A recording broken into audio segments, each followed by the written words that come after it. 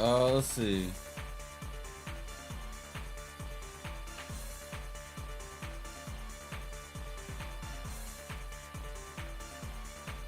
Wait.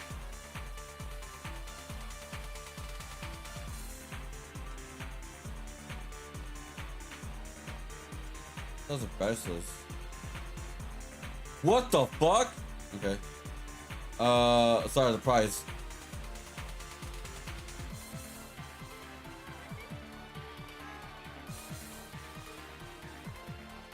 Hold up. Something serious is trending. The Pakistan and Indian War?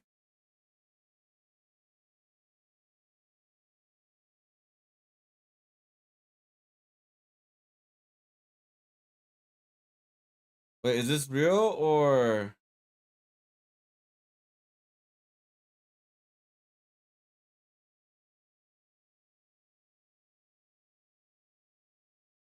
I'm confused. Yeah, I mean, like, I heard about the war happening, but again, I don't know. I don't want to get too serious here, but that's a very serious thing that's very hard to ignore. If you're political or not, you know what I mean? That's just like, holy fuck. Okay. All right, guys. Like I said, I'll be locked in, guys. Oh, they're doing Five Nights of Freddy with Dead by Daylight's been going for how long already? Bro, this game has like a community, bro. This game has been going on since almost a decade, bro. That is insane that this game has been going on for a decade.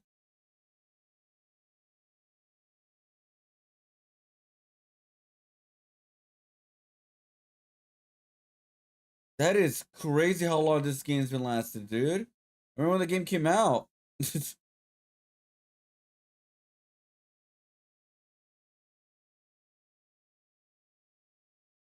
Yeah, we saw that.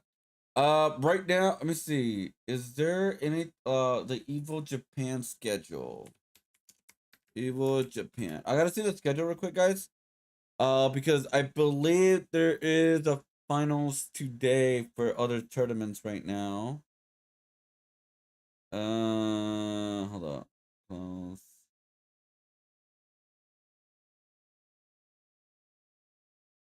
Venue map, time schedule. Oh, here we go. So today is the 10th, right?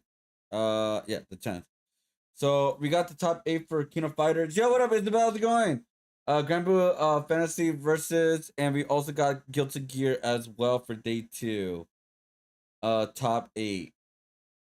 And then tomorrow is finals for that. All right, we're watching Evo, by the way. Why do you write so many 6s? All right, hold up. Evo Japan. Did I miss it? I believe I missed the tournament right now. It's streaming right now. Watch party English. I think it's this one.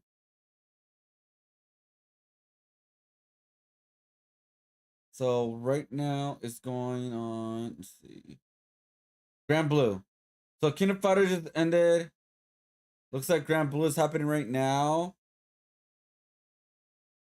And the big ones are tomorrow, looks like, on the 11th. Which will be Tekken 8 and Street Fighter 6 tomorrow.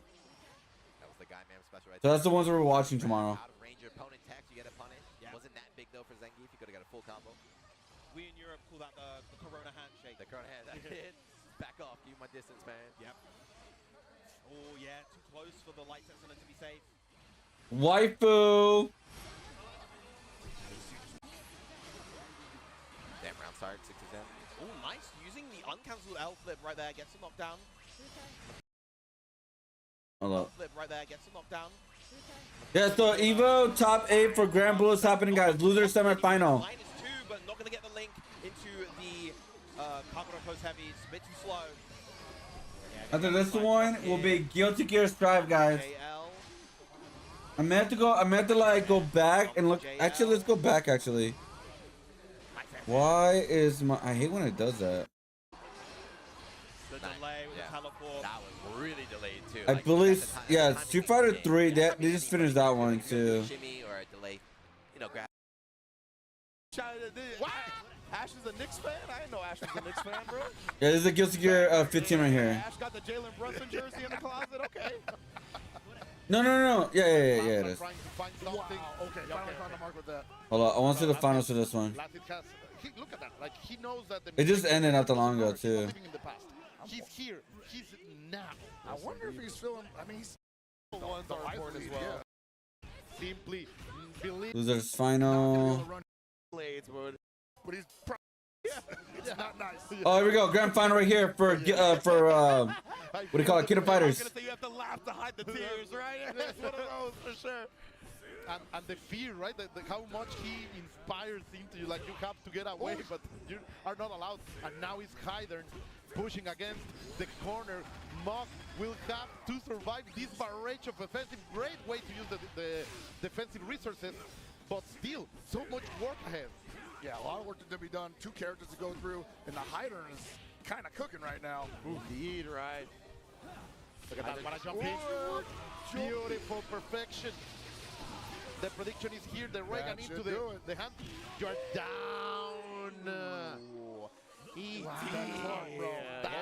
That's the rhythm of a jam. Showing out in game 1, man. What a message to send to start the set. Hey man, like I have all the confidence in the world for Mulk, but I also know what ET can do when he gets in his bag. Yeah, exactly. Yeah. That is 100% the way to describe it right Yeah. now. This boy is deep in his Birkin. Oh, It's boy. insane, man. And Mok again trying to pick up the pace immediately, going back into the fight.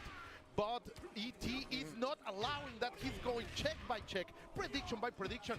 He is bringing the complete Ascidium into. Oh, look at that! You know what's going to be the demoralizer You're not gonna is that stay. Mulk's going to start jumping out of that sequence. He's going to get air thrown, and that's it. Yep. You're not gonna escape the chop. Look, even this round right. Oh, he finally finds the command grab. Ooh. He hasn't even been using a lot of ground Nah, grabs. He had just bro. been annoying him with normals.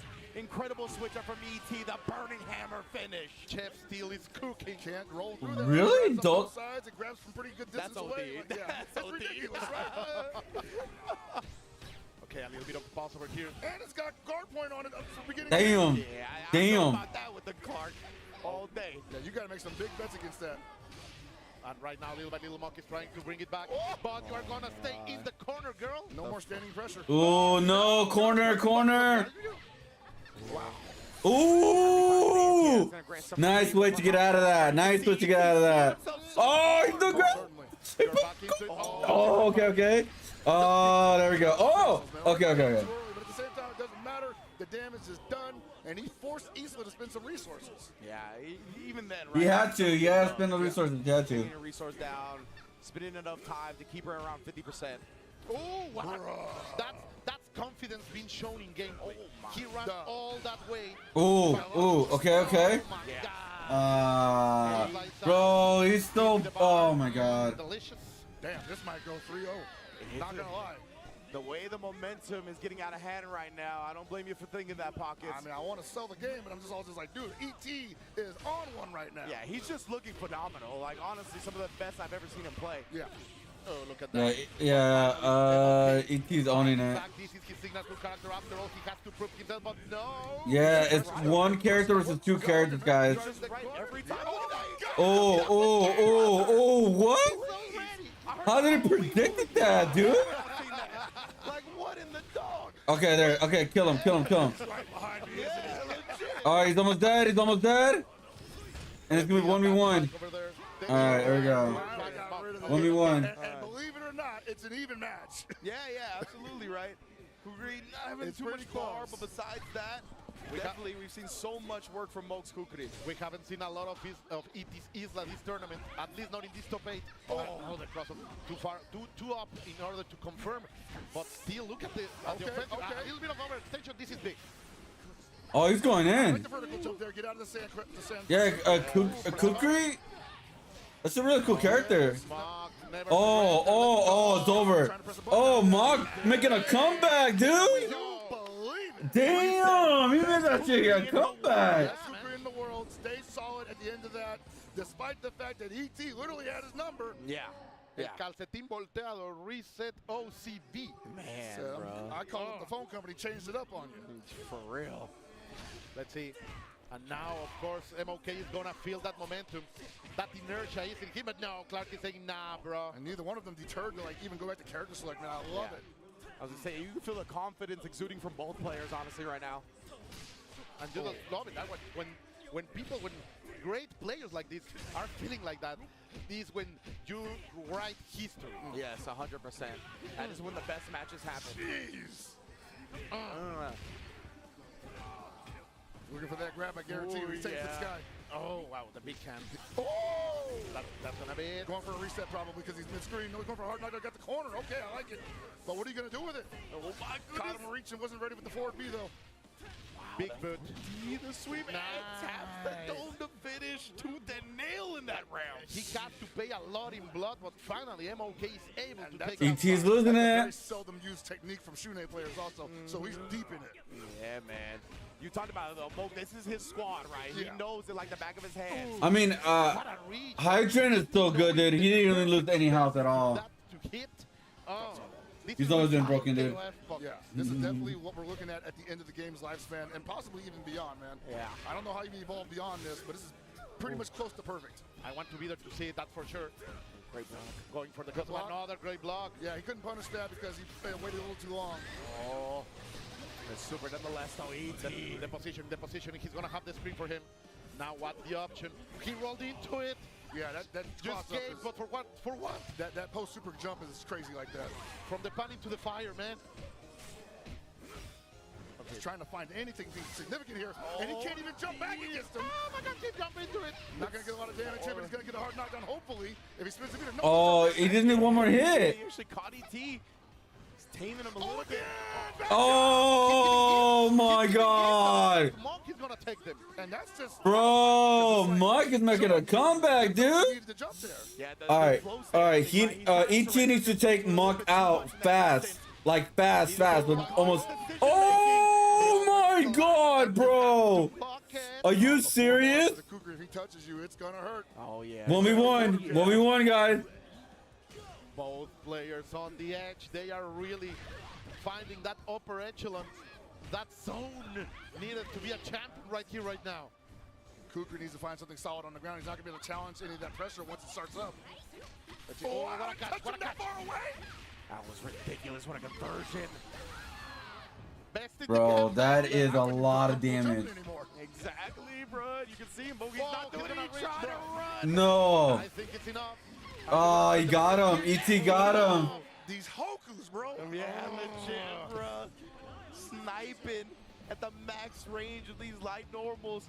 And now we got one game away for ET to become back-to-back Evo Japan KOF 15 champion. And what you're seeing there's like some OG hitboxes too, because Yeah. like the animation's definitely not touching the guy. Yeah, for real. Monk is willing to take out Clark in this situation. He was able to. All right, one more for ET. He win it all. And I'm noticing that Mark comes the game and he really turns it up in the second game, but I'm not sure he's not gonna be able to do that here because the Clark is so good at disrupting everything. Yup. And Shunei don't got no reversals. Oh! Big mistake. Like, Moke just has to make hard read decisions, honestly. And pressing Yeah, the buttons it's first. all, I won't say honest gameplay, but it's definitely all stand-up. Yeah. He's pressing the buttons first every time, and that can give ET a chance. Let's see. He was hoping he would answer with that possibly, but man, it just didn't happen that way. Oh, God, so much that was, of- yeah, you can't do that, man. With Clark? Basically, Yeah, see nah. one knuckle and, like, The from grabber. that distance, it might be all right, but if it doesn't activate, you just get left swinging like that. Good block over there. There was a chance. Another opening. Back into the neutral. Come over here, boy.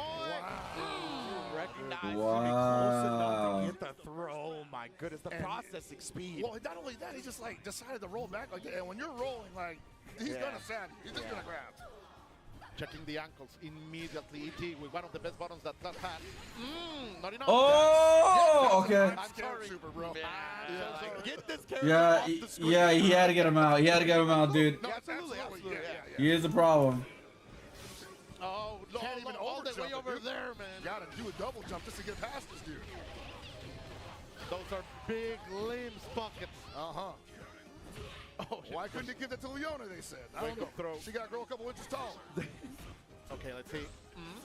Nice block. What are you going to do with it? There we go. Get him out. Oh, what a whiff. Get the ground bounce. Corner damage. Reset. Oh, Mock is going in, dude. I think that's like his best character in the middle. Yo, what up, Shadow? We're watching Evo. To pick himself up Kingdom Fighters every 15. single time. And like I said, he loses the match, comes back. Mock But then did really well in that one. He barely got any damage in that. To the challenge every time. I wouldn't be surprised if he turns this into an anchor battle and it could go either way. Absolutely.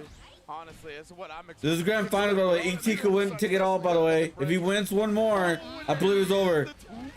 Yee. Bro, like how is that? But ET lost two people already, by the way. Mock is ahead. The more damage he does, the better for him. The more damage he does, the better for him. 50% is out. Yeah, he didn't have much meter. Trying to bait out a DP somewhere. Oh, he has, this is death, this is 100% death. Yeah. 100% death, guys. He's gonna get a decent life amount back for health. Yeah, he got, but he still got health down, by the way. He still got health down. Back to back Evo Japan point. One solid touch. Evil Japan, ET, come on, Mark. Oh, no. ET got Gonna deliver at least 60%. Oh my God, he had a lead. Oh, it's over. It's over. Come on, Mark. Oh, it's over. That's it. He messed up. Champion. Wow. His name is E.T. Wow. Wow, he was ahead too.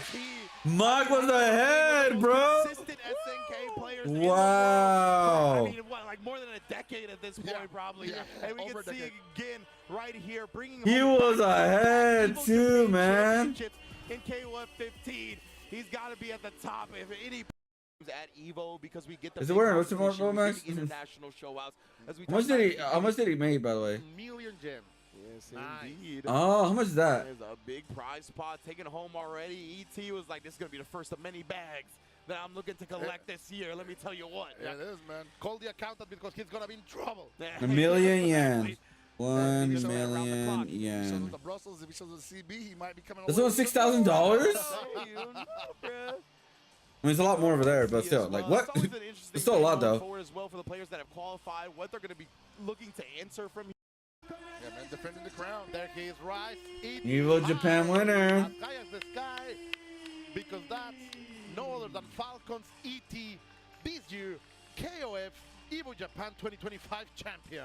Amazing stuff, man. Always one of my favorite players to watch. Love that he's really found his stride in KOF 15 as well. Hold up.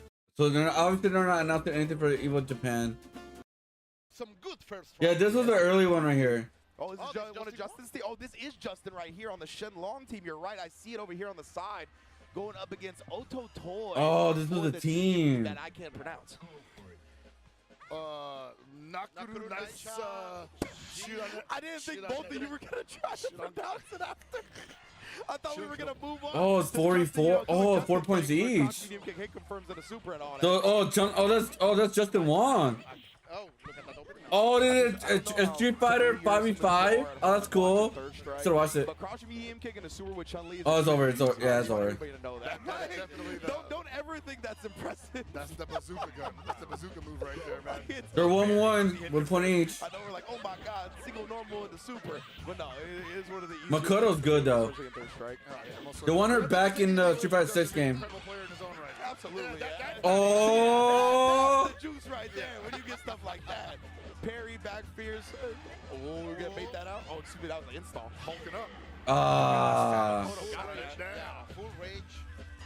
Not Justin able- Wong. Not able to block, and Justin Wong is gonna move forward there. That was anchor battle. Wow. Too. Anchor battle. That was for the set. Team v team.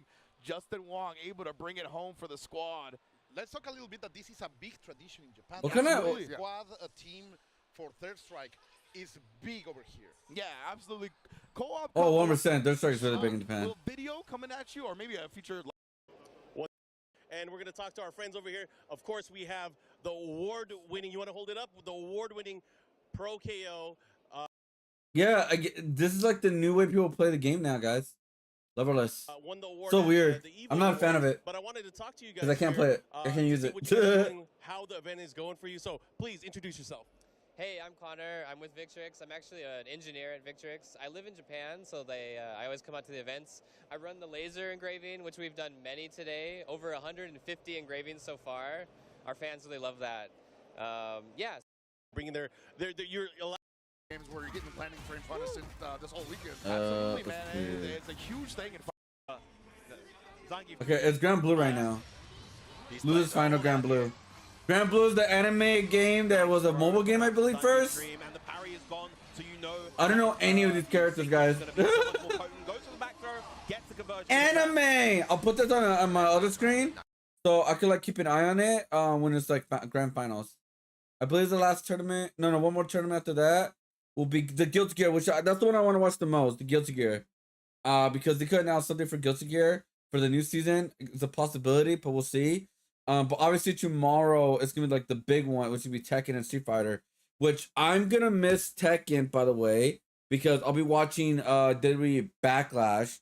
But after Backlash, I'll watch it. I'll rewatch the Tekken stuff. I'll the grand finals, and then we'll watch the Street Fighter 6 after that, pretty much. Cause it starts at pretty much 9:30 ish, ends around 4 a.m. So like we'll see how that goes. But yeah, let me put that in my other screen right now, so I can like keep an eye on it. There you go.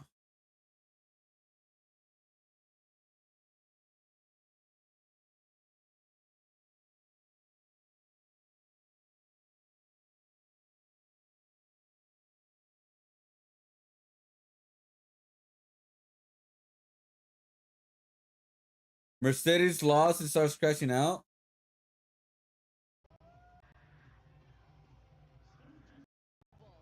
Mercedes lost and she starts AZM is the New Japan Strong Women's Champion. Oh wow.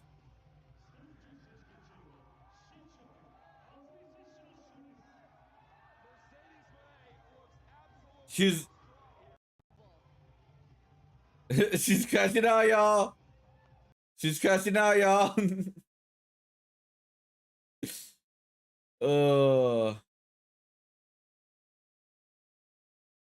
Is that Bakugan? Kendrick Lamar reacts to Lefty Gunplay's new album post GNX feature. I appreciate this too much, dog. The first album of the new artist from GNX is going up. I'm about to dumb it out here. And I'm proud of Lefty. We'll see how Lefty does.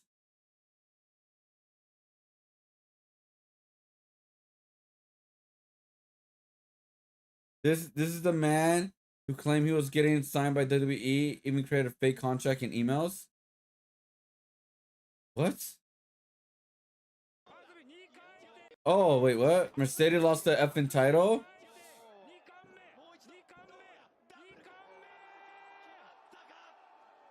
Oh, that was the full sequence. She didn't even got pinned, but she lost it. Triple threat.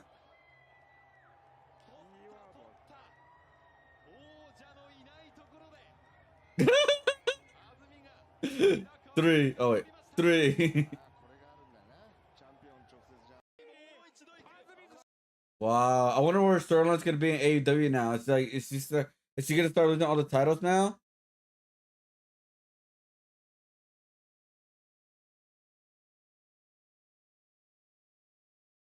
Yeah, I think she's gonna start losing the title now.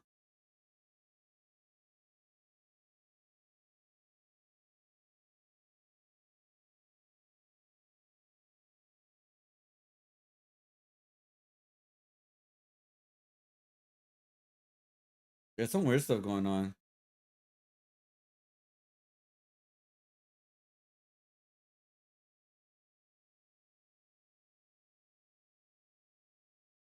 Japan 26 years ago, Japan redesigned the flag. They just changed the color. That's so funny. They just changed the color. All right. Let's start our videos for tonight, guys, and let's lock in on this artwork. I gotta lock in for like this whole day, guys. Luckily, I can stream till like fucking 8 a.m. if I have to, guys. Like I said, I am gonna do it because I need to work overtime and finish this piece as soon as possible. So at least have an extra day to do cleanup. which will be on Monday, but like Sunday I could do something new. And like I'm actually gonna start painting, guys. Like I wouldn't say I'm gonna start painting around the 19th. So I have like 2 weeks to.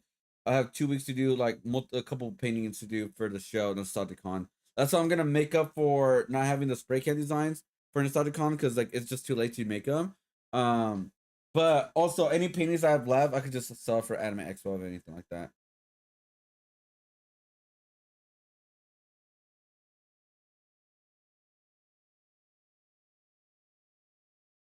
Let's see.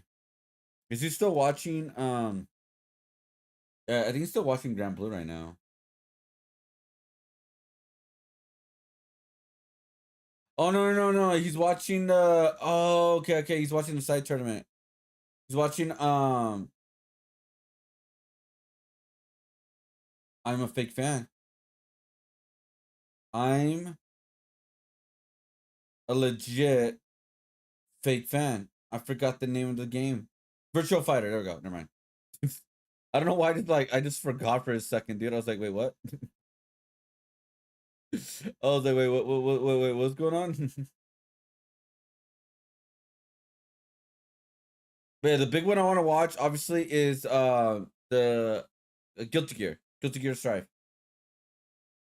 I wonder if they're gonna show any gameplay for the new. I think they still have like 1 or 2 characters left for the season. I'm not sure.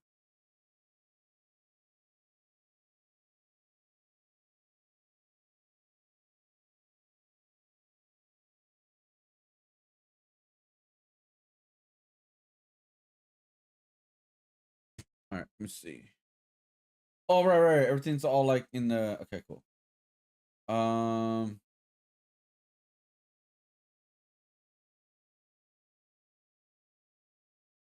God, all right, let's just do this.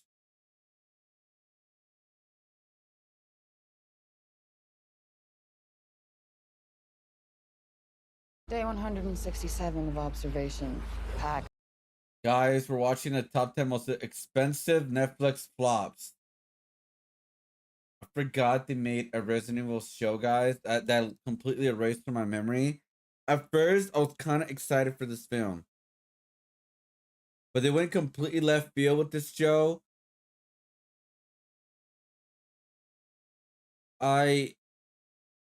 It was so bad, man. This show was so horrendously bad, dude. It was extremely bad, man. Holy hell. 2426 still shows no sign of leadership structure or higher brain function. Welcome to Watch Mojo, and today we're looking at the biggest production investments that failed to draw a profitable audience for the streaming giant Netflix. For this list, we're only looking at films and series whose budgets were reported to the public. Is that a bot? I tried telling you, I tried waking you up, but you didn't. Any idea what the state would do to me if they found a freaking bot in my house? It is not my fault. Well, it's not my fault either. Get it the hell out of here. That's what I'm trying to do. Well, George Costanza. Number 10. The Ridiculous Six. Though Adam Sandler tends to deliver lucrative trash, 3 major studios. Who gave that show the green light? What up, Blade? Like, I have no idea, bro. I like. Bro, we're gonna see like Cowboy Bebop in this because it was in the thumbnail. Oh my God. The Ridiculous Six? That was a big flop. Actually, I don't know because I never watched it. Studios didn't see a promising prospect in the high-concept Western spoof, The Ridiculous Six. saddest thing you ever seen. It happens. Powers that be don't like to admit it, but it happens. Netflix nonetheless sank $60 million into what would be their first straight-to-streaming blockbuster. Even with it being an easier investment for viewers, the hype was quickly overtaken by backlash against the film's offensive humor, overproduction, and 2-hour runtime. Anyways, any of you handsome brothers ready to go steal a big hunk of gold? With a Rotten Tomatoes score of 0, it's a shameless vehicle even by Sandler standards. It definitely wasn't a wise vehicle for Netflix's business model of risky investments to entice new subscribers. That's very good, Barry. But I must walk this path alone. The company's 4-picture deal with Happy Madison Productions would eventually be extended, but The Ridiculous Six was their first ridiculous dud. Number 9. Wow, The that Cloverfield cost a lot of money. 2008's Cloverfield? Cloverfield delivered a cult classic creature feature for around $30 million, while the bottle thriller 10 Cloverfield Lane captivated on half that budget. They weren't as lucky as you. It's the air, Michelle. That's what happens when you get exposed. Paramount seemed to uphold such cost-effectiveness by sending the anthology into space with $45 million before Netflix purchased distribution rights for just over that amount. However, critics felt that The Cloverfield Paradox let down its predecessors with its convoluted story and surprisingly spotty special effects. We trusted you! Are you serious? They at least praised the strategy of highly ambiguous promos and a surprise release following the Super Bowl. That is, until the numbers showed a disappointing debut prior to the negative word of mouth. J.J. Abrams' signature stunt marketing finally backfired, with Netflix being left to eat his franchise's folly. Please, don't break up on me, baby. Number 8. Cowboy Bebop. One of the greatest anime of all time deserves nothing less than a blockbuster live-action adaptation. I think it's time. Imagine they do a live action Akira, bro. Oh my god, dude. I hope they don't do that. But yeah, Cowboy Bebop, bro, is one of the hardest animes to do, but like the problem with this show was it changed too much stuff. Clover Lane was so good. Yeah, I think this one was the Netflix version. The one they were talking about. I believe this was what was it called again? I'm not big familiar with the Cloverfield like franchise. Yeah, this was the Cloverfield Paradox that came out on Netflix. Yeah, that flopped, dude. And then yeah, so we're at the Cowboy Bebop spot. Oh, okay. Number one, they changed so much dialogue or things in Cowboy Bebop.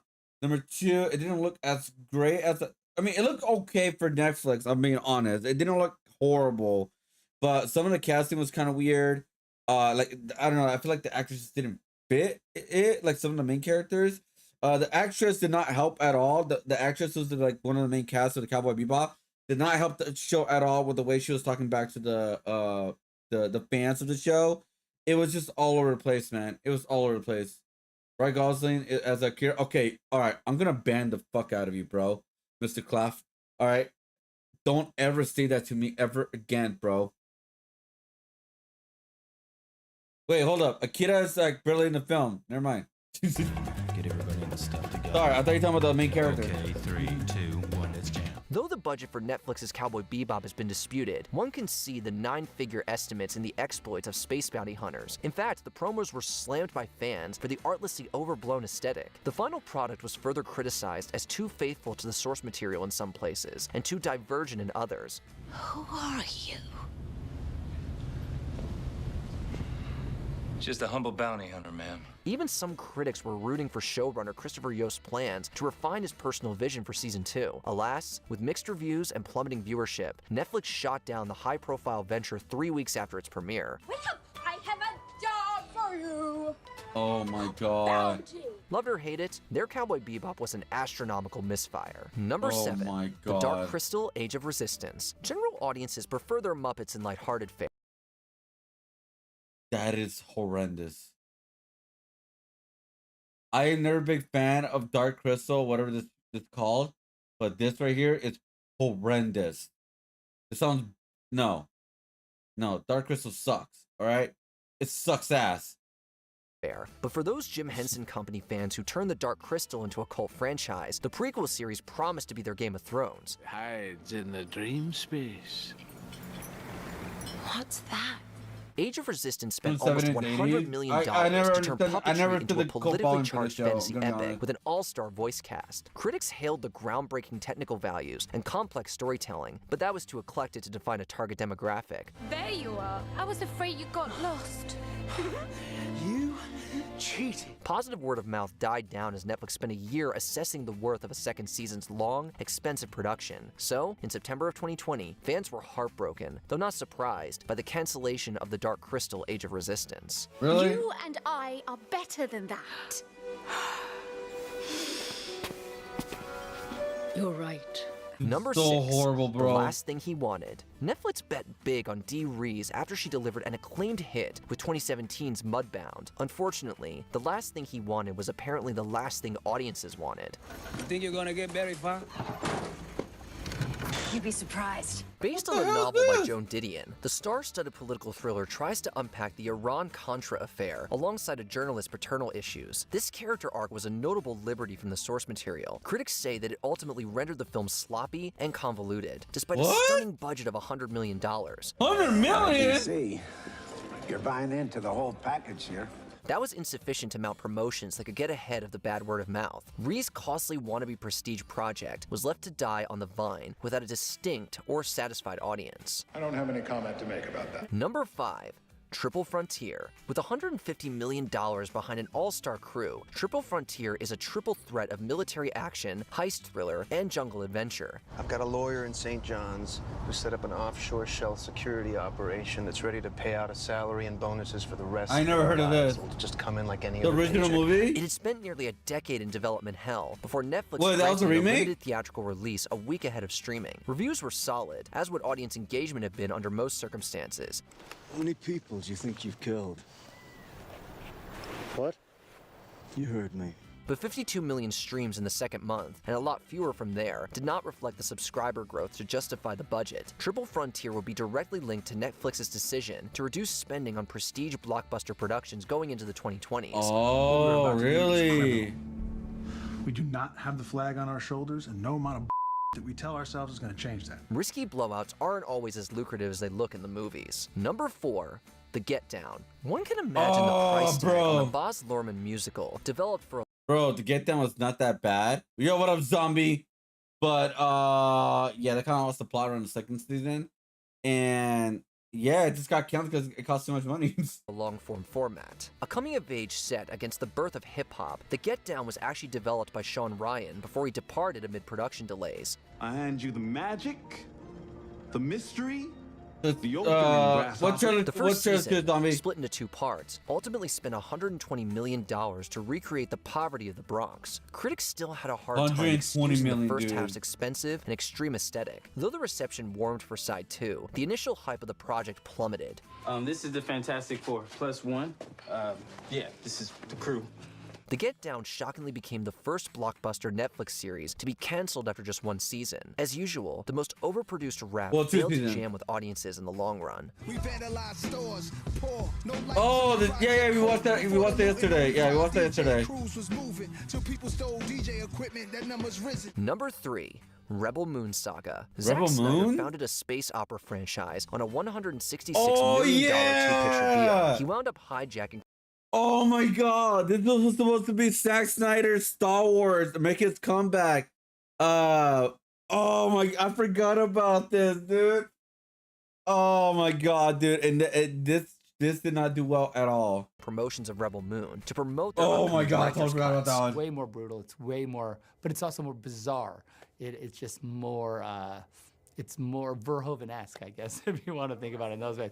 Despite this, Part 1, A Child of Fire, enjoyed strong viewership on Netflix, but the film was heavily panned as derivative, self-indulgent, and dramatically flat. Part 2, The Scargiver, did not get a theatrical release, and ultimately fared worse with critics and audiences. The Scargiver has come to us. It was so bad, bro. But we have men on the ground. Clearly, few were eager to get 2 more hours of these movies. Their overhyped alternate cuts were released in 2024 to slightly better reviews, but not much audience attention. Maybe Snyder was right to get ahead of the initial backlash. Still, the reception and failed release experiment leave the franchise with an uncertain future. They should see there's no shame in our being here. It was so bad, to bro. swallow their pride enough to even ask for help. That is bravery itself. Number 2, that was so Jupiter's bad, bro. Legacy. Netflix should have known that inflated budgets were partly to blame for audiences' superhero fatigue. They bid $200 million on the already oversaturated subversive superhero market with an adaptation of the Image Comics' Jupiter's Legacy. We have these powers for a reason. And with great power. Oh my god, I remember. Yeah, I thought Jupiter's Legacy was gonna be an okay show, but bro, it was just like around 2021 to I want to say 2023, people were done with superhero films. Now, the Thunderbolts seem like they're bringing back more excitement for superhero films again, with the Fantastic Four coming out in July. But people are still fatigued though, so we don't know. We don't know how if superhero films are gonna make a comeback. We'll see. Oh, but yeah, we did watch the trailer to GTA 6 yesterday, Zami. Comes great responsibility. Critics praised the technical aspects, but not so much the bloated, self-serious plot. After the show's hugely successful debut, prospective long-term viewership failed to justify the Herculean production costs. When we got our powers, I felt a great responsibility. Never mind the departure of showrunner Stephen S. DeKnight and several Netflix executives. Even with strong ratings, it wasn't much of a surprise when Jupiter's Legacy was canceled after one 8-episode season. The show leaves behind its own legacy as a warning about betting that big on an exhausted brand. I could have taught you so much. Before we continue, be sure to subscribe to our channel and ring the bell to get notified about our latest videos. You have the option to be notified for occasional videos or all of them. If you're on your phone, make sure you go into your settings and switch on notifications. Number 1. The Electric State. Did someone think that Anthony and Joe Russo were the names that made their Marvel movies an unprecedented commercial success? Nearly 8 years after they bought the rights to Simon Stålenhag's sci-fi novel, The Electric State was completed for $320 million. 320 million? Any cost. Even dying? That is one of the biggest film budgets of all time. An objectively impressive 25.2 million What views the hell in is its first Electric week State? wasn't impressive enough, and it went downhill as critics lambasted the film as all style and no substance or sense. Young lady, I would not advise you to go out there at night. I really don't care about what you would advise. Word of mouth quickly diminished the Electric State's commercial prospects, if it ever stood a chance. One must question the state of both streaming and cinema after Netflix blew a monumental budget just to show they could. I don't know what you think you're trying to achieve here, Mr. Nut. What are some other would-be streaming blockbusters that wound up hidden gems or just buried? Rediscover them in the comments. That's so weird. It just came out. So no shark attack. Oh, you watched that movie the other day? How was it? I never watched it. Oh, I love that. Oh my god, dude! I forgot Death Note, man.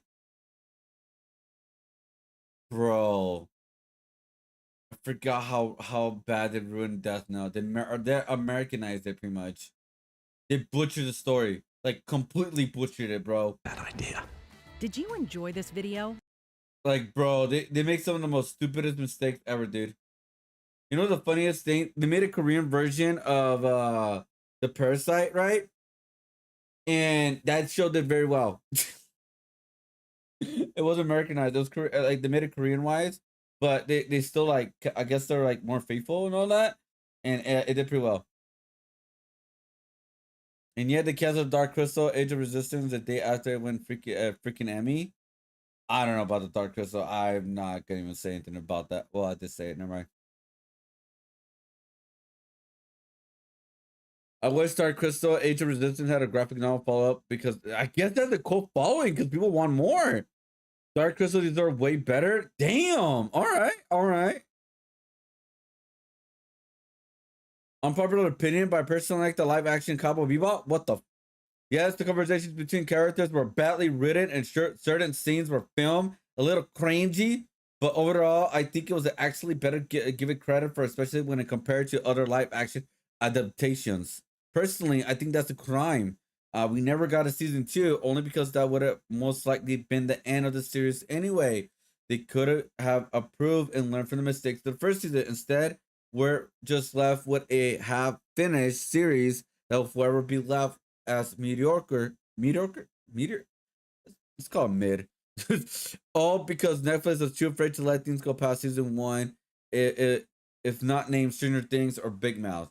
Look, I disagree with them. I think they butchered Cowboy Bebop so bad that I think what they want to do is make another Cowboy Bebop in a later future. Because I don't know how long they have the rights to Cowboy Bebop, like the like to make an live adaptation. By the way, and they probably want to do a reboot of the reboot. I mean, they want to do a reboot of the live action version. Like, I don't know, man. I don't know.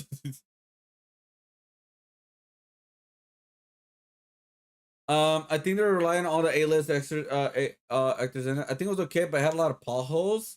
Dark Crystal has an ongoing comic series right now. Okay. I guess it's a big cult following. I didn't know, honestly. I legit did not know.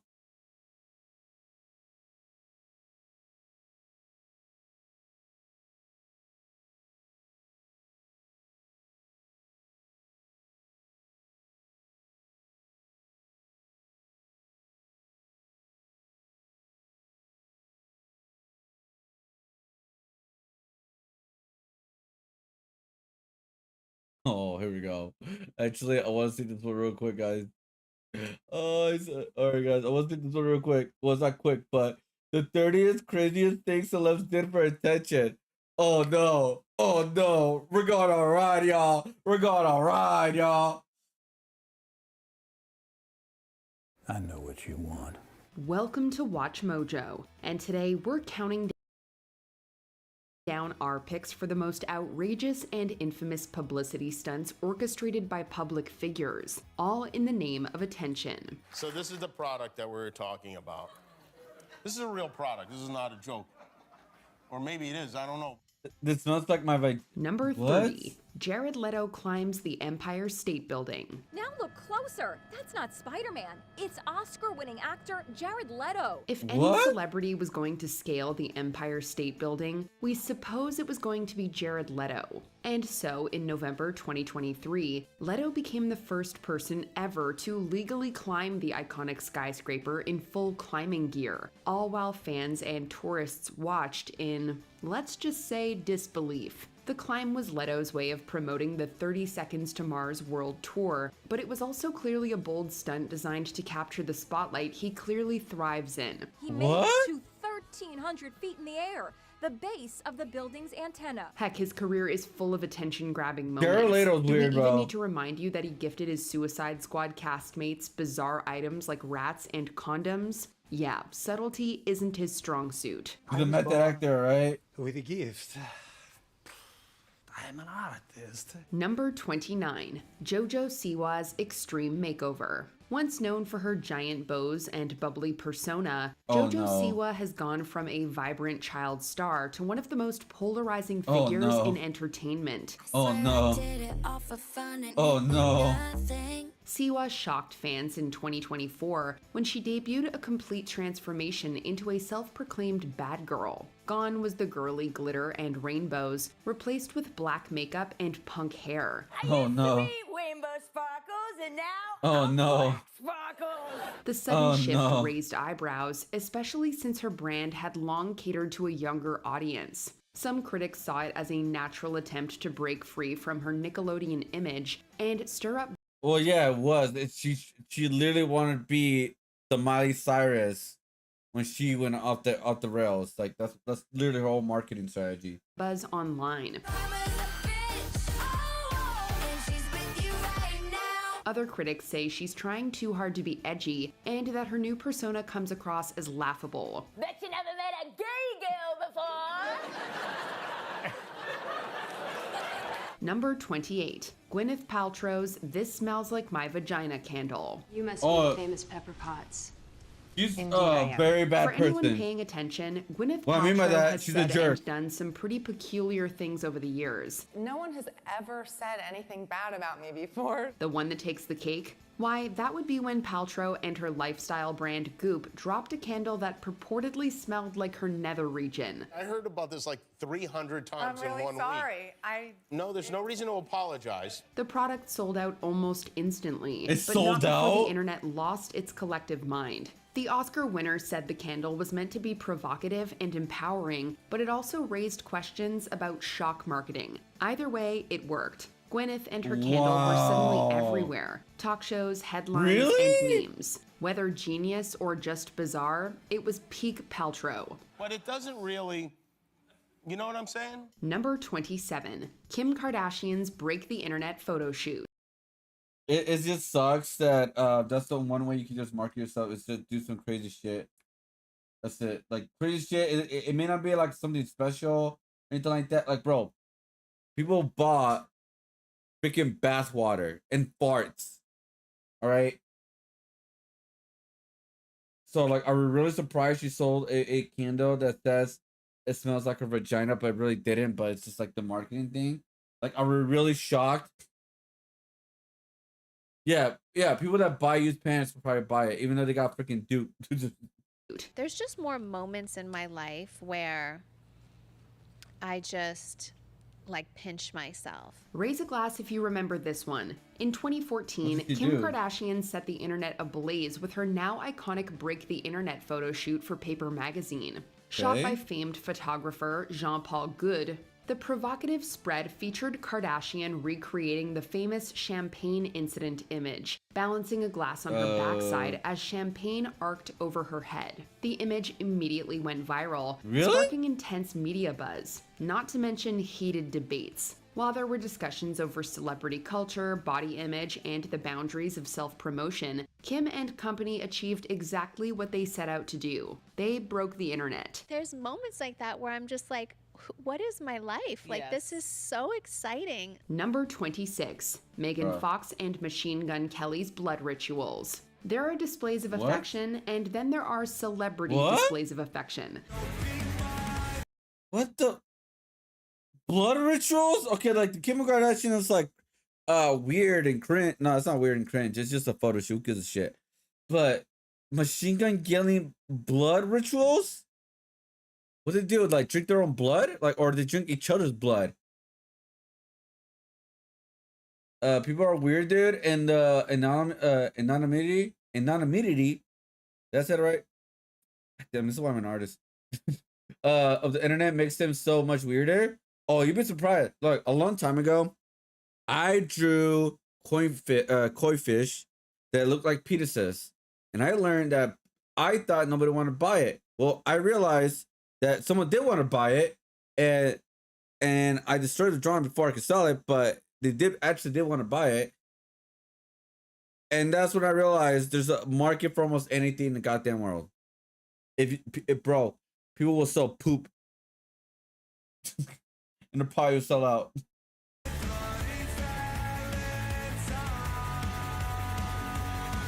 Machine Gun Kelly revealed that his then-fiancée Megan Fox gifted him a vial of her blood to wear around his neck. As you might expect, the vampire chic accessory caused quite the stir, so they didn't drink it. Became tabloid gold. They even admitted to drinking drops of each other's blood. It's just a few drops, but yes, we do consume each other's blood on occasion for ritual purposes. No, Fox later clarified that it was a small symbolic gesture, not a full-on bloodletting ritual. But the internet had already run with it at this point. Of course, Megan and MGK weren't the only celeb couple to have done this. Right, Angelina Jolie and Billy Bob Thornton? Number 25. Madonna kisses Britney and Christina at the VMAs. Wait, that was controversial? Oh, 2003, actually, that.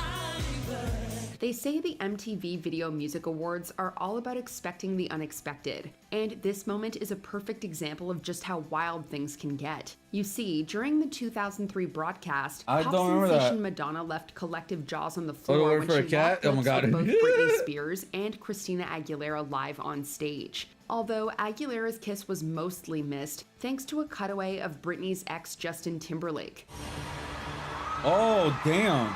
Regardless, the moment was iconic. A veteran queen of publicity, Madonna knew exactly what she was doing, mixing controversy and sexuality to dominate headlines. And hey, we're still talking about it to this day. Number 24, Kanye West and Bianca Censori's Grammys red carpet appearance. Where do we even begin with Kanye West? The rapper is no stranger to headline-grabbing stunts, including another later in this very list, whether he's donning a white lab. Well, yeah, I mean, like, his latest stunt is being a Nazi for marketing purposes. Not real, like, I still, like, obviously, it's not how he actually feels. I don't believe that. I believe he does things for marketing purposes, guys. And you know what the sad thing is? It actually effing works. It works. Lives Matter shirt or promoting inflammatory rhetoric, Kanye has built a reputation as one of Hollywood's most relentless attention seekers. So the answer to why I wrote White Lives Matter on a shirt is because they do. It's the obvious thing. However, it was an appearance at the 2025 Grammys red carpet alongside Bianca Censori that crossed into desperate territory. In a boundary-pushing moment, Bianca shed a large coat to reveal a barely there outfit made of sheer tights. With Kanye allegedly orchestrating the spectacle, the stunt quickly proved too outrageous for the public's tolerance. Kanye, a nominee this year up for Best Rap Song, rather opted to walk the carpet, then got in his car and left. Number 23, Lil Nas X's Satan Shoes. It's Oh my safe to God. say Lil Nas X likes to raise a little hell. In his music video for Montero, Call Me And By that's Your why Name, his career's the kinda singer going is featured downhill. giving a lap dance to the devil himself. He later said the performance was a critique of religious condemnation, but it also cemented him as a master of the shock factor.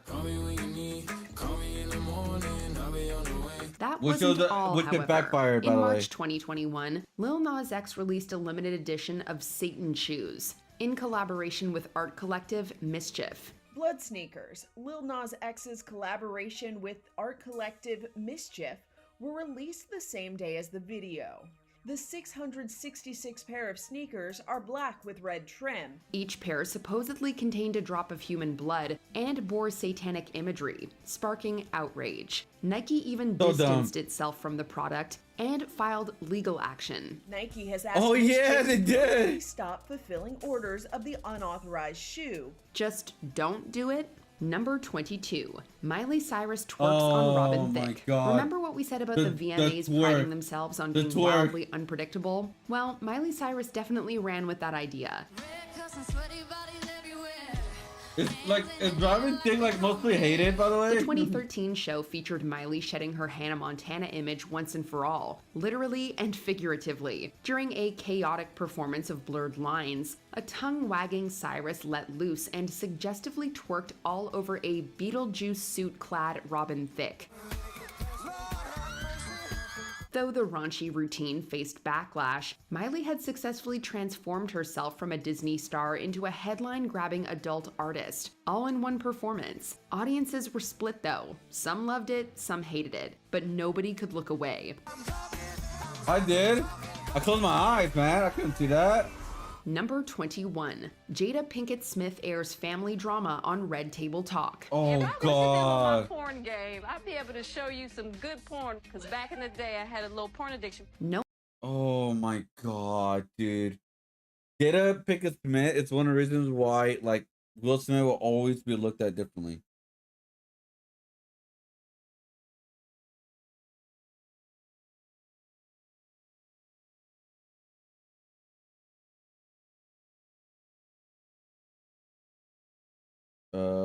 Put brain dead.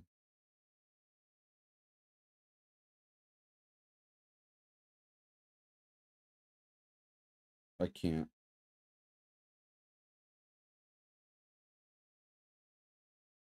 I can't.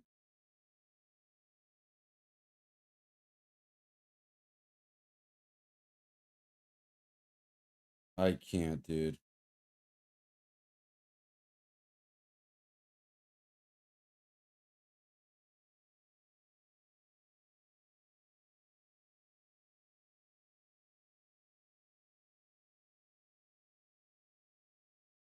There you go. My bad, guys.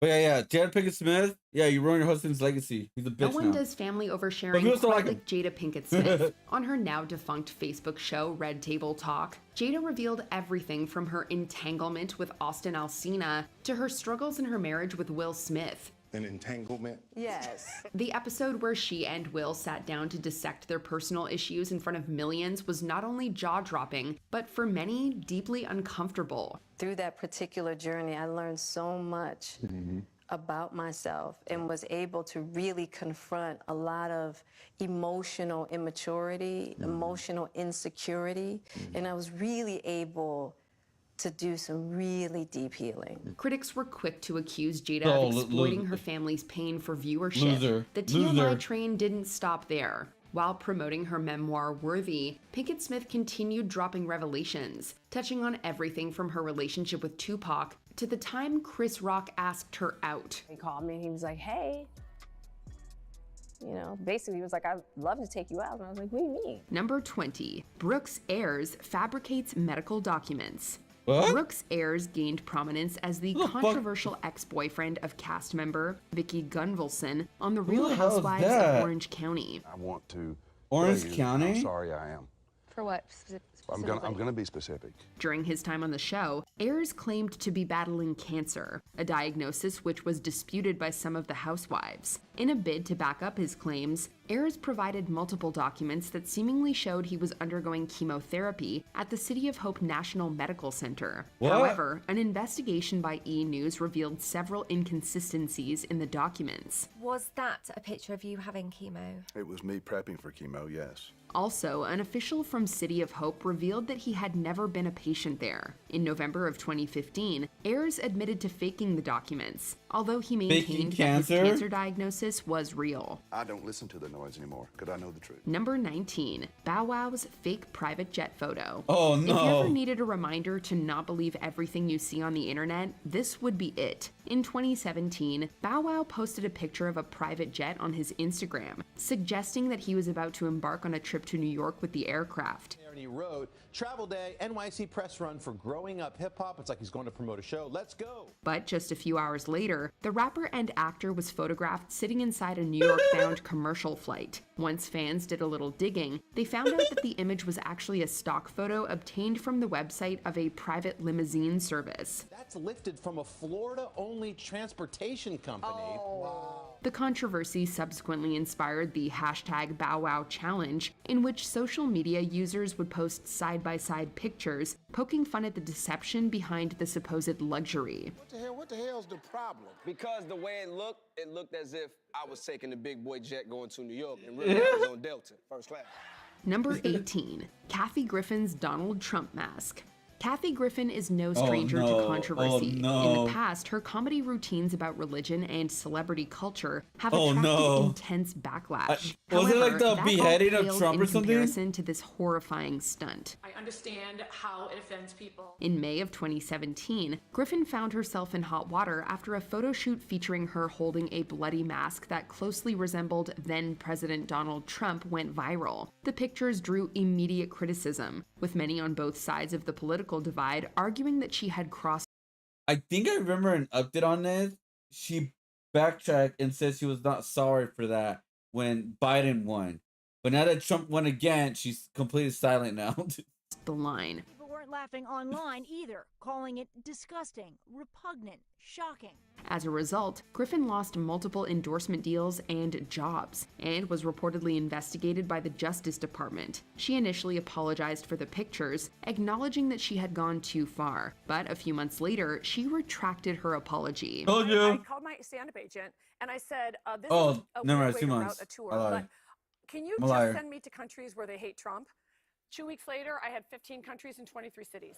Number 17. Katy Perry goes to space. In a move that was truly out of this world, God. literally, pop star Katy Perry I blasted legit off forgot into about space that. as That part happened of a recently, headline right? grabbing Blue Origin space flight.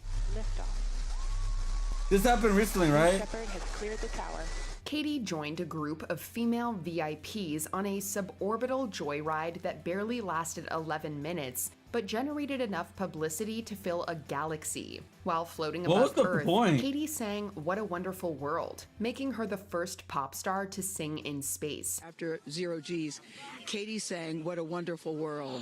She did? Isn't that nice? Come on. She sang "What a Wonderful World." I see trees. Oh, yes, yes, yes. Many fans and critics alike couldn't help but roll their eyes at the situation, I'm so calling it confused. less about science and What was the point exploration of it? and more about bathing in the spotlight. We suppose nothing grabs attention quite like blasting off the planet. Number 16. Dennis Rodman marries himself. One of the most Wait, widely what? celebrated NBA players, Dennis Rodman is also known for his controversial antics. Oh, yeah, wasn't The it like a great, basketballer infamously you traveled could do to great North Korea, assists? where he became pals with Kim Jong-un. He also had a wrestling stint opposite Hulk Hogan. But perhaps his What? craziest stunt was when he decided to take himself to the altar. Back in 1996, Rodman published his first autobiography, Bad as I Wanna Be, which included multiple salacious claims. While promoting the book, he dressed up in a custom-made wedding gown and rode up to a New York bookstore in a horse-drawn carriage, claiming What? to have married himself. I'm all of both worlds here. The stunt seemed to work in his favor, as the book became a bestseller for several months. Number 15. the Kevin fuck, Spacey's dude? bizarre Christmas video.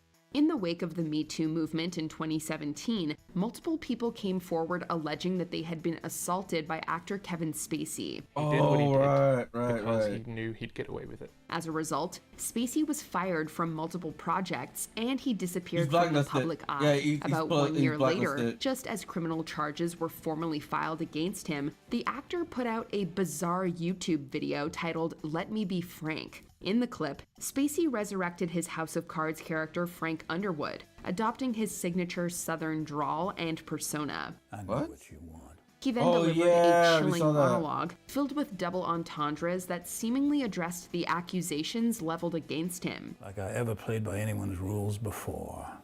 I never did, and you loved it.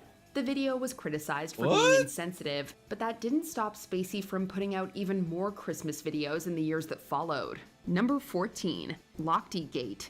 During the 2016 Summer Olympics in Rio de Janeiro, Brazil, American swimmer Ryan Lochte generated a huge media frenzy after claiming to be the victim of an armed robbery. With a couple swimmers, we were coming back from a friend's house, and we got pulled. No. This actually was true. It was just I think his wording was just pretty bad, but it was kind of like so what it turns out. So they did broke a sign, right? And they were gonna pay for it, but they were trying to extort more money. And the country was trying to kind of make them extremely look bad, which I guess it still works to this day. But yeah, we watched a video about this of explaining everything, all the context and everything. So his wording was bad, no doubt about that, but it wasn't really off, if that makes sense, because they were being extorted with money. Oh, what did we learn with that? So that's just okay. Pulled over in our taxi. According to Lochte, he and 3 of his teammates were pulled over by fake policemen and robbed at gunpoint. However, surveillance footage and witness testimonies later revealed that the group of swimmers had vandalized a gas station bathroom and were made to pay compensation by the security guard. Now, 2 of the quartet of swimmers in this now infamous video blaming Lochte for inflaming a standoff that had them hauled into 2 police stations in Rio. The incident caused significant outrage in Brazil, where Lochte was initially charged with falsely reporting a crime. Lochte had released his own tepid apology on Friday for, quote, not being more careful and candid in how I described the events. Although those charges were eventually dismissed, the Olympic gold medalist lost multiple endorsements and was suspended from competitive swimming for 10 months. Number 13, Tonya Harding's boxing career. In what is arguably the biggest scandal in professional figure skating, Nancy Kerrigan was wounded in an attack orchestrated by the ex-husband of her rival, Tonya Harding. It's so weird, dude. It's so weird. Although Harding denied any involvement in the plot, she accepted a felony plea deal and received a life ban from the U.S. Figure Skating Association. Despite this fall from grace, Harding was still a household name. She capitalized on that notoriety and transitioned into a different, unexpected sport, boxing. What? I don't know that. Between 2003 and 2004, the former figure skater participated in multiple professional boxing matches, winning half of them. This stint, however, didn't last long. Due to her struggle with asthma, Harding dropped her gloves and never returned to the ring. Number 12, Joaquin Phoenix lies to David Letterman twice. Wait, what? What can you tell us about your days with the Unabomber? In 2008, Joaquin Phoenix shocked Hollywood when he announced he was giving up acting to become a rapper. A few months later, the actor made an appearance on Letterman's show for an interview. You look different than I remember. You've got a nice beard going, and oh yeah, thank you. Phoenix's wild beard and unusual behavior had people genuinely concerned that he'd lost his mind. Was it marketing? No. Huh. Why is that? I don't know. However, it turned out that the appearance was an act to promote his upcoming documentary, I'm Still Here. After Phoenix apologized, he lied to Letterman again in 2014 by making up a story about getting engaged to his yoga teacher. Is it really lying or just a stunt? Like me, they really like people that are getting married. So I thought I'd say I was getting married. Although both pranks received some backlash, Phoenix's thriving acting career proves that he got the last laugh. Not really. Number He ruined 11, it with Joker Shia 2, man. LaBeouf's paper bag. So you wore that. Yeah. All right. Shia LaBeouf's bizarre behavior has produced many attention-grabbing headlines. He's volunteered to become a meme, watched all his movies with fans in a non-stop marathon, and applauded a song that painted him as a vicious cannibal. But LaBeouf's most famous stunt occurred on the red carpet. Yeah, he became During a the meme Berlin that premiere of those years, Nymphomaniac, bro. He wore a paper bag with eye holes over his head that said, "I'm not famous anymore." The strange And it works. fashion choice It may have works. been LaBeouf's way of distracting people from his plagiarism scandal, or it could have been another one of his performance art pieces. Regardless of LaBeouf's intent, his bizarre fashion choice turned many heads. Number 10. Kim Kardashian's marriage to Kris Humphries. Most What? people get married expecting it to be a lifelong commitment. But for Kim Kardashian this is and just- Kris this Humphries, is not real. it took less than 3 months for things to come to a screeching halt. Kim told Oh, yeah, that ABC shit was not News, real. after careful consideration, I have decided to end my marriage. Yeah, it was The not couple real. first began dating in October 2010, It was all and their for the whirlwind show or romance whatever. culminated in a wedding ceremony less than a year later. The lavish event aired as a two-part special on the E! channel and reportedly cost millions of dollars. However, just 72 days after tying the knot, Kardashian said, "I don't," and filed for divorce. In the divorce papers filed Monday, Kim said she doesn't want to pay Kris spousal support. Due to the short-lived union and a claim by one of her supposed former publicists, many believed that the entire affair was orchestrated as a publicity stunt. course it was. Kardashian has since denied such claims. You didn't marry to get ratings. No. Number 9. Yes, she DJ did. Khaled proposes to Nicki Minaj. I'm gonna What? be honest with you. I want to marry you. I'm here today at MTV. Nicki Minaj will Is that marry like- me. There's nothing like a celebrity That's marriage not real, to get right? people Oh, talking. just like a DJ prank? Khaled knew this when he proposed to Nicki Minaj on Oh, MTV in I see, 2013. I see. Marketing play. Prepared for this day. So I went and got this ring. His heartfelt confession of love and stunning 10-carat ring made his proposal seem legit. However, Nah. it didn't take long for the truth to come out. Minaj and Khaled both admitted the proposal was a publicity stunt for an upcoming album. While Minaj said she didn't know about the stunt beforehand, she's also been accused of stretching the truth about her personal life.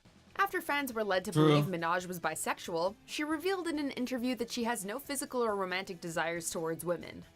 Number 8. Kanye West interrupts Taylor Swift at the VMAs. Oh, classic. The 2009 VMAs Classic. went largely without any hitches, right until Taylor Swift won the award for Best Female Video. While the singer gave her acceptance speech, Kanye West infamously grabbed the mic from her and declared that Beyoncé should have won instead. Taylor,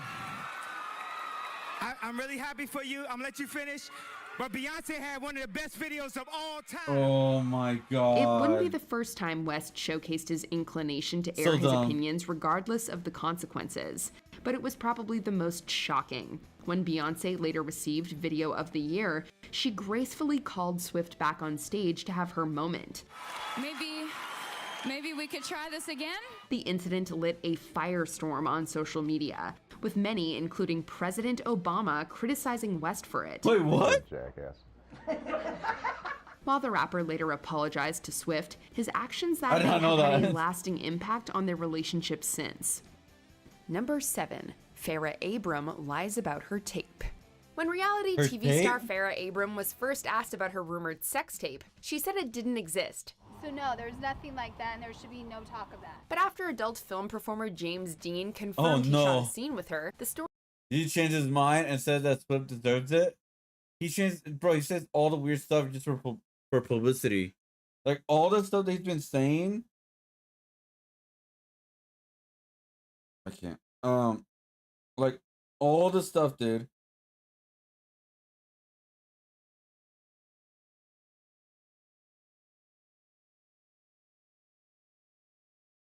Hold up. Let's see. What's the last thing he said? Ye's look, Ye's new song is worth. It's just for these type of reactions.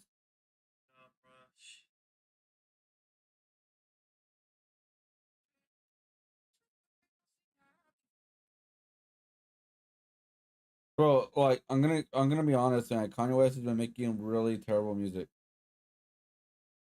Let me see. Yee. Kanye West. Let's see his last tweet. I am not Yeet, just Kanye West is real. Okay, let's see. Okay, his last comment, his last tweet, guys, is literally this. I could go. I was making sure I don't get banned on stream, so I was looking it up. Yeah, I was looking it up right now. Let's see. Twitter.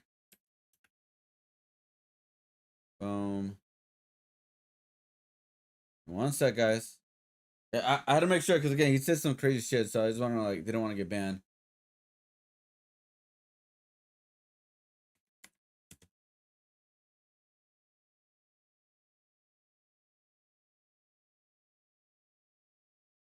You put this right here. World War III. This Israel government is not our ally. Why are the most offensive people the most easily offended? Do you think Apple will remove all my music at this point? I actually love this part of the game. A song is a bitch that look good. Just because I'm famous don't mean I gotta listen to people that are around me. Matter of fact, I became famous by not listening to people that were around me, which is not a bad quote, but whatever. And he was at the I thought it was at the Meet the Gala, never mind. Of course he won't be invited. This is the new Pope is G fan, Chicago Brothers, to be God, to be glory. Less than 5 people made money in a rap. How many rap billionaires are there? How many tech billionaires are there? Why? The Jews kept the market sick. Happy y'all can see what I've been saying now. And the last one was really bad. Wait, oh, and then this is like all the yeah. Okay, yeah. All right. Don't ban me. I did not mean to share that. But yeah, all this stuff all this stuff they saying on Twitter right now. It's just a publicity stunt. It's just for marketing. It's a weird marketing ploy, but it's super weird, bro.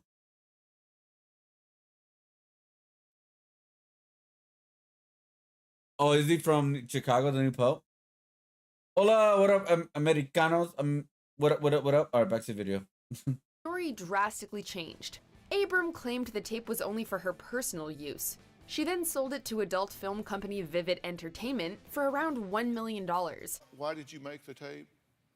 For me to be happy for myself and my own privacy, and I don't think there's anything wrong with that. In less than a day, the racy video racked up millions of views. Despite its popularity, Abram was criticized for apparently misleading people about the tape's release. While the racy video's origins are confusing, it clearly got people looking in Abram's direction. I have my body back. I am modeling again. I'm super happy and thankful and blessed that I'm where I am right now about my body. Number 6. Meg and Jack White pretend to be siblings. For What? over a decade, siblings Meg and Jack White garnered praise as the Grammy Award-winning rock duo The White Stripes. Although the music was real, their familial connection was a lie. Jack originally said he formed the band after What? hearing his sister Meg play drums, but the two weren't related. In fact, they got married and divorced while playing in the band. Even after their marriage license was made public, the duo What? continued the lie until the band was dissolved. In 2005, Jack said that the sibling angle made them more interesting. It's up to fans to decide if the truth makes legendary singles like Seven Nation Army sound any less awesome. Number 5. Garth Brooks creates an alter ego. Talking about Chris Gaines? Yeah, that lame-ass trick. Music fans are generally okay with musicians creating alter egos. Beyonce had Sasha Fierce, Eminem had Slim Shady, and country star Garth Brooks had the soul patch-wearing Chris Gaines. In 1999, Brooks slimmed down and changed his hair to transform into his alter ego. While assuming the persona, he released an album, performed as Chris Gaines on SNL, and played the character in a Behind the Music special. Unfortunately, Gaines' music didn't generate huge album sales or interest. I know. Garth is Chris Gaines. You really think I'm stupid, don't you? As a result, a movie centered around Gaines was cancelled, and Brooks had to go back to being a hugely successful country star. Number 4. Ashanti's label sends threatening emails. If your PR stunt inspires talk of protests, you may be doing it wrong. In 2008, Ashanti released a murder-themed music video for her new single, The Way That I Love You. To promote the video, the label created the Gotchagram website. When users submitted their personal information, an email would be sent that said the user's life was in imminent danger. An email link would take them to a news report where their name was written in blood at a crime scene. The stunt received immediate backlash for its grim content. After people protested Ashanti, the label ended the bloody campaign. That's so dumb. Number 3. Brian Williams exaggerates his Iraq story. Shortly after the Iraq War began, we saw a Brian video Williams about it. traveled abroad to cover the conflict for NBC News. During a difficult day in the field, a friendly helicopter was hit with an RPG. Although Williams originally told people this version of events, he later exaggerated the story to say he was in the helicopter struck by the RPG. Williams's reputation came under fire when his lie was exposed. I made a mistake in recalling the events of 12 years ago. It did not take long to hear from some brave men and women in the air crews who were also in that desert. I want to apologize. What a loser. I said I What a was loser. traveling in an aircraft that was hit by RPG fire. I was instead in a following aircraft. Furthermore, NBC suspended him from his lucrative NBC nightly news position. What an After idiot. apologizing and taking a step back from the spotlight, he continued his reporting career on MSNBC. Williams has since retired, ending his 50-year career. Number 2. Steve Rannazzisi lies. The September 11th attacks irrevocably changed many lives. For 14 years, comedian Steve Rannazzisi claimed he was at the center of the tragedy. He claimed he was working for Merrill Lynch on the South Tower's 54th floor on that tragic day. After narrowly escaping, he was inspired to chase his comedy dreams in Los Angeles. However, He lied about being in 9/11? New York Times article revealed he never worked for Merrill Lynch and wasn't even in the towers during the attack. Rannazzisi apologized for the lie in a series of tweets. Although he kept his job on the league, Buffalo's Wild Wings' choice to pull commercials featuring Rannazzisi showed that some people weren't ready to forgive him. I'm an idiot. I made a mistake. I made a terrible mistake. But this is What not the who I am. I'm hell? gonna move on beyond What this. a Before we loser. continue, be sure to subscribe to our channel and ring the bell to get notified about our latest videos. What a You have the option loser, to be notified dude. For occasional So in order to get attention, it's like, hey, yeah, I worked at 9/11, like at the one of the, like, not centers, but like, you know, I was around that time. Are you serious? Bro, it's like, guys, I decided to become an artist after my accident. All right. I almost died. And, you know, I decided to become an artist. And because to pursue my career or pursue a career in art, I decided to give everything up and decided to go to art because I almost lost my life and I almost lost my hand. I am telling the truth. The truth. No, but by the way, guys, it's not really the truth. It's just makeup. All right, it's just all makeup, guys. It's just all makeup. It's not real. It's not real. It's not real. Sorry. Full Metal Alchemist is my absolute favorite anime. Oh, is it really? It's actually one of my favorites too, as well. Yeah, it's one of my favorites. Then I don't think I have like one bad episode, in my opinion. You got that scar from 9/11. All right, we're just gonna continue. All right, here we go. We're just gonna continue. videos or all of them. If you're on your phone, make sure you go into your settings and switch on notifications. Number 1, Jussie Smollett accused of staging an attack. Juicy Smollett? The man that this did not happen to. I am forever changed. In early 2019, Empire actor Jussie What a Smollett loser! said that he was attacked by 2 men who screamed racial and homophobic slurs at him, threw liquid on him, and placed a noose around his neck. After he talked to police and received tons What of a support, rumors loser! circulated that his January 29th attack had actually been staged. Following police investigation a few weeks later, the alleged attackers were revealed to be former Empire extras, and evidence had been reportedly uncovered, showing that Smollett had actually hired these men. Charged with lying. Oh my god, bro! He did that because he wanted his career to go even bigger than it was, right? Because he had like a hit show on Empire, and he was doing music and stuff. So instead of working hard and figure out of like a new way to market himself, to do something new, unique, or like, you know, be talented and create, like, you know, be like in the forefront. No, instead he decided to make a fake race alleged hate crime for no reason. And now he's blacklisted. I don't know, like, what's the last thing he he's been a part of. I have no idea. He called himself the gay Tupac. Like, it was so funny. His sister got shit on, by the way, but she didn't do anything wrong. It was him. It was all him. Yeah, look, not even that long ago, Jussie Smollett reaches settlement with City of Chicago 6 years after alleged hoax attack. They reached a settlement of money that he has to pay, pretty much. Yeah, because the city sued him, pretty much. Yeah, he's pretty much blacklisted right now. Let's see. Yeah, he pleaded no contest. Yeah, the last thing he did. Oh, okay. So here's what here's what he does now. He's a director.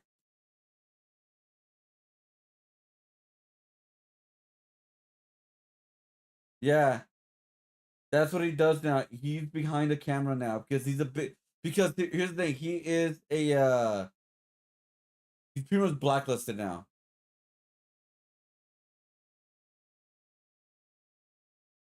They did the B-Boy Blues.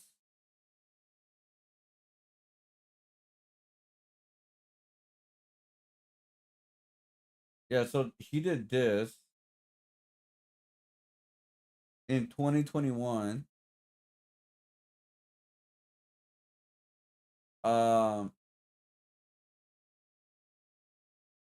Yeah, so he did that, and then he did what was the other one? The Last Holiday.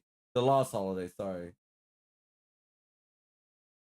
Yeah, so he became a director instead. He could, because again, he's blacklisted from being an actor now.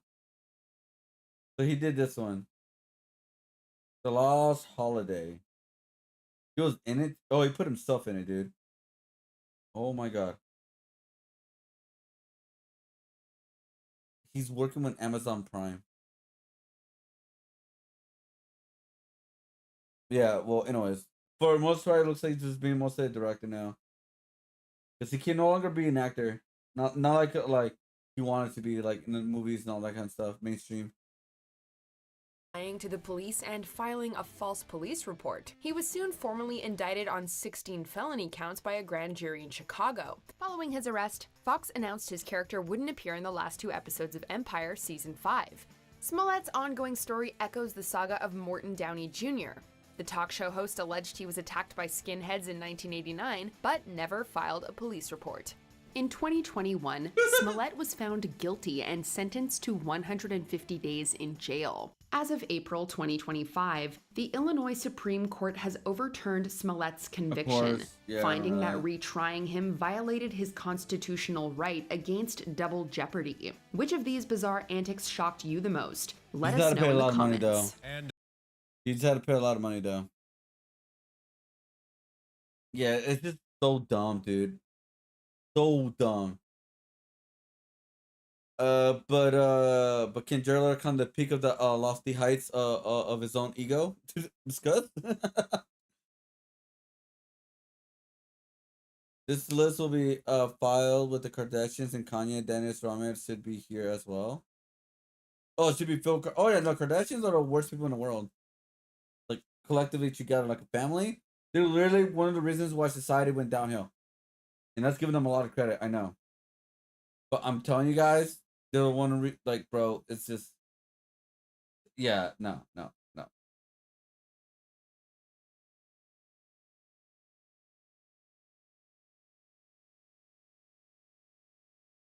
What? Tectone and Pikachu allegations. Wait, what? What's going on? On May 8th, fellow Twitch streamer Tectone addressed recent allegations made by his ex-girlfriend and fellow streamer Pinkchu, which resurfaced following discussions about his father's past. Political commentator Hassan Abi had previously highlighted that Tectone's father, Colonel Michael Robertson, was convicted of 14 counts of SA during his military service. In light of these revelations, Pinkchu claimed that Tectone's father made her feel uncomfortable during their interactions, alleging he made inappropriate jokes about assault. She also reiterated past accusations against Tectone himself, including abuse and SA. Responding during a live stream, Tectone... That's kind of weird. So she came out after he's been attacked for his father's thing. Like, I don't know what's going on with that. But then she comes out like with okay, it's just weird timing. It's not the because again when you come out with like when you come out like something like that after when he's already been like being attacked on the other side for the dad thing, it's kind of like real. It looks not that great because just it's weird. Like oh, I'm just doing this for timing to make him look seem more bad. Where like people are now like, is this actually true or this and that kind of thing? It feels really off. Expressed frustration over the ongoing I situation. can't say it's true or not. I stating can't. the I don't know following shit. But the reason why it won't affect me is because I've been called so much worse. Like, I mean, guys, when you guys get to see how false, let me phrase that. Hopefully, you guys get to see how false the allegations are within the next I mean, I get 3 years. Hopefully, guys, I'll be real. The thing that's come I out went to the police yesterday. I went to the police yesterday saying, "Hey, let's hurry this shit up." Like legit. I got my lawyers like, "Hey, let's hurry this shit the fuck up." Right? Because, like, you know, they're going to investigate me. They're going to investigate me 100%. I said, bro, just talk to me. Let's get this shit going. I've been waiting 7 months. I've been waiting 7 months for these people just to reach out to me. And it's like, bro, can we just go ahead and wrap this shit? Like, we're just trying to get on with this shit, man. We're trying to get on with this because everybody here is trying so hard to paint me as a horrific human being. Guys, what has happened every single time in the past these people try to do this shit? That's so weird. Straight up. What has happened every single time? I clear my name, I prove that they're retarded, and bada bing, bada boom, it's over. Every single time. This time will be no different. And to be honest, I'll probably write a biography in the future. Yesterday, Pinchu shared with the community that she wasn't a liar and that she filed a police report against Tectone from last month, sharing in the following tweets. I'm not a liar. God forbid a Man, like, God forbid a victim stand herself for herself, say enough. Perfect, I'll be down then. It will be at the same place at the same time. Do you need directions sheet again? Detective Special Victims Unit. Why are there specs on the badge? That's like a very, very bad Photoshop. Am I tripping, guys? Let me move myself. Do you guys see like the specs? You see it like it's not even clean at all? Is Austin, Texas just really bad, like lazy to like have that correctly? Why is there specs? Like you see that? 1, 2, 3, 4, 5. There's even a little speck right here where like I'm sorry, I don't mean to call this fake, but that is what stood out to me right away. Because I like sometimes leave that by accident when I'm like photoshopping or cleaning up some like doing some thumbnails or something. All right. I don't know. It looks really weird. That looks really weird. I'm not like the specs part. I don't know if like those are just little dot like I don't know. Perfect. I have. Okay, here we go. Victim stand up for herself and say enough. I cannot share anything else because I don't want to jeopardize the investigation. This is the community I've been dealing with, and for my safety, I'm going to move on and let the legal system handle it. Just know I tried. Thank you for those who believe and support me. Following Pink Chew's police report after... Well, guys, I don't believe in allegations anymore. I know it sounds horrible. That deserves like a cancellation. But what I mean by that is like always take allegations seriously, but I don't believe allegations at all, especially if it's coming up from the internet. Because you don't know the whole story, or just even the story to tell, right? At this point, like I'm just very paranoid at this. Like I don't know who's telling the truth or not, so I don't believe.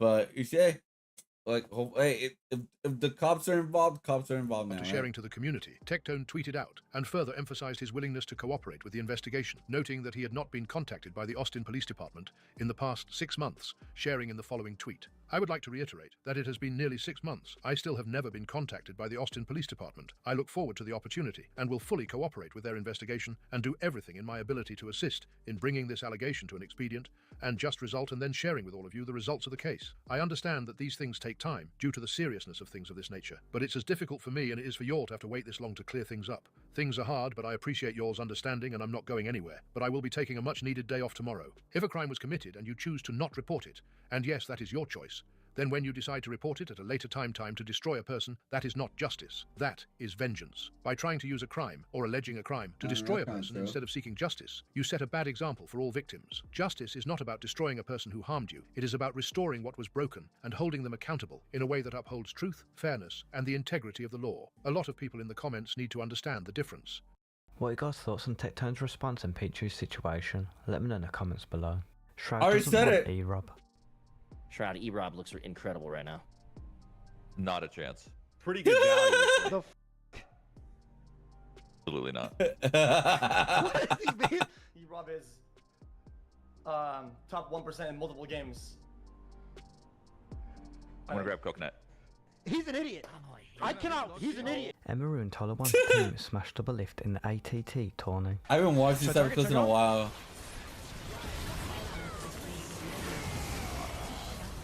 Tyler one's about to lose it. Hard focus. Twitch. Nice. Keep pushing. Wait, is that Ludwig?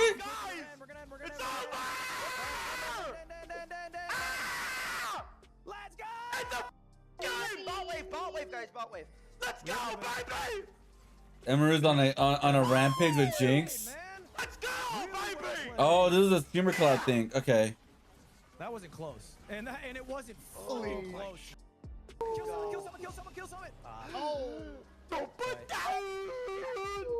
Out as his carry gets ripped apart at the Hey guys, I'll be right back. Your tower goes. You have to just sit there. It's so here. I don't know if you care to know, but like Squeaks, who's never played League in his life, just has to sit under his tower to be somewhat effective. It is complete ass cheeks. Oh my god. Tectone is doing it right now because it's trendy. Yeah, I mean, true, but His father and SA, fellow streamer XQC speaks about Tectone during a live Twitch stream in the following clip. Bro, have you seen this? Just gonna hate people like Cuck Tectone who's doing it right now because it's trendy. Cuck Tectone. Yeah, I mean, true, but like there are a lot of intangibles in life that just happen, and you don't really know it's happening, right? Tectone, in my opinion, a lot of his like dumbassery gets weeded out just because of like people kind of feel his energy. It's not the same as like Asmon's, whatever. So it doesn't matter. I saw someone saying that his dad only got something like 3 months in confinement for multiple sexual assaults, so it couldn't be that bad. I tried to explain that the sheer magnitude of the evidence against him had to be overwhelming for the military to even admit that a senior officer did something criminal. Then to be removed from service without the option to retire, the crimes had to be bad enough to qualify as a crime of moral turpitude. The military will carry mind-boggling amounts of weight for scumbags to avoid public affairs having to spool up and admit something bad happened. On my first deployment to the Western Pacific, my entire boat wasn't allowed off base in Okinawa because a Marine kept local Okinawan women, and the Marine Corps dragged its feet investigating it until the local authorities positively ID'd the guy, and then the Marines tried to quietly ship him back the US and handle it there, without ever admitting anything to the Okinawans. There were hundreds of people camped out at the gate to the main base, threatening to break in and get the guy if the Marines didn't hand him over. This guy was junior enlisted, E2 or 3 I think. The Marines were willing to go that far to try and avoid a PR problem created by a nobody. The DoD would literally destroy evidence for a colonel. That they even let it go to a trial and get a conviction, and then separated him, is damning. See ya, what a Weasley little liar, dude. Whole movie like that. Dear? Oh my god. Fucking Weasley liar, dude. Yeah, I haven't seen these clips in a while, dude. Like, I'm gonna be honest. I've been a little bit like more detached with Twitch lately, with like when it comes to like the drama and some things, because like ever since I kind of stopped doing reaction videos of like streamers in general, yeah, I kind of just like looked away. I don't know. I was kind of like, I'm over it.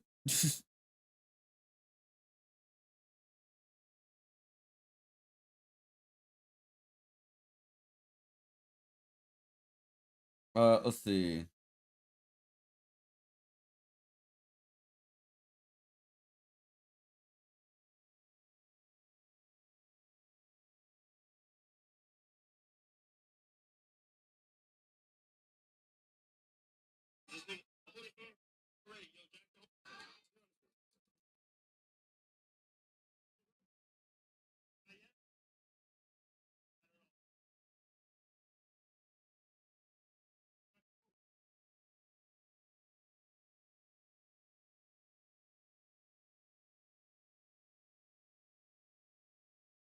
Let's see.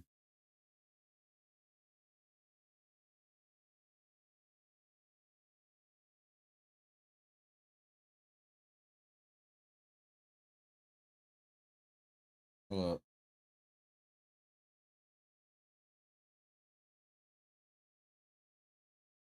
What? There's a popular trend right now that makes lips pink.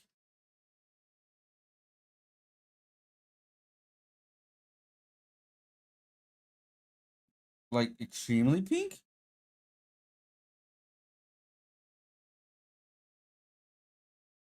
I am so confused.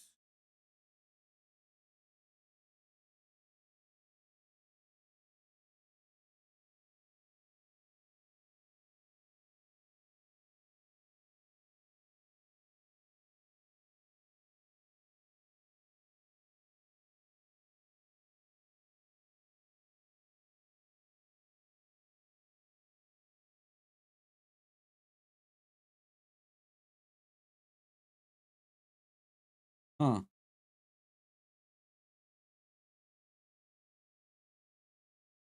Alright, that's weird. Alright, that's super weird. Alright, let's go. Yep. Oh my god, I can't believe I'm still in the beginning. Let's see what's going on with with where's there it is.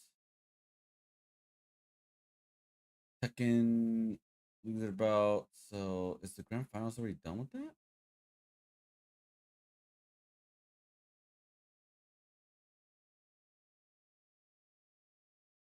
Oh, it is. Oh shit. Okay.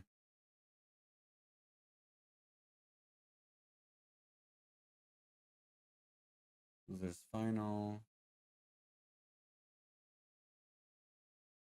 Oh, here we go. Grand final. Right here. Grand final for Evo, Grand Blue. Momentum really riding the waves right now. Speed run the loser side, but here we go. Okay, there's anti-air. Zangief Dream has one win. Seen her use the rope right here so she can swing around. Good recognition of the range right there. Knew that Kasasagi wasn't going to be able to actually get that 5U immediately. Big jump, and that was actually a double count hit, missing the full combo. Gonna build the meter to 100, I believe, right now. Just got there it with the trap. That's enough. Yes. But we have seen, I think that's 4 or 5. 4 rounds straight. Not just that, but the throw whips. Yeah, he is trying to tech grabs. This is definitely something Kasasagi needs to change because Zangief Dream is running away with it. Just baiting out the throw techs, baiting out the throw techs. Nice anti-air once again with the H. Beppo. And yeah, already doing better than he did in the winner side, up 2-0 right here. Yep. That U-trap has been doing so much work. Even if Zangief Dream doesn't get the hit, it creates that U-trap has been doing so much work. Even if Zangief Dream doesn't get the hit, it creates that avenue to approach in order to close the gap. It's a get in for free if you block. I don't know any of these characters all the way. I know there's a mobile game, Grand Blue. Hard knockdown. But it's a this game got really popular with like the re-release of this game with like the updates because it got better gameplay. Dream's onslaught. Just put out Beppo, do nothing, right? Just stand there, do nothing. I'm gonna let you move. Okay, you move. Easy check on the teleport. Man, that's one. It's slightly slowed down, but Zangief Dream still in a great spot. And again, we see her in the corner. 5L gonna check, but still back to the wall. He tries to catch. Oh, huge, but doesn't get the wall bounce. That definitely looked like she was in range for the wall bounce. And now the side whip with the L whip as well. We've been seeing that a lot coming out from Kasasagi. Kasasagi will make a comeback, guys. Very fortunate right there. Kasasagi put himself in the corner by accident. Late tech. Here come the save. Oh no! Is this it? The Zangief win? Wow! Another round, and it's very close to resetting. Wow! So if he wins, he reset. What happened? I mean, what happened? We've been saying, of course, we've been saying that Cagliostro, of course, like kind of hybrid zoner, but when she has the momentum and can snowball, especially against the character like Ferry, the rounds go very fast. Okay. That time, that was good space. And even try to delay the fall from that range, that DB would hit no matter what. Yep. Beppo out. Nice roll through the projectile. Overhead, not ready. Oh, that's when I was playing. Mr. Block on the overhead, gets another conversion. Oh, first one for Kasasagi. Wall bounce. Wow, oh! Oh! No way! Look at wow! Oh! Just jump away, reset some space, swing back into the corner. Oh, gets a hit with the Wow! Corner damage! Corner damage! No, it's not over. It's not over. It's not over. No! Oh! Is it a reset? Is it a reset? Oh my god! It's not over. No reset. Ferry can do the same thing. So what's the setup? What was the setup right there? Guard cancel. Do nothing. Just guard cancel. Now you're in a 50-50. It's not a reset, guys. Thank needs to win to reset their bracket because he was gonna lose their finals. He has to win 6 games, pretty much. Technically. Well, actually, yes. All you need is one more and you reset. You're back to 0-0. Why? All right, this time going for the jump to avoid the trap. Very nice from Kasasagi. Yeah, he crushed, right? 6XL was trying to catch him falling down, but able to crush. Ooh, count it with the 5U. Is he making a comeback? And then much more ferry round right now. Oh! So much with Okay. Oh! That was definitely a wow sequence at the end if I had ever seen one. Yeah, it's like you said, been using Beppo to anti-air from that range. So this time, you know, Zangief tried to bait it out, which has been working. Use 2H instead, which is way more horizontal. Able to catch him. Oh, wow. Throwing the spot dodge, getting the punish right there. And yeah, that has been clipping Zangief Dream a lot. He's been trying to advance versus that GG, but the normal has always been there to intercept him. And yeah, this is a lot more of what we were seeing about. Finally gets that Beppo he's been looking for this whole time. No combos yet. 60% down. Nice, beautiful roll, and gets the punish with the 6XL. Zangief Dream. I mean, Zangief struggling. Oh no! Why did that hit from that far away? The extended hub up to the 2U, another one. That's what happens when you play a zone. You have to be when you do get your back to the wall. You have to take those risks with those DPs. Yep. And the clip, of course. Zangief Dream's trying to rush his way out the corner. Wow. And just like that. We were just hyping up Zangief Dream domination. And now we are at 2-2. Yes. One more game for Kasasagi, and it's going. One more game. No reset. No reset. They just iced them. I want a reset. Come on. I want a reset. And I said going into this, based on the bracket performance so far, Kasasagi probably going to be the favorite to win the tournament. That was your pick, yep. Another 3 DPs in a row, all 3 connected. Okay, Stanky. Oh! 2M with the 214H.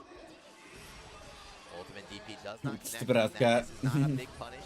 Good spot dodge, clash situation, good spot dodge again. Oh, big fire heavy. That should. Oh, that's to be a Stanky round. Yeah, okay, yeah, that kills. That kills. Yeah, that kills. Now at reset point once again. Kasasagi. Reset point, and then 2 more rounds for Kuzugi. He's like, I don't want to go to reset. I don't want to go to reset right now. Yeah, he really wants to get that Arc World Tour spot locked and loaded. Just needs that 1 game, 2 more rounds. Nice JM to get rid of the trap. One trap. Side swap, one of the powerful. Terry anywhere on screen can just swap positions if she wants. Baited again. Oh! Oh! Non-counted, of course. Oh, I thought he was gonna do a counter. Caught the back dash there with the spear. And this damn. Enough, but time to guess Yeah, it's not gonna kill. Oh, it's not the. Oh my God! Don't tell me it's over. It's over. He's going for the kill. Yeah, he's going for the kill. Champion, or we're gonna have a reset. Bro, reset or new champion? Don't smirk, buddy. This is your tournament life right now. Oh. Here we go. A reset or tournament winner, guys. Kasasagi needs 1 more win to win the whole tournament, or Stanky needs to win this round to reset the bracket. Oh, stupid ass cat. Oh, the cat! Superb spot dodge again from Kasasagi. And another EX move interrupted. It's not over. I tried to make it caught in the backdash, but a little bit too slow. Kasasagi down to 1 BP, but he's got life and he's got positioning. Oh. Right there with the. Oh my. Oh no! It's over. It's over. He's still alive. Oh, there it is. No reset. No reset, dude. But Kasusagi, your Evo Japan 2025 Wow, so no reset, dude. He said he lost only 3 games the entire day going up into this tournament. Domination. The handshake Xangar Dream knew. Those first 2 games were just speed run. Yeah, Zangief Dream looked like he was going to take Wow. But He almost got that reset, bro, but he locked in. I'm gonna wake up, start doing some things. Bro, he locked in, dude, at the end. He was 2-0. 2-0. He locked in, bro. Man, just learn the matchup, but when you're facing a player Wow. of caliber who has all the matchup knowledge, who has all of that awareness and is ready for all that you throw at them, what can you do, man? What can you do? Right now. I think they're actually going to get the award ceremony started very, very soon. Bring the English broadcast to Japan for the matches and everything. Sure did something. Yep. Yeah, they always get like that fight stick. I feel like every time I see Fukada-san, it's pretty much it's just kind of a handful of loyalists that still play him. Even the best Siegfried in Japan, Baruto Rex. Yeah, Granblue is freaking big in Japan, obviously. That's my good. Yeah, it's a mobile game. I mean, like, it was an RPG or something like that. JRPG. My like kind of mobile game or gacha game. I don't know. Second place, man. And now we have Zangief Dream. I like that. You know, sometimes you see people get second place and they're like all depressed. Like, it's like, hey man, this is great. Is that like his first tournament or? Yep. Third place, of course, was Hinoki. Of course, third place Shio. Second Zangief Dream, and our winner and Evo Japan 2025 champion once again, Kasusagi. Congratulations! Like he earned it. He earned it today, man. That he did. Domination. Truly the best player on the day. So they're presenting the arcade stick. This is always funny when they don't play stick. Was he pad? I think it was Oh yeah, the Browns. That's so good, man. They're really good fight sticks, man. Clean too. I know Gamera, he's a stick player. Classic with the stick, man. Plays on the Evo stick. Yeah. I mean, if you have I'm telling you, stick is gold, man. Stick is better. So it's funny because sometimes these guys play pad and get a stick, but last year for Co-op Cup, it's on arcade. So Silver. Only, they want a hitbox. So they were like, what? Like, how come I don't get a stick? Yeah. It's like, we give you a hitbox. Like, wait, what? Yeah, no, Zangief Dream is a pad player. I've actually played against him myself. I got destroyed. I got destroyed. This game. It is, yeah. Actually, pad's quite good for a lot of modern games as well. It kind of looks like bronze, supposed to be gold. There you go. Yeah. Kasusagi with the gold. Yep. Staring at it, looking out. Bitches not that good. upside down. Yeah. This game is definitely like the core. The layout is very clearly designed for pad, where you have the macros. Was it the wrong one? For everything that you could want to do. Again, in 25 million yen. How much is that? But here we go, the big 1.125 million. Not bad. I think last year was $1 million. I think they're increasing. Nice. You're now a millionaire. Congratulations. Don't ask what currency, but you are a millionaire. His face is so serious. Yeah. He's a gamer. $7,559. That's how much he won. Minus tax. I don't know how much the minus tax though. So maybe 7,000. I don't know. They might still be locked in. Does he get to keep that, by the way? Even though, like Ryu, you know, even though I won, like, damn, I didn't do that. I could have done that. Good. But we haven't seen the gameplay trailer yet, and it has been like a month or two. Oh, so here's a. Are they doing a trailer or? Oh, the new character, Gelion. Was she's not a furry?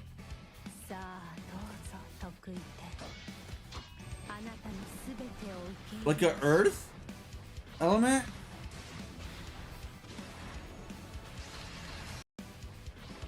Why did it reset? Like, why does the YouTube do that?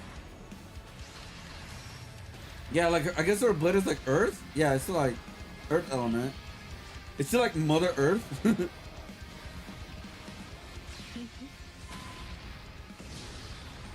Holy shit.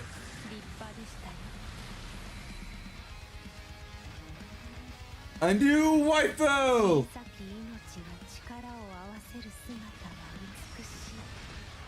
The waifu of Earth!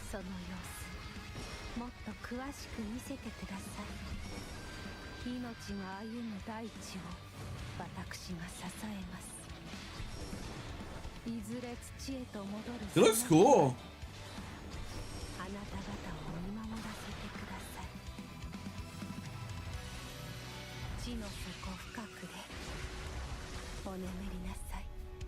What the hell is the ending, dude?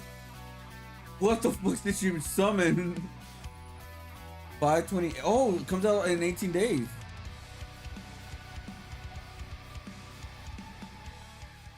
Fact in points gained or whatever. All right, so now is Guilty Gear. It's literally, it's impossible. It's Guilty Gear, guys. Every time I hear him say strike back, I'm like, that's me, bro. I gotta do that. We got a sick top 8 for those of you who didn't see the quals that were earlier. They're super, super good matches. Gobo Venom, 9th place. The Go Arc World Tour finalist, Hoop Squad Zone, unsigned Red Ditto, Chipotle's strongest warrior. Chipotle. He is Chipotle. That's my boy right there. Angels. That's my guy coming out on the stage. Oh, man. You're hitting him over the intercom. You got something to do, Red Ditto. You got business to handle in Japan. Right. He strikes the pose. That's him up there. Officer. Sir, I had nothing on me. He's confiscated all the Chipotle nearby. Daru Ino, everybody already knows the legacy that this man has left with this character and just entering tournaments and being dominant on top of that. And on top of that, my man looked like he lost some weight. He looked good up there. Yeah, he's lost a ton of weight. He's in way better shape. He's up against Red Ditto first. That's going to be a banger match, by the way. We got Polka, the young gun. I remember like 2 years ago, we were watching this kid on stage, me, you, and Yipes in San Francisco. We're like, who's this little 13-year-old kid playing Happy Chaos? And still back up in top 8 of this bracket. One of the Happy Chaos players representing up here. Obviously, was in the Arc World Tour qualifier as well. The GOAT. Now, the GOATs. I've Summit? been watching this guy since I've been in college, bro. It's actually, In college? Wow. Just to see how my man was playing Chip, and he's still out here doing it like a boss. And on top of that, the outfits always go crazy. And He's wearing a poncho? So it warms my heart because he actually remembers me. That's awesome. He's been like a Chip dabbler at the very least, right? Yes. So, yeah. He just goes ninjas, man. Ninjas. Tiger Pop? So the Tiger Pop in the building as well. Another Happy Chaos representative. Happy Could be Chaos playing and some ABBA. ABBA. Yeah, indeed. And top 4 finished right, obviously, at the Arc World Tour Finals. Really, really deep run there. Sonicon also, Happy Chaos gamer, did really, really well. Qualified for Arc World Tour as well. A lot of repeat players who made it really far and obviously made it to Arc For World Tour Guilty last Gear? year. Yeah, I mean. Top 8 of this event again. Oh, striking the pose. About to end it. And left in. Left in? Big left. Yeah, obviously playing both Happy Chaos and a bit of Johnny as well. Doing some dabbling with some Johnny. Gotcha. But obviously very, very good at this game. Evo champion. Rocking the mullet. Yeah, he is mulleted up. These days the kids call it like the wolf cut. Oh, really? I wonder what the... Nice way, Gotcha. yeah, a nice way to disguise it. Exactly. Get rid of that negative connotation. And then, of course, Jirara in the building as well. Senkai specialist. Hey. Got today. You see him throw up the Z for the division? Hold on. That's fire. Top 8 right here. Roto Z in my eyes, I'd be doing that. Yeah. That's how I look. I start throwing up the Rotos? I need to see it 4K. Winner side. Hey, don't leave the boy hanging. And then left side, yeah, both with the left side there, those are the gamers, and loser side of the bracket, obviously. It's going to be, this is our last top 8 for the day as well. Yo, what up, Deku? Yes. We got KOF and... We're watching Evo Japan. Right now, Guilty Gear final top 8 is happening right now. So that's where I'm gonna keep it in my other screen just right now.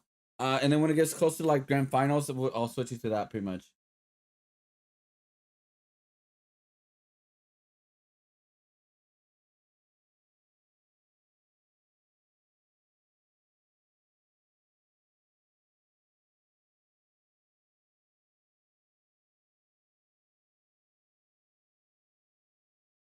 Let's see.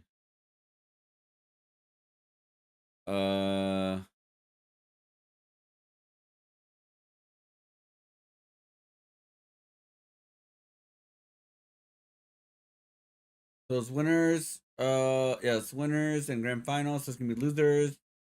So they're gonna do let's see, 1, 2, 3, 4, 5, 6, 7, and then 8, then 9. Okay, 9 matches in total, guys. It's a long one.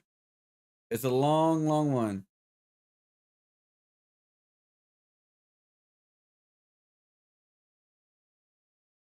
When is the Skywall moment? Out of control dump truck slam into iconic music venue? I wonder what happened. New Jersey mayor arrested at ICE detention center. What if? Wait, why? I wonder what he did. I wonder what he did.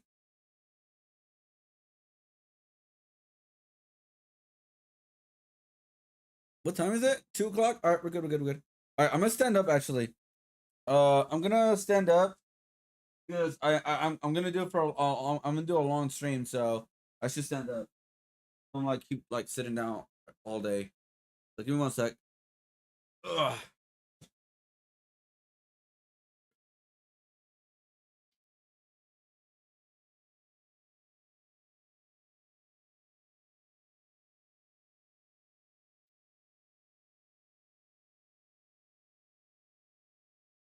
Hello, guys.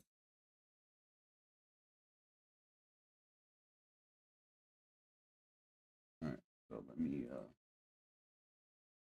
this. Hold up. Hello? Huh?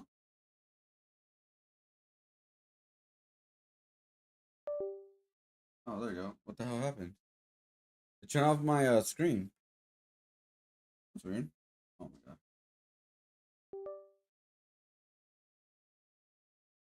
All right, there we go. Sorry.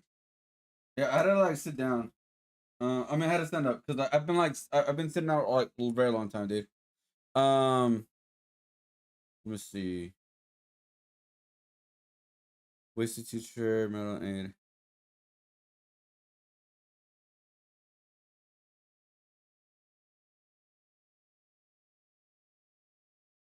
Oh, is this the court of that drunk lady teacher that was giving alcohol to students? And you're drunk as well. I'm not drunk. Yes, you are. I smell it. Oh, you smell it. Yes. All right, let's do it. No, do we're a not. test. When watching that video, it is going to become clear to you that Miss Anderson was intoxicated. Big mistake on her part. That's where things start to go wrong for her.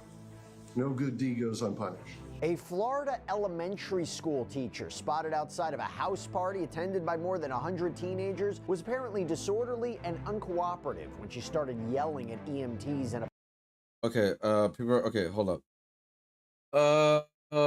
Inverse parties submit this letter in support the jointly filled purpose protected order to govern discovery above caption case attached as Exhibit 1. Pursuant to court individuals proposed protective order confirms as closely as possible the court model protective order. Parties are proposed certain limit changes to the provision black line So defending UMG records and planet Drake parties submit the discovery will be more efficient if the parties have the ability to disseminate these limited categories or documents as attorney's eyes only without needing to provide notice of justification on document to discuss basis. With respect to all categories of documents, the parties have wished to disseminate as attorney's eyes only. The parties will follow the standard procedures as for like what the bro? Am I okay? UMG went from Drake claims are ridiculous to can we keep the evidence sealed? Wait, both agree that maybe both want to hide something, and then the person replied to me, it's not discovery on Drake. They haven't asked anything from Drake. Motherfuckers, bro, are they dumb? Who does Drake work for? UMG. They're like, bro. They haven't asked anything from Drake. They're the ones having to provide documents. If Drake is lying, why would not prove it in the world, bruh? They have things on Drake too. Drake doesn't want anything out. This is a confidential just for discovery, and any evidence of wrongdoing from both sides will be exposed to the court, bro. So both could be guilty. So it's a win for Drake. Like, I'm so confused. Hold up. Hold up, man. I'm Twitter beef, man. I did this when I was at work, by the way. So nobody at home, huh? I can't. Like, bro, I can't. Like you really struggling with it. I don't think you guys understand what this means.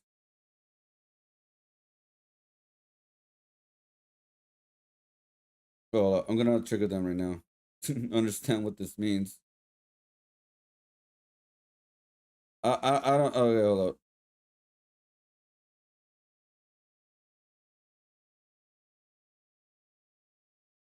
Hold up. I can't.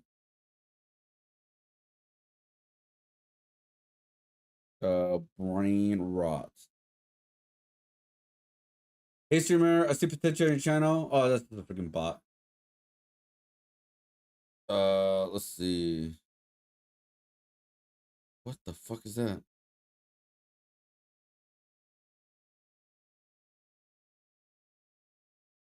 No orders.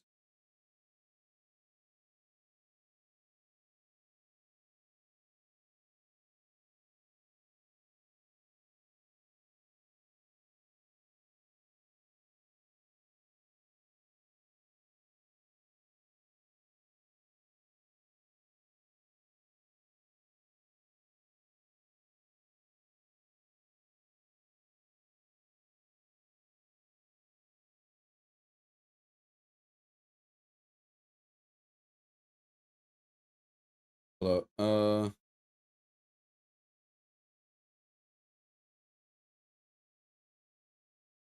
There you go. All right. Sorry. Playing the video. A police officer. That's the verdict from a jury. And now, Carly Anderson has learned the consequences for her actions. Welcome to Sidebar, what? Presented by Law and Crime. I'm Jesse Weber. Hey everybody, you might want to listen up to this. This is another law and crime legal alert. Lawsuits allege that antacid use has been linked to increases in stomach cancer and gastric cancer. If you or a loved one were diagnosed with stomach cancer or gastric cancer after using an antacid, misdemeanor charges, disorderly intoxication, endanger. 2 misdemeanors? Only misdemeanor? What? Safety in the second degree and resisting or obstructing an officer without violence in the first degree. Now, she had entered a not guilty plea. Her trial date was set for May. There was a little bit of activity before the trial started because in the weeks before she went to trial, some body camera video from that night was released by Cocoa Beach Police. And I'll tell you what, didn't look good for Anderson. Yeah, why? we did see because that. In it, she's seen approaching an officer and EMTs who are trying to help this teenage boy who was found in the yard of Hillbrodigan's home, appeared drunk, was vomiting, he was sick. Now, the EMTs determined he didn't need to go to the hospital, so Corporal Demetrius Brown was going to take him to the police station to wait for his mom to pick him up. That is when Anderson came up to them, demanding to know what was going on. Take a look. Oh, yeah, I remember that. I remember that. Officer Brown, tell him to put me in handcuffs. Ah, god damn it, I didn't record it. Wasted teacher melee and ate a drunk teen at teenage party body cam / verdict. What the is wrong with them? What? I'm concerned about a child that's being put into a machine, into one of these vehicles, and it's not my business. You say something to them. Well, they can't disclose information. You tell Cocoa Beach has gone mad and nasty. They don't work for us. That's Brevard County Fire Rescue. Well, you know I'm a teacher. Who the who got put in that car? Well, it's a kid, but they can't disclose. I was here hanging out at this party. I mean, what the what's wrong with them? Okay. You guys gotta act better. Do you want the truth? There was like 200 kids here drinking. I've already known. Drinking, okay? And you're drunk as well. I'm not drunk. Yes, you are. I smell it. Oh, you smell it. Yes. All right, let's do it. No, we're not getting through that. Oh my god. Purpose. So stupid. So But stupid. I'm saying, but I'm concerned. And you're intoxicated too. Oh, who cares? So I could get in your car and ride with you or call Because he's 17 and he was here drinking at a party. Why are you yelling at me? Because you're yelling. You're here with your boss having a party with 200 kids who are drinking. Get out of my face. Now. That's on your camera. It is. According to local news outlet Florida Today, So Anderson's weird, attorney filed a motion to have the charges dismissed, saying, look, the body cam video may have shown Anderson acting inappropriately, but it didn't break any of the laws she's charged with.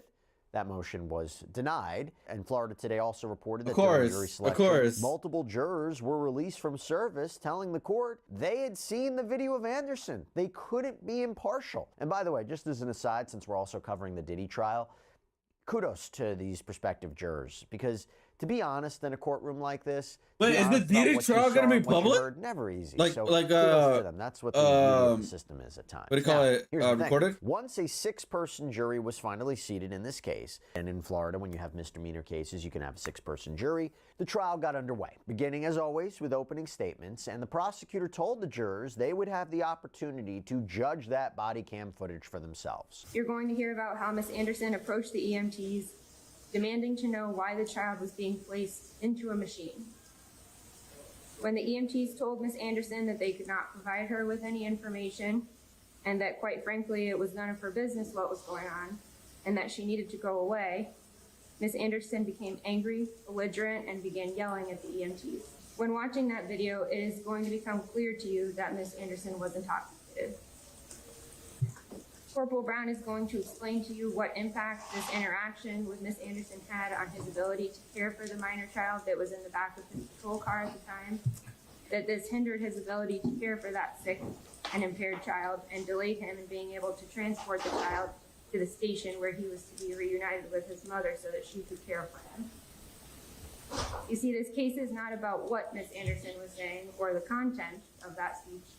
Rather, this case is about what effect Miss Anderson's outburst and belligerent behavior had, and that it hindered Corporal Brown in the performance of his legal duties, when at that time he was acting as a caretaker for this minor child who was sick. But Anderson's attorney argued that she was protected by the First Amendment. His opening statement went on a little bit longer and kind of gave us a glimpse into what Anderson says happened that night. So, as you know, this entire event revolves out of a high school party at Miss Anderson's friend's house that got out of control. And high school party, bro. Kids having high school parties. They did it when I was in high school. They still do it. What's new now is digital media. And they get on something called Snapchat. And instead of just telling a few friends, hey, we're going to have a little get together, come on over to my mom's house. It goes on Snapchat and kids pick it up. That doesn't matter if you're the teacher. And show up from everywhere and it gets out of control real quick. She's the teacher. So that's what happened. And this happened on January 19th of this year, which was the night before Martin Luther King Day. Oh my God. Day was a school holiday, and this was a Sunday night. Okay, so the principal, Ms. Hill Brodigan, friends with Carly Anderson, called her up and said, hey, let's go out and have a drink. They live right down the street from each other. And Ms. Hill Brodigan picked her up, brought her out to a local establishment in Cocoa Beach, just a few miles away from their house on Minuteman Causeway. Ain't no way you gaslighting people. They both live on Minuteman Causeway. Thank you, Mochi. And they proceeded Kick was killing my phone. Was it really? Have adult beverages. And what the hell? The mobile is not that great on Kick. And having a night out. Still new. That moment, somebody from the Cocoa Beach Police Department called Miss Hill Brodigan and said, there's a party that's out of control at your house and you need to come home right now and disperse it, extinguish it, fix it. So Miss Anderson gets informed of this and says, okay, I'll go with you. Big mistake on her part. That's where things start to go wrong for her. No good deed goes unpunished. No good deed? They drive back to the house. Bro, they may have with the stop someplace else. Within a few minutes, lying. They're Stop both lying. back at the house. Miss Hill Brodigan goes Yeah, right by. it's still a new app. They're still fixing it. Get out of the car. And there's the remnants of an out-of-control party is going on. They proceed to work on telling the kids to go home. This house that this party is at backs up onto the golf course. So I'm imagining kids were running around on the golf course and making a nuisance to all the neighbors. Isn't that an open statement? This just explain the whole thing, but you do that within the court case. And this is not an opening statement. Am I wrong? I thought an opening statement was like, okay, so you guys are gonna hear a story about this, and that, but this is what really happened, and hopefully within this court case or this trial, you guys are gonna see exactly what happened within the full context.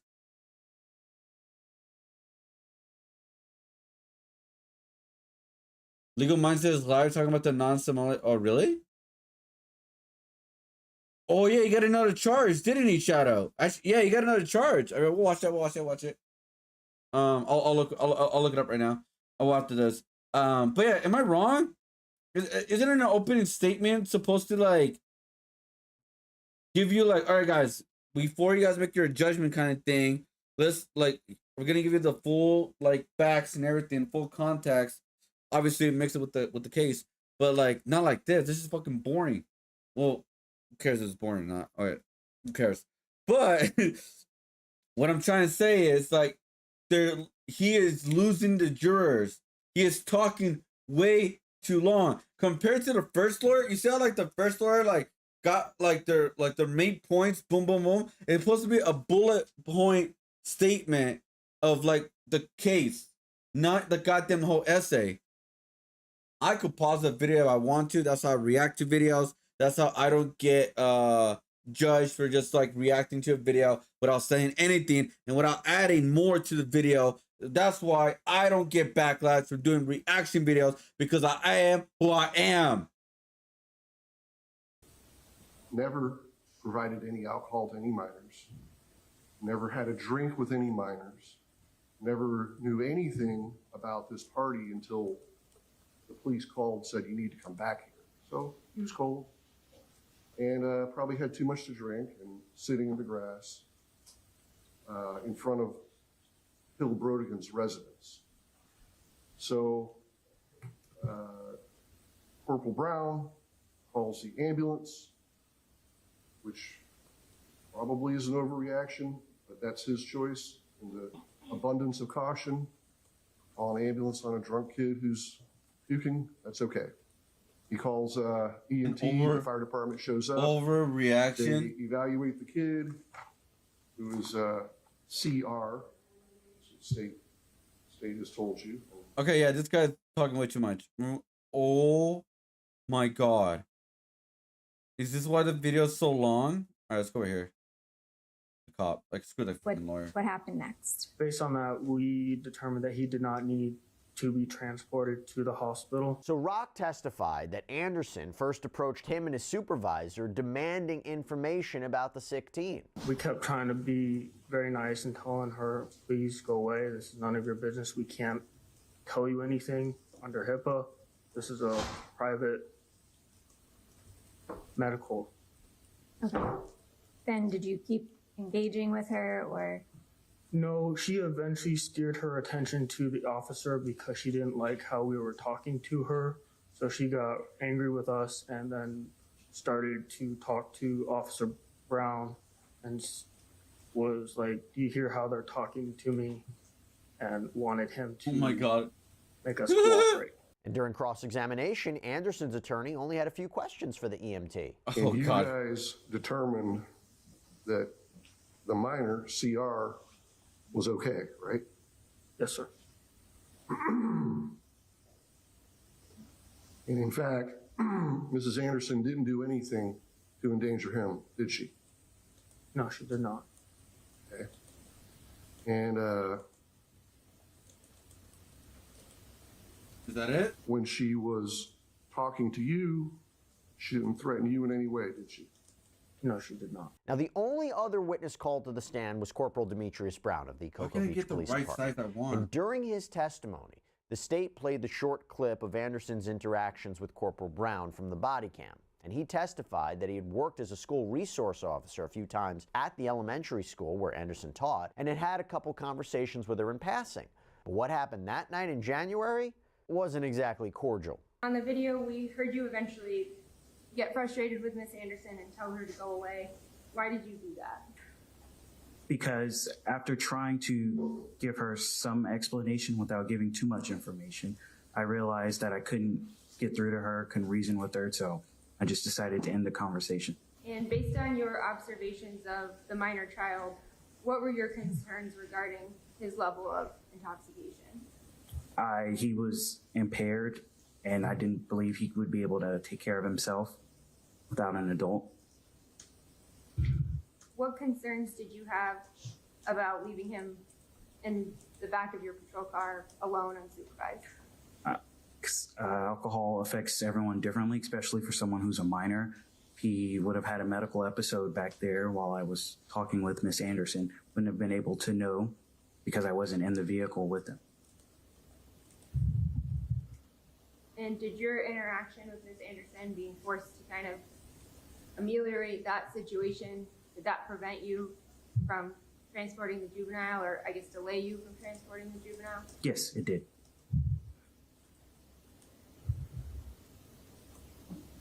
Why did you not make an arrest of Ms. Anderson at that I time? wish you arrested her. I was the only officer there, and the child was more my priority concern than making an arrest at that time. Now, in cross-examination, the defense questioned whether the short interaction with Anderson really caused any sort of harm to the teenager that Corporal Brown was helping. So, your engagement with Mrs. Anderson, it's just what we saw here.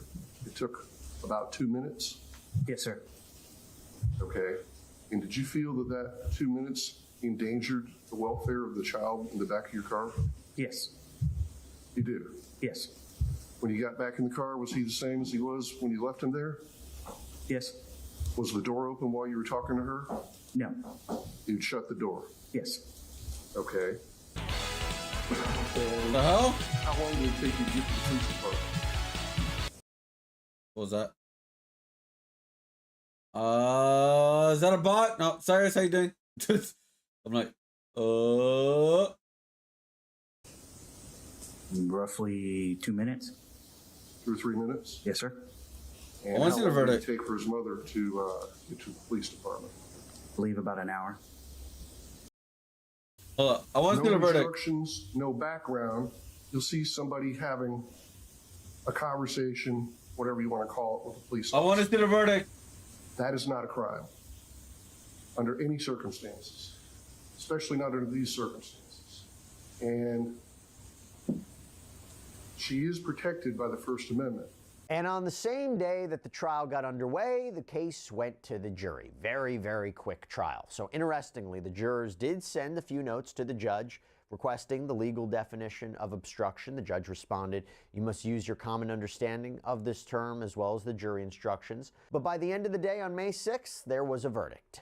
Please tell me guilty. On both counts. And from there, the court went ahead with sentencing. So on the disorderly intoxication, she will be adjudicated guilty and placed on 6 months of supervised probation. Oh, God damn it.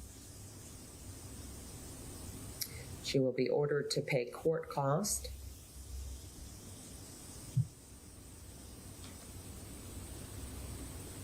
She will be ordered to pay cost of investigation to the Cocoa Beach Police Department, and the court will reserve as to the amount.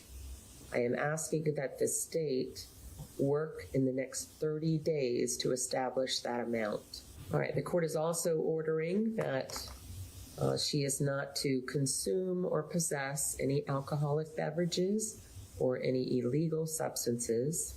Oh, I wish you got jail time though, man. Hours, that's 50 hours of community service. I'm in a hard sentence. The court is going to order the $500 donation to the Children's Advocacy Center. However, I am going to give her up to a year to pay that. which would be outside of the probation that I have given in this disorderly intoxication count. All right, I am also going to order random testing of alcohol and illegal substances for the probation term on the disorderly intoxication. The community service hours that I've ordered will need to be at a nonprofit agency. All right, as to count 2, resisting without violence, the court is going to adjudicate you guilty. I am going to sentence you to 12 months of supervised probation. God damn it. And I thought you were going to go to at least jail for at least a month. Cost. I am also going to order another 50 hours of community service. So it will be a total of 100, but 50 on each count.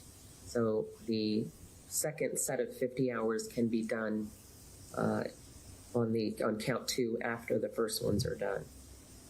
They can be done if you're unemployed and not working right now. They can be done as quickly as you're able to do it. But you also can. I mean, she did get fired.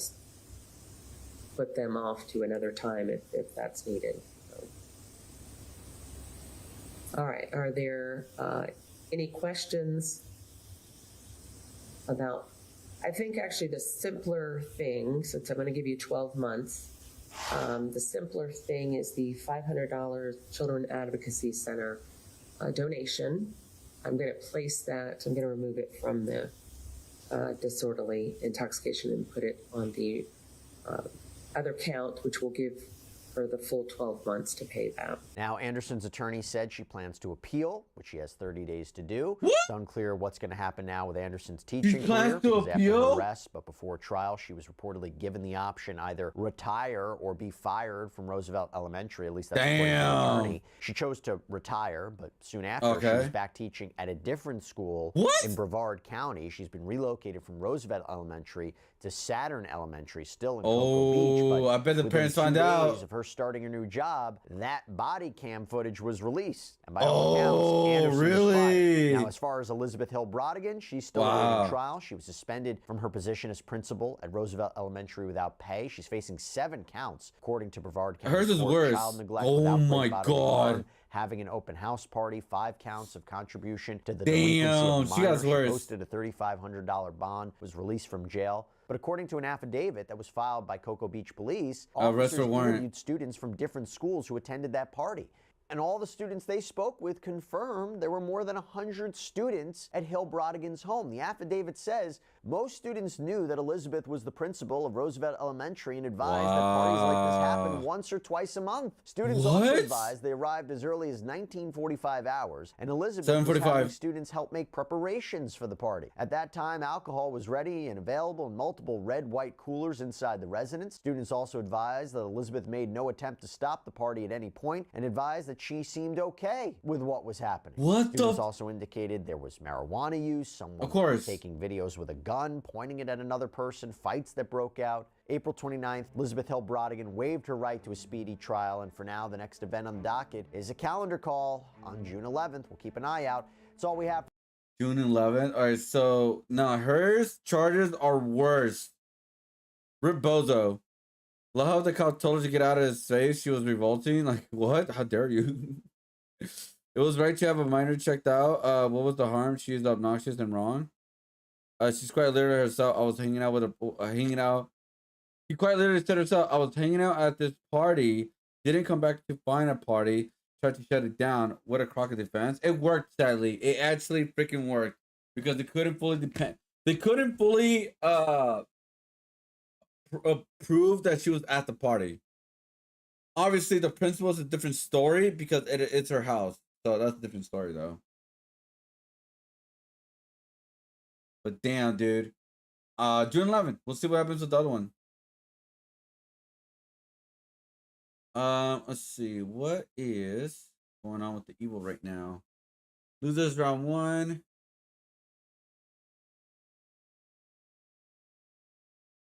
Okay, so I'm keeping an eye on the evil one. Oh, he faces death? Wow. So the guy that killed a deputy for revenge for his son or something like that, I guess he's gonna be facing death, like a possibly death penalty. I don't know. We'll see what happens with that.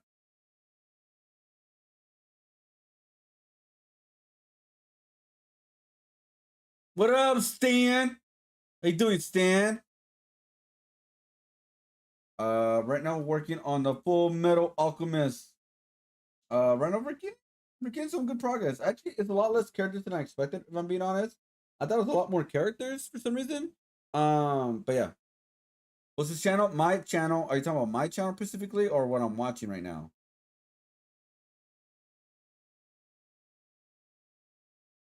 Bum, bum, bum, bum. Drink ass piss. That makes no sense at all. Like, what? Oh yeah, I forgot. I gotta upload my my new video. Shit. Okay. Oh, yeah, hopefully I get the Mars Capcom video done. If not, worst case scenario, I'll do the Capcom Fighting Game Collection 2, and then I do like a throwback for the Mars Capcom 1. That's pretty much what I'm doing. What you playing? Oh, we're just I'm just watching like a couple of cop videos, because I need to like lock in and finish this RPs, at least like the outline today.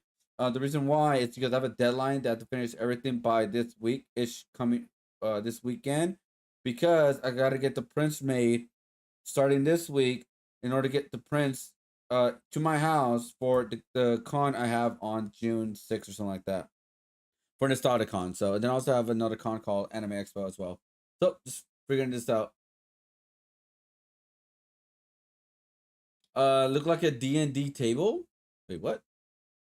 Did it? Oh, no, we're doing Full Metal Alchemist piece right here. There's like a new style that I've been making with like, it's not crazy detail, but it's like for people to like look at every single character and not like lose it. Like, where's that character at? But yeah, I usually do art on my channel. All art on my channel when I do live streams. You can check out my posts or shorts if you want to keep updated on my art. Also, if you guys want to check out my the art world, the drama of the art world, I do art topics on my channel. I do at least 2 videos on my channel, and also do a react and create series where I react while doing art. And I'm also bringing in a new series called Art Fighter, which is a fighting game / art content video, but I'll explain that more of that later. Anyways, let's continue with the videos. Oh, you're looking for a fire? Oh, okay, that makes sense. The county just this title's crazy, y'all. K9 hunts down a woman after double murder. What the south fuck? of Albuquerque, New Mexico, responded to a call about a man who was shot. When deputies arrived to assess the situation, they had no idea. Oh, do you? Yeah, I'm all about art, man. I'm all about art. I'm shot? Do you have any weapons? Okay.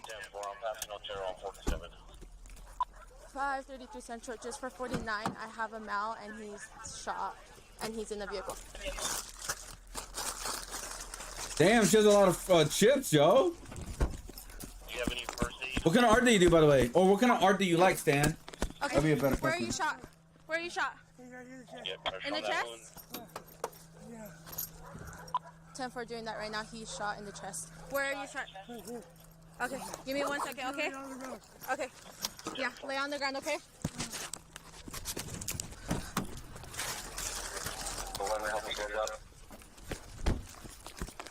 Okay. Where are you shot? Let me see. Okay, I need you to let me open this up so I can see clearly, okay? Okay. I'm gonna go ahead and cut this out, okay? Out here. Give me 1 second, okay? I know. I'm gonna cut this open, okay? Are you still on the phone with dispatch? Yes. Okay. Oh yeah. I draw realistic stuff? Oh, realism! Yeah, I do.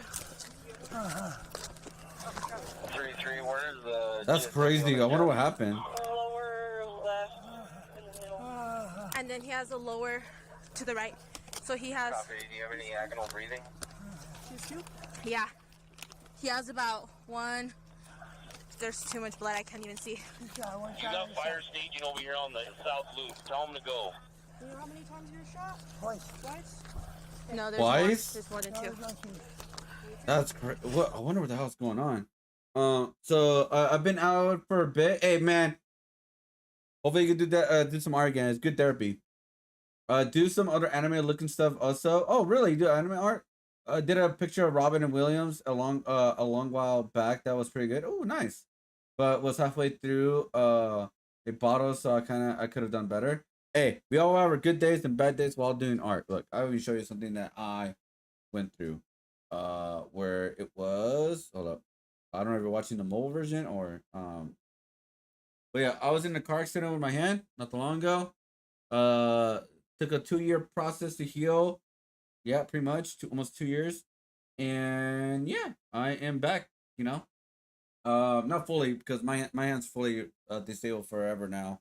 But I'm doing art. You know, I'm doing my thing. I'm learning how to do art again. Like doing like I figured out the style where it's not like super detailed compared to other ones, but yeah, just figuring things out. You know, just moving on and doing new things and trying new styles and kind of go with it.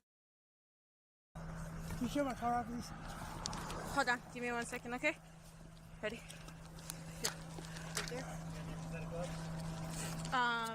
Oh wow, it's been more clear than Kick. Yeah. Kick Mobile's not bad. On the bottom as well. I can't see. I think you're doing a shot there. That's the knowledge. Yes, it is. I can only see one on this side. You're medics here, okay?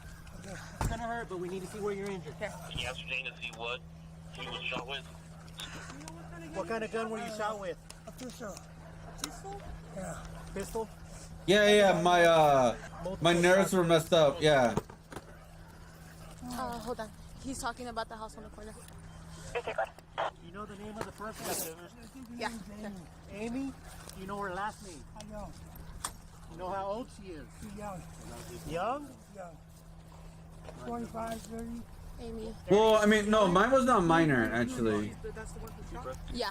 Potential suspect is. No, mine was a major. Well, it depends how you look at it. No, that's last name. Were you able to find out where this house is at? Okay. Do you know where the house is at? Where she lives?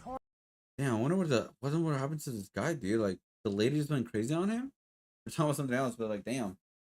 Friend has the same scar. She was caught with her arm out of the car. When it flipped? Hey, same here. Yeah. So I had like my whole nerve damage. It's because like my window was down, so my hand went out. If I didn't have my window down, the most like thing would have happened probably would have broken my wrist or something, or at least hurt my arm pretty bad. But it wouldn't like been as bad as this, pretty much. So there you go. On the corner? Yeah. Do you know where exactly? What? On the corner, there's a truck, a white truck there with the hood open. So can we go inside? Because they said there's possibly a deceased individual. Where? Inside the house. Yeah, that was there. Gonna be a white trailer on the west side of the road with blue trim. Yeah, so they're at the house now. There's supposed to be another guy in there. While paramedics transported the victim to a local hospital, officers converged on the property that he described, located a half-mile east of where he was found. That guy that got shot said that there was supposedly another dead person in here. And as far as that goes, you just need to verify if that person... Yes, I can see it. Yeah. I can see when to move. Yeah, watch. We go like this. You see that? You can actually see it now. Yep. Yeah, because this like the whole thing is from here to down there. Like literally like my whole forearm and / hand. You can see it pretty much.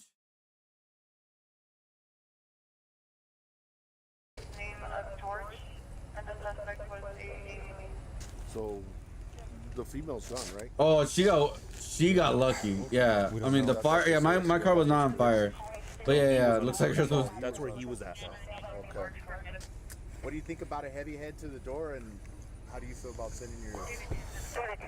We can send the dog in ahead of you guys, right? We're gonna make call outs because it sounds like the guys may be dead in there, but also sounds Amy may also be in there. So we'll make some call outs first, see if we get response, right? If we don't get a response, we'll send That's a so dog cool, in. cool, yeah. Frog fashion. Dog goes into a room, we flow in, we lock it down. I get Little pain, but it's not like the worst thing in the world. Room. As long as I keep working on my arm, I think we'll be There's a fine. dead guy But in yeah. there. Dobby may stop and try messing with him though, right? If I see that he's messing with the dead guy, I'll call him off right away, and we'll go from there. Or he may just completely bypass him. Okay. All right, so that's all the 49. The problem is by the time we get the team out here, we need to get somebody in there to. We have make that. sure there's- so we'll go- We have we accidents. We have to go in there and make sure there's no more, and then we'll.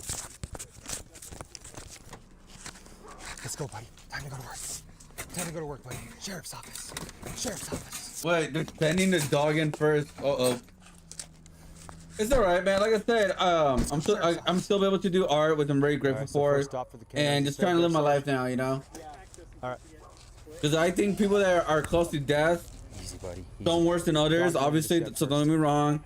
I think see life a little bit different. In front of me, if you wouldn't mind, sir. You are my line of defense. Move it up. Push. Good push, buddy. Push. Oh really? Oh wow.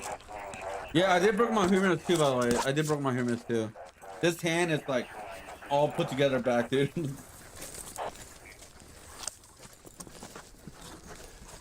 Sheriff's office, anyone inside? Make yourself known. I'll send in the dog.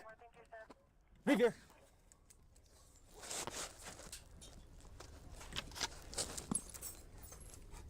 All right, we're gonna flow in with him. Yeah, neck injuries are the worst, I bet. Those are like way harder to ever recover normally, I believe, right? Good boy. Neck injuries are like Nothing way from more the dog, sensitive. guys. No alerts, nothing to indicate there's human odor in here. I live in the United States. I live in Cali. Good boy, Dobbs. Good boy, doggy. Wait. So nobody's in the. That's the garage. Good boy. Let's go, buddy. Sheriff's office. Oh, I see. I see. That's not the main one. That's not the main place. Okay. Oh, Florida. Okay. I bet Florida's crazy, just like Cali. You gonna make announcements from here, Sarge? Okay. And then go up to the door, do a door check, and then breach will. Go from there. Yeah. As long as time allows and situation allows, let's make sure we get our canine announcements in there. As long as time and situation allows when we do the door check.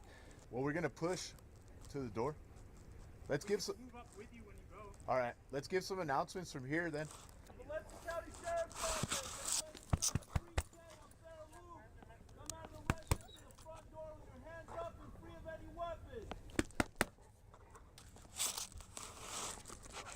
Did you hear that? You guys hear that? Sounded like some possible movement. Stand by. Amy! Valencia County Sheriff's Office! Come outside with your hands up, free and clear of any weapons!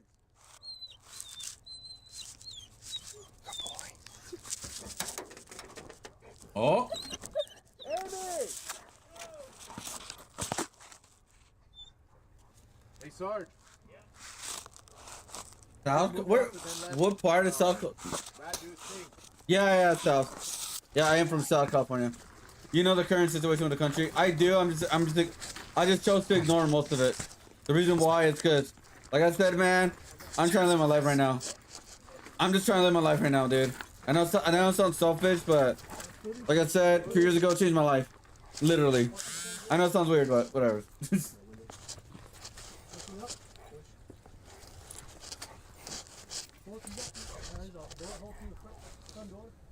Wait for them to move up a little bit. Looks like the interior door does have a effect. I'm gonna move it around the left side of the door. Okay, got it. Cool. Valencia County Sheriff's Office! Doggo wants to bite. You're inside! Make your presence known! Caden, throw in the canine announcement. Valencia County Sheriff's Office! You're inside! Damn, the dog wants to go in. Sheriff's Canine is on scene! You will get bit! Do you, boo boo? All right. After that bang goes off, we're going to give it a few seconds, all right? Let the dogs OODA loop calm down. OODA loop stands for observe, Loop orient, stands? decide, and act, which is Okay. a cyclical process that allows for individuals, including canines, to adapt to changing situations. Here, come over here, buddy. Yep. Lots. Pets. You need some pets.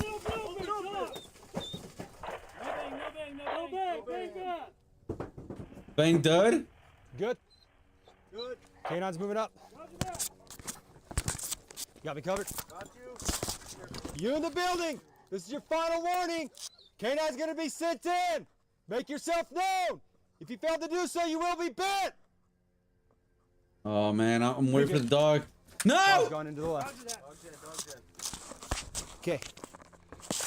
Fall in, hold left. Fall in, hold right. Go.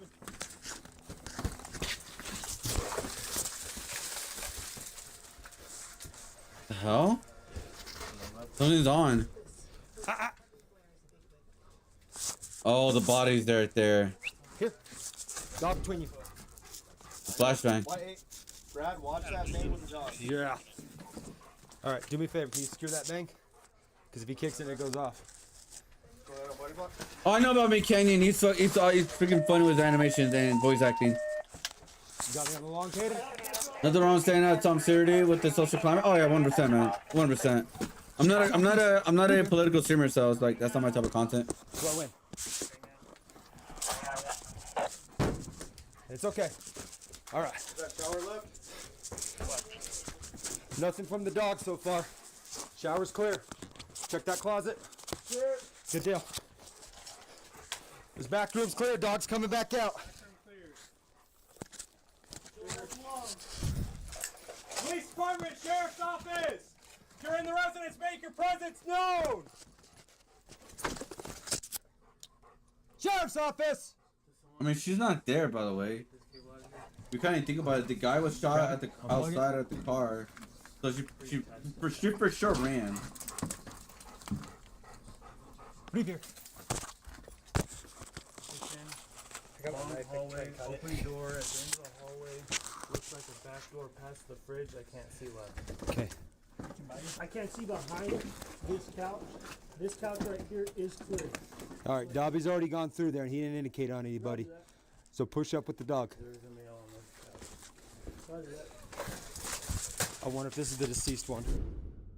Oh, it is. Blood on the floor. This might be the deceased guy right here. Hold on him. Push past and keep going with the dog. Hold on. Did you good doggo? Refreshing? Good boy, Dobbs. What? Oh, like now you're into like politics and stuff? Yeah, I mean like we did talk about politics, but not in the way you think. We talk about the Trump tariffs because of Trump tariffs, I had to find a new distributor for like keychains and stuff. Because the tariffs are cost like make me have to pay more than double for the pricing. But that's pretty much what we talked about in a recent time was the tariff stuff. That's about it. Good doggo though. All right. Turning off as I move. On you. All right, nothing from the dog. Keep pushing. Pushing. Police My dog is my dog is 7 pounds. It's cute as hell. The person was just stopped the ladder and These doors are clear on the out of left. her cuteness. Oh my god. Nothing from the dog. I don't think she's there, but I could be wrong. Police Department! Make yourself known! Read here. Hands! Let me see your fucking hands! Oh damn, I was wrong. Get on the ground, you're gonna get bit! Get on the ground, you're gonna get bit! It's okay, it's okay. Easy, buddy, easy, buddy. You guys got her? You guys got her? Wow. Alright. Wow. I was wrong, dude. I was wrong. Good boy. Good boy, Dobby. Wow. Do me a favor. He and I are both tangled up in this. Will you please cut it so he'll stop biting me? He was biting his own police He's there. got his foot caught and my foot caught. Easy, buddy. He's gonna get it. Okay, okay. It's okay. Ow. Good boy. Oh, yeah. Good boy, Dobby. We're okay. Ow. Yeah, we're okay. He just. Yeah, the dog is better for smoke. Yeah. He freaked out. Huh? Yeah, he just bit my foot. But check her for bites because he made a little bit of contact. I don't know how good it was though. Right arm? Okay. Oh no, yeah. I mean, like, we'll see how it goes. Like I said, they'll be talking about because again. Good boy, Dobby. Good boy. I'm just trying to give him my perspective. It fucking sucks. You know what I mean? Again, I'm not really into all the politics. I don't know what's going on too much in the world. Like I said, I chose to be ignorant on a lot of things. Maybe not the smartest thing in the world, but like I said, I'm just like, you know, it sucks. You know, that's all I'm saying. Good doggo. Yeah, he just freaked out because of the cord. Easy dubs. Yeah, that dog was ready to like. Because it wrapped up my foot and it wrapped up his, and he was not having it. He freaking thought the fight was on. Thought I was fighting him. Yeah, come out here. All right, you guys got me in the dog? Good boy. Easy, buddy. Easy, buddy. These are friends. These are friends. Chill. Chill. K9 coming out. Hold up. Okay. We're gonna go out the back. We're gonna go clear back for you guys. You got it. So we can just escort the detainee all the way out. Well, yeah, a lot of artists do, Stan. A lot of artists do. Good boy. Because it's cheaper than here in the United States. Pretty open. Good boy. Or, yeah. Good boy, Dobbs. Good boy. Good dog.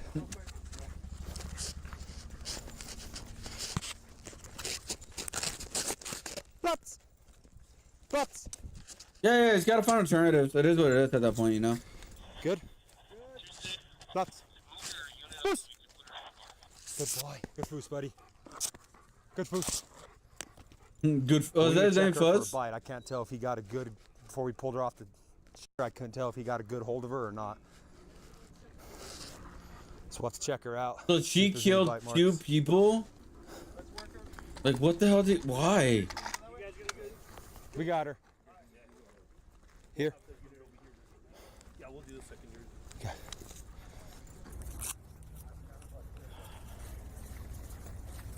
Wow. So it's just a real quick pat. So okay. Obviously, she's got a lot of jackets shit to go through. Got it.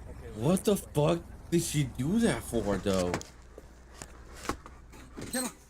Good boy. Good boy. Good boy, Dobby. Good boy. Alright, with the back of my hand, I'm just gonna be feeling for any weapons. Do you have anything on you? Because Canine is speaking German. I love canines and their handlers. Like he was saying plat that either means sit or sit. Oh, I didn't know that. Yeah, we'll see how it goes. I just gotta find alternatives and just keep a positive outlook right now. That's all. Too much negative already. Loaded 9mm. Bro, she could have been killed, dude. A loaded gun. Okay. Alright. Is one of your Las Lunas females? Can you come do this pat down for us? Amy? Detective Iturralde with Las Lunas Police Department. I'm going to pat you down. Do you have anything that's going to cut me, poke me? Huh? Yes or no? I just spread your feet. Like, bro, she's going in for double murder. Like, I wonder why she shot the old guy and From inside? Yeah. No, we're gonna need a search warrant to get in there, so it's gonna be a while. She's like this. She's in a catatonic state. According to the Valencia County News Bulletin, the open knife that was found on the table had what appeared to be blood on the blade. A 9mm casing was found on the floor of the home, was she on matching the drugs? loaded magazine that was found on the suspect. After being cleared at the hospital, Amy was taken to Valencia County Sheriff's Office, where she stated, unprompted by officers, "I was holding up a lot of anger, but now I am not." According to local reporting, deputies found out that she was on probation and in violation of her release. However, no arrest warrants were active from the Adult Probation and Parole Office. According to court documents, she was charged with 2 counts of first-degree murder and possession of a firearm by a felon. Holy Amy also hell! had an extensive Oh, and she's not violent getting criminal out. history, Oh, she's not including getting assault out. with intent to commit a violent felony, aggravated battery of a household member with a deadly weapon, 2 convictions of battery upon a peace officer, and aggravated battery with a deadly weapon. Holy shit, that's her history. In 2019, she was charged with battery upon a peace officer, assault upon a peace officer, and battery upon a healthcare She never had a worker. chance. All She charges never were had a dismissed chance. after she was declared incompetent to stand What? trial. Following the case's dismissal, she continued to be charged with assaulting police officers and healthcare workers. These cases usually were dismissed after she was declared incompetent to stand trial. Are you kidding me? She did plead guilty to battery upon a healthcare worker in All charges- 2023. what? Currently, she is in pre-trial detention with a competency hearing scheduled for April 30th, 2025. According to local reporting, her first victim, John Miramontes, was transported to the University of New Mexico Hospital in Albuquerque, where he died a couple of hours later. Her second victim, George Izquierdo, was pronounced dead on the scene with a gunshot wound to the top of his head, as well as cuts on his chest and left arm. Amy is innocent unless proven guilty in a court of law. Yeah, she ain't innocent. She ain't innocent. Yeah. Oh, his name is Whatever Dolby. that cable was, it got wrapped around his foot, and he thought it was her fighting him, so he freaked out and zipped me. It's part of the job, baby. Wow, good doggo though. I thought there was no one there no more. I thought she was somewhere else at that point, dude. The canine officer took amazing command the entire time. Didn't even even lost his cool when Dobby bit him on the foot. A+ law officer who the F trained the sheriff's department. They are dialed in like a special operation team. Yeah, they were in, bro. The first person got there. They're like, "Do you have any weapon?" All right, cool. They like went in and tried to save the victim. Sadly, they did not be able to save them, but they tried to do everything they can, and they found the bad guy. And I guess they found a bad guy. I mean, it's not really any good news, but you get the idea at least. But yeah, man, this is crazy.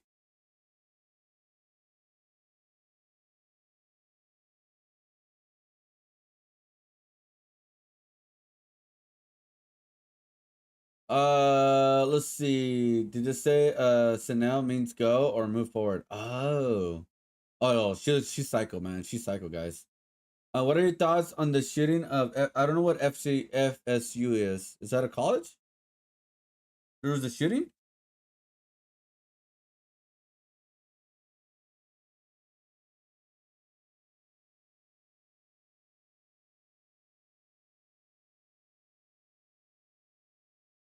Let's see what's going on with Evo right now.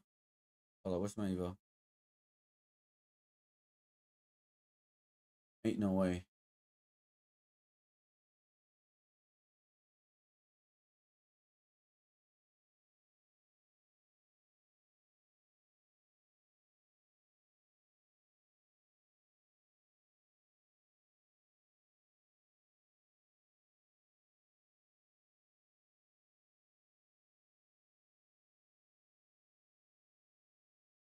Hold on.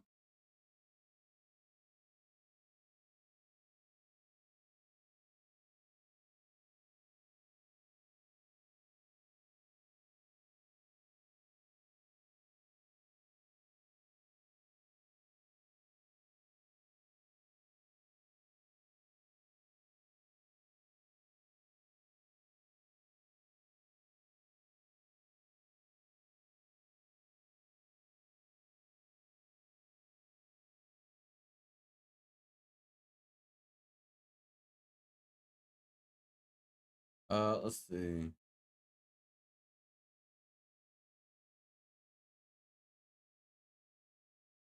Where is it?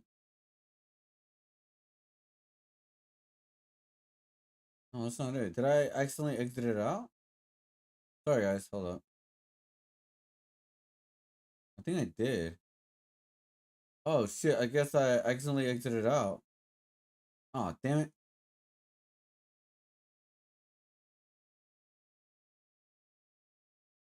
A university? At least she's locked up. Might not be in prison, but better than nothing. Yeah, I mean, it looks like she's kind of like nuts. So can we go to a mental hospital? I know you don't do political talk. Don't. So are you good? Just saying it was big and they hushed it. Oh, okay. I mean, I don't know anything like I really don't look after like what do you call it? Shooters and stuff. So it's not political. That's it is not political. I mean, it could be, but I mean, I think it's just crazy ass people who are really dumb and need help, or they're just psychotic. So we're losers quarterfinal right now. Okay, wait a minute.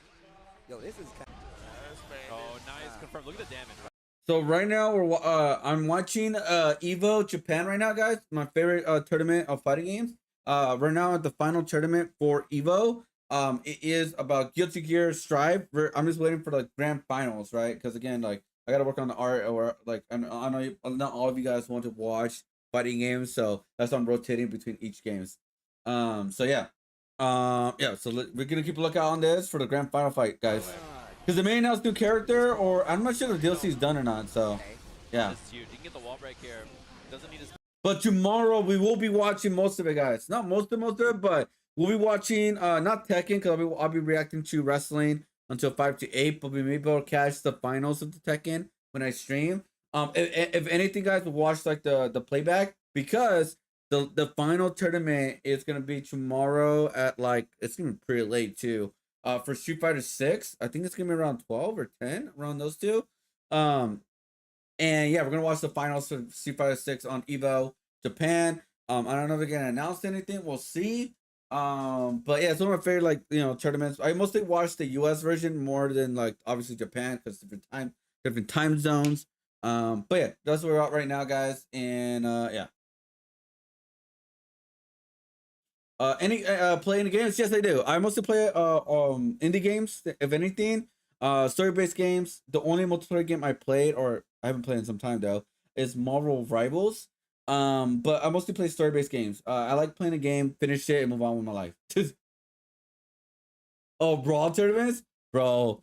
I like Brawl. I know people hated it, but I wasn't a competitive player like that, so I like Brawl. I know people in the competitive scene did not like it as much. But they did have like core things that I think they translated to the Wii U / Switch version to like the Ultimate version. Um, and yeah, I don't know. I've been a fan of Smash Bros, but it's like I lost kind of interest. Well, I haven't lost interest. I'm just waiting for the new one. Play horror games. We are gonna play some horror games for October, or maybe a little bit soon after that, pretty much. Right now we're playing Rise of Ronin. That's the latest game we're playing right now. The only reason I haven't played is because I'm trying to catch up on the art. That's the only reason.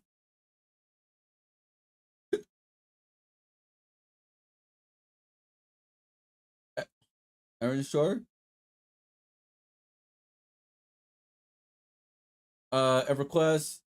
Oh, is that like the sequel?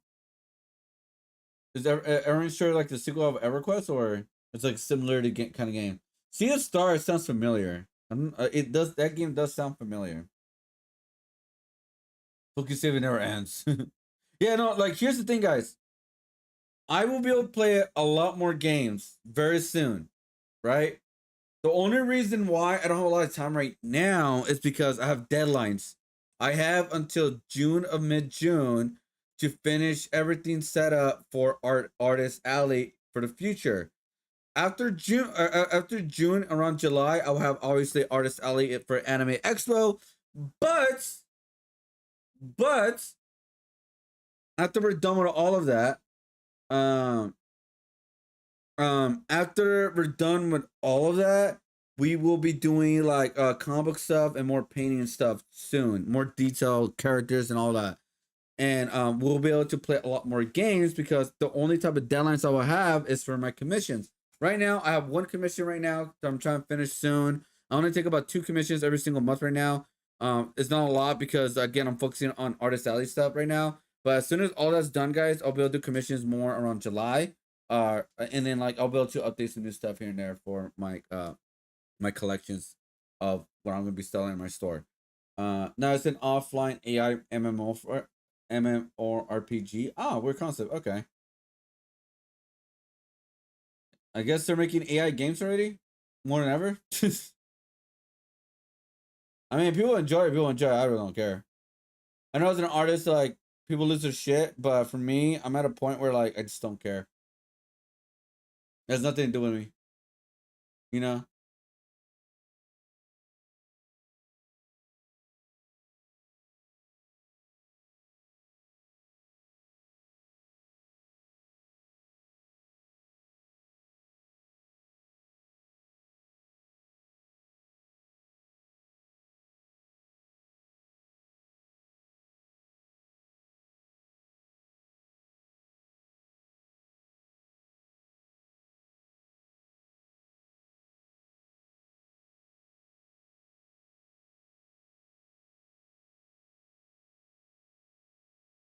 Hold up. There you go.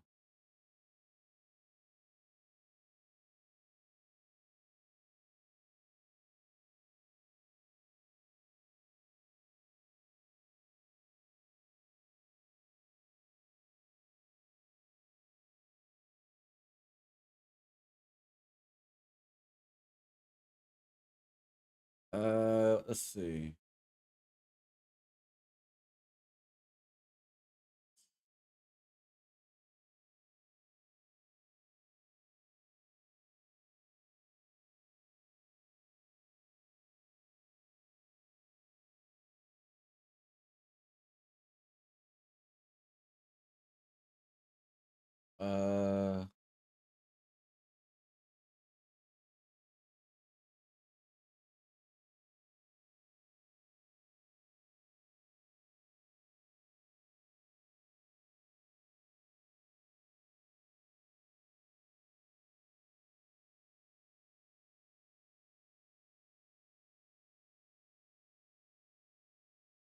All right, we're good.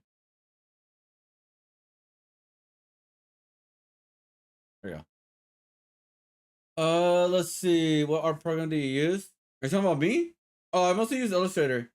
Yeah, the game is fully made by the team. By all the other people are NPCs. Ah, okay. You can't even talk to them. Ah, okay, okay.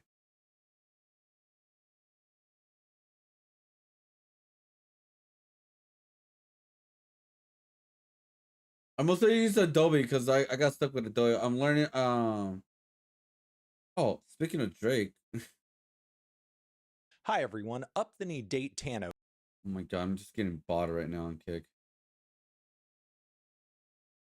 Yeah, because this is where people are arguing right now on my posts on Twitter.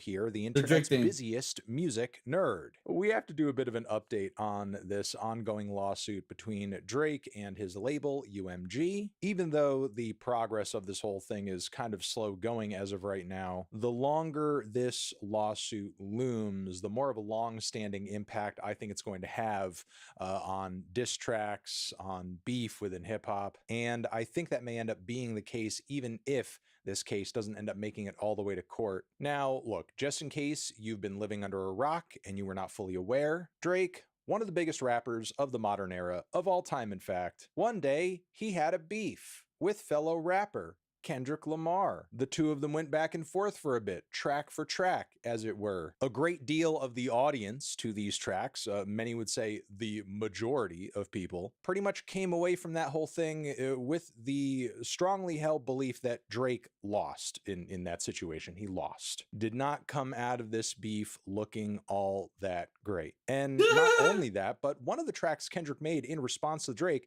went on to be a massive, massive hit. A Grammy-winning song that was recently performed at a Super Bowl halftime show. Now, even though Drake is no longer recording new songs in response to Kendrick Lamar to fire back at him, he is not disengaged from this situation. His steps from here have been more legal than lyrical and haven't been directed at Kendrick as much as the label they both share, UMG.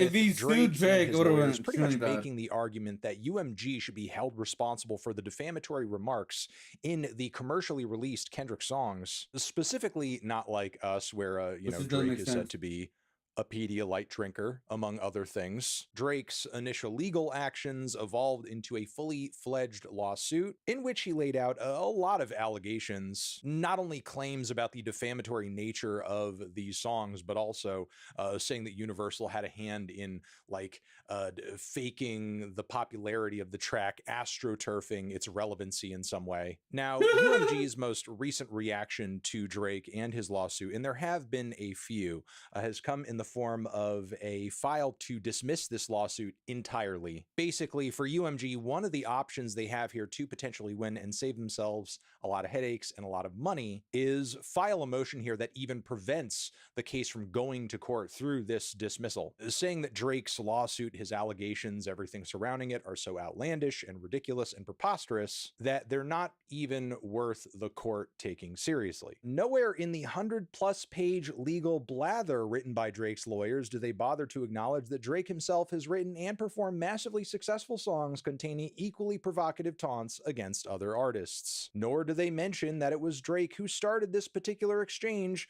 Apparently, Drake's lawyers believe that when Drake willingly participates in a performative rap battle of music and poetry, he can be defamed even though he engages in the exact same form of creative expression. Drake's lawyers can also keep seeking to uncover evidence of wild conspiracies as to why one song that upset Drake had massive global appeal, but there is nothing to uncover despite his lawyers' attempts to silence other artists and threaten the companies that work with them. We remain committed to propelling Drake's career while maintaining our unwavering support for all of our artists' creative expression, Drake's included. Apparently, they also make reference to Drake essentially teasing Kendrick into engaging with him on this issue of liking young girls by bringing up a bar from his tailor-made freestyle. So, look, I'm sure that a lot of you watching this video, and I myself, find these arguments to be very compelling. Like, I mean, it is true. This was a rap battle that Drake volunteered his time and effort for. He engaged in it fully and has also thrown out remarks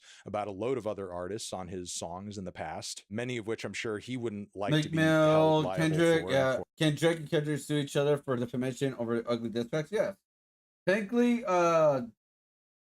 anybody can sue anybody for anything, even, but like, yeah, technically, if Kendrick wanted to sue Drake for defamation for saying, oh, his baby mother is sleeping with somebody else, his kids are not his kids, etc., like, yes, he is allowed to pretty much sue as well for defamation. The reason why he didn't sue them, is because Kendrick is not a bitch like Drake is. Court. But as ridiculous as all of it may seem on the surface, the chance of this case actually going to court and either UMG losing or some kind of embarrassing information coming to light. Gonna hit the stack, bro. Make some breakfast first, tortilla, bread, fry. Ooh, over meat and bacon and cheese. Ooh, sriracha sauce too as well. Oh, that sounds good too. Garlic pepper and dehydrated onions. Ooh, damn, dude, you're going all in on breakfast. You know what I ate on breakfast? 2 eggs and chicken. What do you call it? Like a chicken sausage, like jalapeno chicken sausage. That's it. In the discovery process of this lawsuit moving forward, it's not zero. The chances are not zero. I mean, again, as ridiculous as it may seem, Drake has been continually and persistently putting UMG here in the hot seat. I think they are feeling the pressure. While yes, it's true, I do think the bars in Kendrick's songs, and really all the bars in all diss tracks artists may share between each other, need to be looked at in their proper historical and cultural context. Still, the fact remains, with this lawsuit and with these diss songs, like, we are wading into pretty much uncharted legal territory, because when you're talking about historical precedent for defamation law, you know, there's not a lot of hard legislation that's been passed or cases we can look to sort of say, like, what exactly the legal system's positions are when it comes to taking rap lyrics literally or too seriously. I mean, just recently we saw many a lyric be used against Young Thug in the legal trials that he just basically escaped by the skin of his teeth. So again, to state it clear. Hell yeah, some chicken sausage is underrated. Oh yes, 100%. Good night. Have a good night. Thank you for stopping by. Hope you can check out the rest of the content. Thank you for being here. I really do appreciate it. Have a great night. Also with this, I think lyrics should be used for court for certain cases. It all depends on what they said within the lyrics. For example, if they mention a real life person who got murdered, who was known to be murdered, I personally believe they should look into the artist who said his name and mocked his name, or, you know, any kind of context of that, because they know something or they did something to that person. I don't think it should be ignored. That in the context of that, because again, there's a couple, like, there's been plenty of other artists from like from the Joe rap and all that said actual names of people that died, were specifically murdered and shot, that it's like, oh, I just did a song. I don't like, no, it doesn't work like that. I think they should get looked into, especially if it's connected to a real person who got murdered. I think that's the difference. Clearly, when it comes to defamation law and defamation cases, there are no hard and fast examples we can look to sort of say, oh, well, that was said in a diss track, so it's all cool. Doesn't count as defamation, man. UMG even goes on to characterize the bars in Kendrick's tracks as being non-actionable opinion and rhetorical hyperbole. I mean, sure, I think there's like an interpretation along those lines that, you know, you can't say is like total BS. Simultaneously, you were there, I was there, we listened to the tracks, we enjoyed them, we were entertained, and, you know, as wild and as over the top as some of the bars on those Kendrick tracks are, he was saying that shit with his chest, man. He was saying that shit, and in my opinion, not necessarily putting it out there with the implication that, like, oh, hey, listen, I'm only joshing here, man. I'm just it wasn't that friendly of a fade, if you know what I'm saying. I mean, look, Kendrick said what he said on those songs, and you can't really deny that it's had some kind of measurable impact on Drake's public image. I mean, that's like the point of tracks like that. I'm going to go at you on these songs and spit venom at you in order to embarrass you and make you look bad in the eyes of the people who are watching this whole thing. You are my competitor. I'm going to tear you up and drag your name through the mud. That's literally the point. That is literally the intent behind a track like Not Like Us. Now, with that being said, do I personally think a song such as that should be legally actionable, especially from an artist who openly engaged in multiple musical responses before Not Like Us was released? Again, no, my stance is very much no. But simultaneously, I think UMG signed on to essentially releasing these tracks commercially without fully thinking about, what they were kind of platforming here before they did, just being kind of blinded with all the dollar signs being thrown at them, and didn't really take into consideration that a lawsuit such as this might be a reality, and it would go through a court system that historically the lawsuit would never doesn't happen do well if with Drake interpreting won. rap lyrics. Seemingly doesn't really know Drake what to do with them would not other have than sued take them if at he face value won. again and again and again. And as bad of a look within hip hop circles this whole lawsuit has been for Drake, I do have to say I do think it was a smart move for him and his lawyers to try to hold UMG accountable for all of this as opposed to Kendrick Lamar himself. Such a move does kind of frame this legal battle in a way, in the eyes of many, that makes it more valid and legitimate. It's less about me versus this one single guy, Kendrick, and now it's me, Drake, versus the machine, the music industry, UMG. Now, is this what I personally think? No, not even a little bit by a long shot. Drake is not some kind of like crazy outsider renegade who's taking the music industry to task on his own.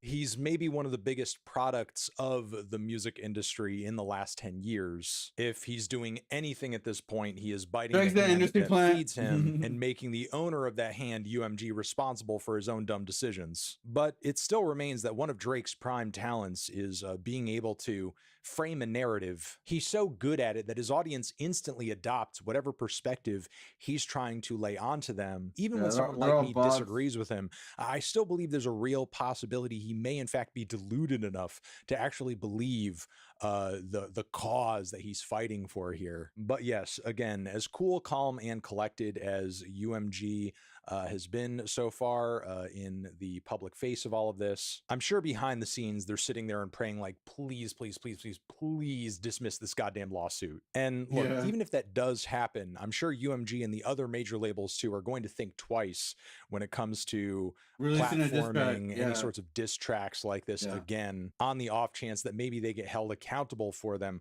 on some level in court. For now, I'm going to leave it there until something else of note happens or is worth talking about. Let me know what you guys think about all of this in the comments. Pretty much Drake ruined hip hop beef. He ruined rap beef, pretty much. He ruined that. Pretty much, let's say the Drake lawsuit happened and the Tupac and Biggie happened after that, right? We would never have that diss track because they wouldn't publish it. Drake 17 to make a record label look good in a lawsuit. Drake would have demonstrated, among other things, that Kendrick was aware that the claims he made in a song were untrue in order for a defamation suit to be successful. But that would be difficult given Drake's admission in another song that he gave Kendrick the information, which is stupid. Drake really went toddler mode with this. Drake cannot be rapping like he's tough again after actually trying to sue his way out of the rap beef. Drake's the type of guy to file a lawsuit after losing a rap beef. This is like suing someone for putting you in a boxing match, pretty much. Like I personally believe like Drake lost all credibility in hip hop. Obviously, we'll always have fans. He's way too big to not have any fans at all no more. That's impossible. But I believe his image is forever changed because of Kendrick Lamar. Let's see what's going on with the Evo, guys.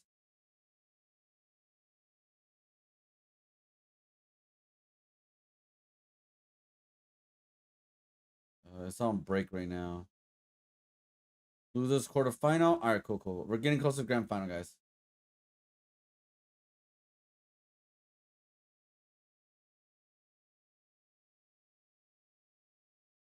What's this? Oh.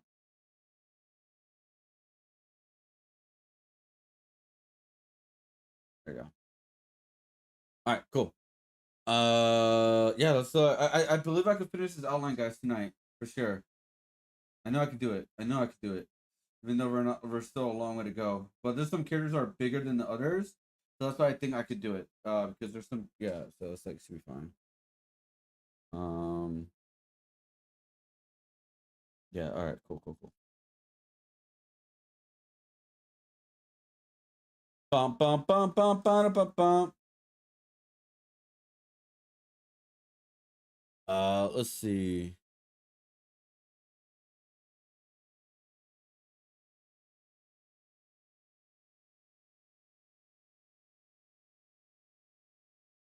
Oh, they made some toys for Russell already. Damn, I didn't know that.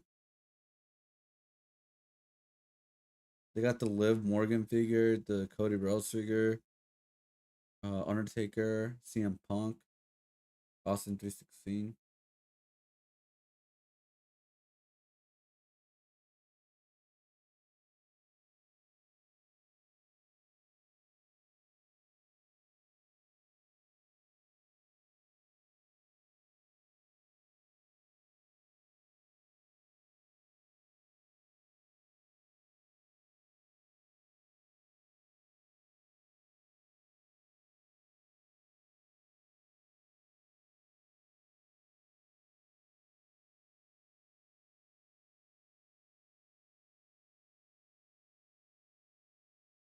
Let's see.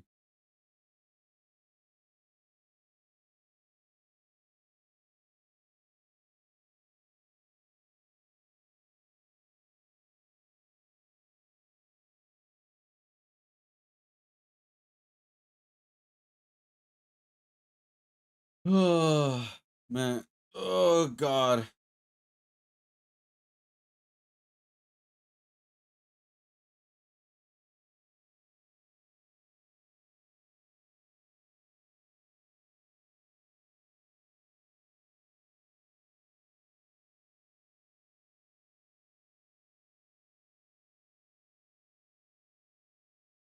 Oh, that's interesting.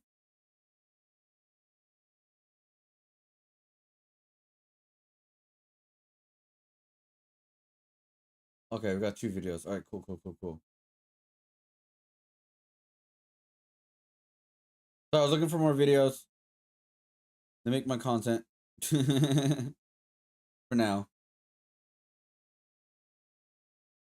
The company is destroying the music industry. Yes, Ticketmaster sucks Whose ass, parent man. company is Live Nation, has recently been sued by the Department of Justice Reselling for is effectively running bullshit, a bro. monopoly on live entertainment in the music industry. On top of this, there have been multiple big artists publicly calling out Ticketmaster. Pearl Jam testified against them, and there have been executive orders passed in an effort to combat their crazy high ticket prices. But this may leave you with a few questions, like, why do so many fans and artists alike hate Ticketmaster? What even are Ticketmaster and Live Nation? And how did Ticketmaster essentially monopolize the entire live entertainment industry? Well, to understand this, we have to go back to Ticketmaster's inception. First though, you may be wondering, what even is Ticketmaster? Well, Ticketmaster is a ticket sales and distribution company that was founded way back in 1976 in Phoenix, Arizona. They're actually inspired by a similar software model called Select a Seat, but Select a Seat went bankrupt, so they decided to try their hand at it. They got some investment money and began competing with another rival company called Ticketron. Nowadays though, Ticketmaster is essentially the main website you go to if you want to buy tickets for big artists like Taylor Swift, especially those large concerts where the artists are selling out stadiums. Their parent company is Live Nation, a company that owns over 330 live entertainment venues globally and calls themselves the largest live entertainment company in the world and the largest producer of live music concerts in the world. So clearly these companies are killing it in the live entertainment space. I mean, Ticketmaster was reported to have 63% of people who bought tickets online buy a ticket from them in 2024. And in 2024 as well, 151 million people attended Live Nation events. And look at this chart with all of these amphitheaters owned by venue operator, Live Nation just has so many. I But hate like I Ticketmaster. said, to understand truly how Ticketmaster and Live Nation were. You know how much I hate it? All right, I almost got scammed by Ticketmaster. So when I bought my tickets for WrestleMania 2 years ago, I think it was a little bit more than that. I got scammed because I paid so I was trying to find the best price everywhere, every place, every website, etc., stuff like that. I don't know what the fudge happened, but people, I don't, I legit don't know what happened. So somehow I paid about close to $1,000 for the 2 tickets for not even that great seats. It was just like, it was weird. Anyways, when I checked Ticketmaster, I look at the seat pricing and they were about $200. For some reason, the price went down, and it was still like a month or two left for like the WrestleMania show to happen. Anyways, I got a big argument with Ticketmaster, and they have on their website a small subscription at the bottom, like you buy what you buy or something like that. It is what it is. That's literally what the slogan is. And so what I did was I complained to my bank, and what happened is I got most of my money back. So for the 2 tickets I bought were $125 instead. So they refund me $800 because they got caught doing some bullshit things. So yeah, I got refunded literally close to $800 because yeah, $1,000. Like I was like, when did that change? You know what I mean? It just changed. So yeah, they're trying to like rip me off, and they kind of pretty much did, but I got most of my money back. So I paid only $125 for WrestleMania. Also, can you guys believe when you go to a stadium, they charge you so much money for a goddamn parking at the stadium? Isn't that ridiculous and stupid? They were charging about $80 to park there for the day. So my dad didn't know that. I didn't know that fully. So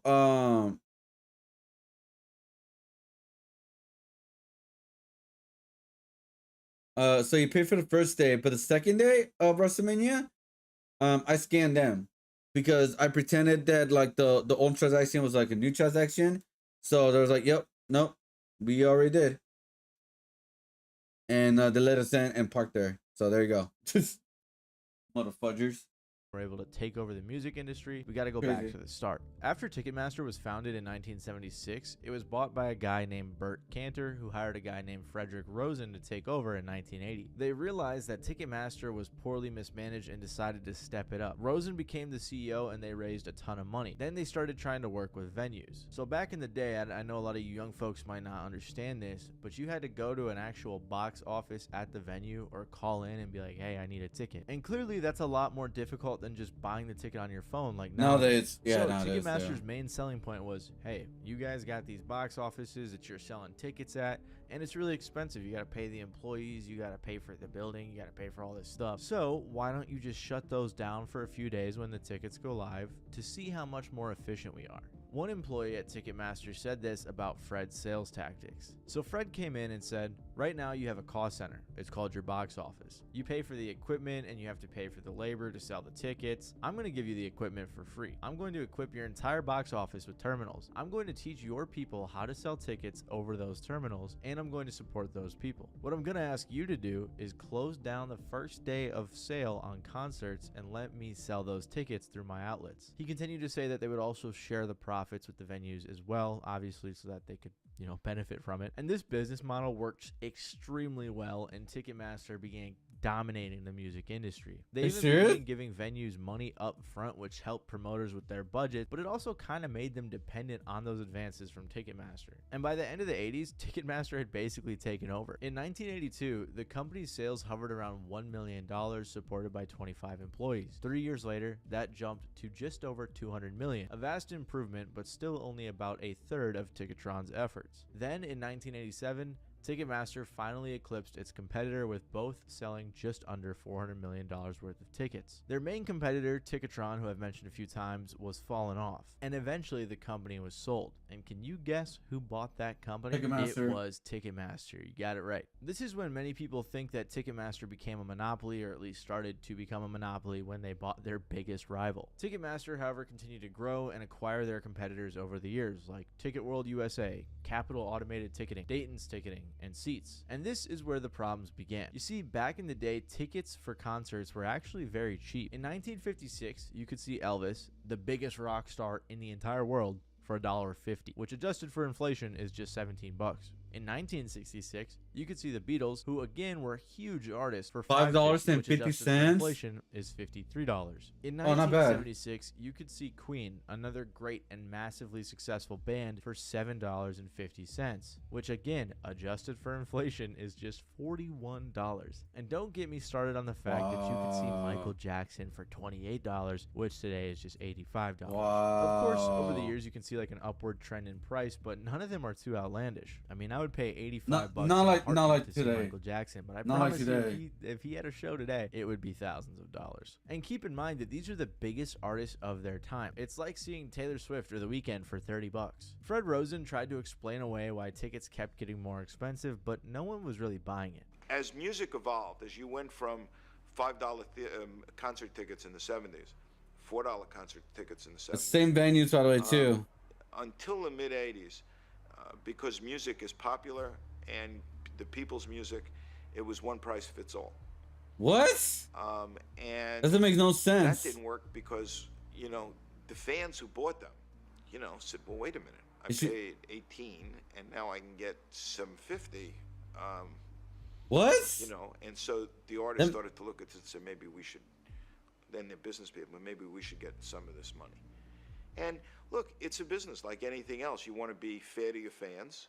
Also, back in the day, artists That's why you did shouldn't not go to rely on concerts anymore, guys. concerts so much for money, at least as much as they do now. I've talked about this before in my video on Spotify, but nowadays concerts are one of the main ways artists make money. That's because back in the day, they made a lot more off of their music from record sales or CD sales, they don't anymore. much higher margins. But ever since the streaming era of music, it's been way harder for artists to make money on actual music. So they rely more on concerts. Because Back in the day, illegal concerts were downloading mostly too just as well. promo, which is why they kept the prices so low. Because of all these reasons, by 2024, well, it costs an average of $135 to see an artist live in concert. Which the is prices crazy. of concert tickets have risen at a much higher rate than tickets for movies and general inflation. And most Oh people my blame God. Ticketmaster and their shady business practices for the reason why. The first time that Ticketmaster was called out for their shady practices, My personal opinion, I don't think there should be a model where you could resell your tickets. That's it. Like, there should not be a model where like you could like buy a couple tickets and have them resell for an upper price. You either buy a ticket, that means you own it, unless you could prove there's an actual emergency where you can go for it and get a refund for that ticket. And so someone else has a chance to buy it. That's just my personal opinion. I think reselling is garbage for tickets like this. And what people are trying to realize nowadays, by the way, is people are not buying tickets anymore on the day they are going on sale. They actually wait almost the last day, even opening day for shows to get a very, very discounted ticket. Now they're taking a risk for that, but they're doing that because they're a lot more cheaper than buying them on the first day that they could release. Well, not the first day, but like a week they got released because of resellers.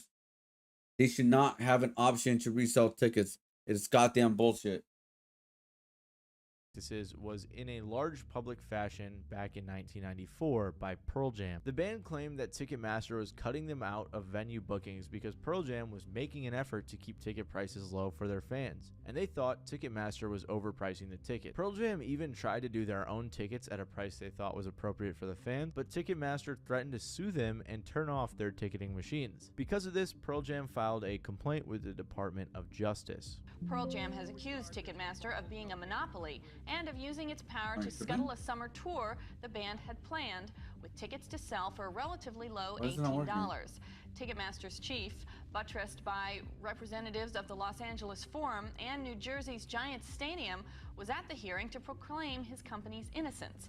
Pearl Jam was supported by representatives of Why is this not REM working? and Aerosmith, whose manager left no doubt that more than one band is unhappy with Ticketmaster. They also boycotted Ticketmaster and just flat out canceled their tour, blaming Ticketmaster. And it wasn't just Pearl Jam that had these sentiments. U2's manager Paul McGuinness said, "I think everyone in the business would prefer an atmosphere of competition. But it was the Justice Department that did away with that when they allowed Ticketron to be acquired a few years ago." He said this because the Department of Justice had to greenlight Ticketmaster when acquiring their biggest competitor, Ticketron, which started to seem more and more like a bad idea. On top of this, Ticketmaster had dealt with many lawsuits from many others, like one 2 years prior alleging that Ticketmaster was working with promoters and venues to artificially inflate the convenience or service fees to just make more money. So all of this led to Pearl Jam testifying against Ticketmaster in a congressional hearing. It is well known in our industry that some portion of the service charges Ticketmaster collects on its sale of tickets is distributed back to the promoters and the venues. It is this incestuous relationship and the lack of any national competition for Ticketmaster that has created the situation we're dealing with today. As a result, our band, which is concerned about keeping the price of its tickets low, will almost always be in conflict with Ticketmaster, which has every incentive to try to find ways to increase the price of the ticket it sells. They also mentioned that there were many other artists and bands who had these same problems. I think mainly Kelly Curtis, our manager, has been talking to a lot of different people. I know we've gotten a lot of support from Aerosmith and Grateful Dead and Garth Brooks and REM, Neil Young. They continue to say that it's pretty much impossible to set up a large tour without using Ticketmaster. This is really funny, but the CEO of Ticketmaster at the time, Fred Rosen, tried to cite one of their own studies, and the study said that Ticketmaster only did 51 million out of the 1.5 billion tickets sold for live events per year, which totally would have been a great argument had the study not included ticket sales for county fairs, museums, amusement parks, state parks, and basically anything that was a ticket, rather than including only music-related events, which is all Ticketmaster did. Despite all of this, though, somehow Ticketmaster came out on top. The DOJ closed their investigation of Ticketmaster without doing anything to stop them from their predatory practices. Although they did say that they would continue monitoring Ticketmaster's activity in the ticketing market. And after this, Ticketmaster continued their path to domination. In 1998, Ticketmaster merged with CitySearch. 2 years later, they acquired TicketWeb for $35 million. The Wall Street Journal said, "The move marks an attempt by Ticketmaster to broaden its reach to include the kind of small and mid-sized venues that TicketWeb has served since its formation in 1995. The company thinks those venues will complement the long list of bigger facilities that have typically contracted to make sales through Ticketmaster." By this point, they also had doubled their sales and revenue to 19 million online ticket sales and $864 million in revenue. Ticketmaster continued to buy companies like Paciolan, I don't know how you say that. It's a ticketing software provider. They also bought a ticket reseller called Tickets Now. They also got a UK reseller called Get Me In, and they got a majority share in Frontline Management, which is an artist management company that's worked with artists like Guns N' Roses, Aerosmith, and Christina Aguilera. But Ticketmaster also started lobbying multiple states to change their laws to let venues pick who can resell tickets on the secondary market, claiming to want to prevent scalping. However, critics of this believe that this was going to give Ticketmaster too much power. And this brings us to another huge problem, if not the biggest problem with Ticketmaster, and it's that they always like to blame scalpers. In 2016, the CEO, Michael Rapino, tried to blame scalpers as to why prices were rising. He said that artists should raise their ticket prices to combat the scalper. He also said, "We have to start pricing the house to match the market. We're only scratching the surface of the opportunity for the artist." And this would become a running theme with Ticketmaster throughout their entire lifespan, where instead of taking responsibility for adding fees and essentially price gouging over time, Ticketmaster would put all of the blame on scalpers. And I want you to keep this in mind going forward. Regardless, just like Slither.io, Ticketmaster was eating up all the little worms and growing the business. Then Live Nation, the venue company, purchased Ticketmaster for $400 million. The DOJ looked into this and they had to approve it, just like they did with Ticketron and Ticketmaster, and they gave them some terms. They said that Ticketmaster had to divest itself of one of its ticketing divisions and license its software to a competitor. Basically what that means is they had to let a competitor use their software, and they also had to get rid of one of their ticketing companies. They were also subject to tough anti-retaliation provisions televisions for 10 years to prevent abuse of its power. I'm gonna check right now how much tickets cost right now. Theaters, and they had to sell one of their companies. Regardless, this very obviously created the largest company in live entertainment. On top of that, Live Nation was buying record labels and their artists as well. Shortly after Live Nation bought Ticketmaster, they introduced something called dynamic pricing, which is basically where prices fluctuate based on supply and demand in real time. As I'm sure you can imagine, this pricing model would become a huge problem. Ticket demand is at its highest, like when concert tickets first get released to the public. Algorithms on Ticketmaster's website recognize that there's more demand for the newly released tickets than the outstanding supply of tickets being sold, and ratchets up the price, essentially preying on fans when they're most vulnerable, relying on the fact that the fear these fans have of not being able to attend their favorite artist's concert will likely coerce them into buying a ticket, even if it's at a price point that far exceeds anything they would have ever expected to pay. And the company's dynamic pricing model is most commonly used for what the company calls its platinum seats, which are the most desirable and highly sought after seating locations at concert venues, like those on the main floor, which are closest to the stage and have the best view of the performance. Because of this, tickets can get really, really expensive. Oh, the and Taylor if you've Swift ever heard stuff? about artists like Taylor Swift having tickets going for thousands of dollars, this is Yeah. why. Surprisingly, CEO Michael Rapino actually said that he argued against dynamic pricing, which is very strange considering he's allowed it to happen all this time. Regardless, throughout the 2010s, Ticketmaster just continued growing like a cancer in the music industry. And by 2022, they owned 9 out of 10 concert arenas in the US. However, this whole time that Ticketmaster and Live Nation were just dominating the music industry, ticket prices were rising and fans were really getting fed up with these companies. In 2018, the New York Times posted a report that had multiple allegations of Live Nation threatening venues for selling tickets through AEG, which was Ticketmaster's biggest competitor. Ironically enough, it was also the company that was born out of the Live Nation Ticketmaster merger. Apparently though, a venue owner was thinking his venue was being punished by Live Nation, so he messaged one of them and asked if there was an issue. They had just switched to AEG for tickets as well, and the Live Nation coordinator responded, "Issue? 3 letters. Can you guess what they are?" This guy must have thought he was some anime supervillain talking like that. But regardless, this also violated the anti-retaliation stuff I mentioned earlier. Because the DOJ said if Live Nation and Ticketmaster are to merge, they can't retaliate against people who want to work with others. On top of this, around this time, 5 other venues accused Live Nation of the same thing. That same year, another investigation caused more problems for Ticketmaster. Remember how I said Ticketmaster always blames scalpers and resellers for the reason why tickets were getting Yeah, that's what I thought too. Well, So why is it so expensive? Sent 2 undercover journalists disguised as scalpers to Caesar's Palace in Las Vegas. Okay. So is it scalpers or no? Inside a meeting of the world's biggest ticket scalpers, CBC went undercover to expose Ticketmaster and its secret scalper program. I'm a small-time. We're doing maybe 100,000 out of Toronto. On some undercover FBI type shit, they were pitched What? on Ticketmaster's professional reseller program. The Ticketmaster rep telling them this said they turn a blind eye to scalpers using bots to buy up all the tickets and sell them at a higher price because these tickets earn Ticketmaster a lot of extra money in fees. They were also told about something called Trade Desk, which essentially was a platform that Ticketmaster made which allowed scalpers to upload large quantities of tickets to resell them. He said despite all the talk and policing they have on scalpers, Trade Desk users aren't punished. They don't share their information with the site or anything like that. We approached Ticketmaster's booth. We're promoting something called Trade Desk. We got just a couple more questions.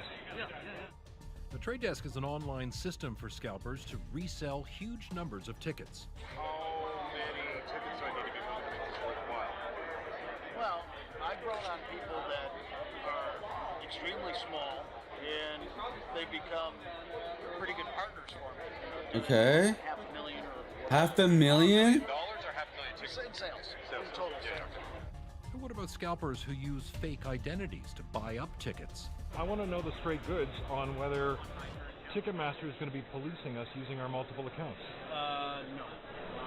I have a gentleman who's got over 200 Ticketmaster.com accounts. How many brokers are using multiple accounts?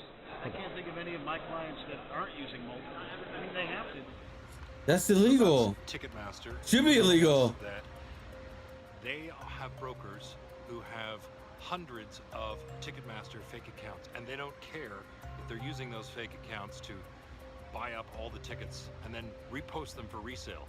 so long as Ticketmaster's getting a cut, of course. These scalpers can abuse presale with bots, buy up most of the stock, and immediately resell the tickets at higher prices, leaving fans with no other options. Throughout this video, before now and as you will continue to see, Ticketmaster always tries to shift the blame onto scalpers for the reason tickets are priced so high. They constantly use scalpers as their scapegoat, which is extremely ironic that they were just caught for low-key working with scalpers to keep prices high, and even developed an entire program that scalpers can use to resell. And you may be wondering, why have no laws been passed to prevent things like this from happening? Well, for years the only legislation against something like this was the Bots Act, which prohibited the use of bots and things like that to purchase high volumes of tickets. That was passed in 2016. It's 2025 last time I checked, and nothing's changed, so clearly it's not being enforced too much. Regardless, the undercover journalists exposing this became such a big deal that some US senators sent a letter to Live Nation's CEO asking about Trade Desk. Then Ticketmaster got sued by a law firm for unlawful and unfair business practices that have unjustly enriched the ticket retailer. In response to all of this, the old Ticketmaster president said that Trade Desk doesn't give scalpers an advantage and that they don't let them buy in bulk. He said that they are actively blocking bots and use a lot of information to stop people from making multiple accounts, despite the guy earlier saying that they turn a blind eye to it. Just a year later, Billboard put out an article in Dude, you know what's crazy? I'm on Ticketmaster right now, guys.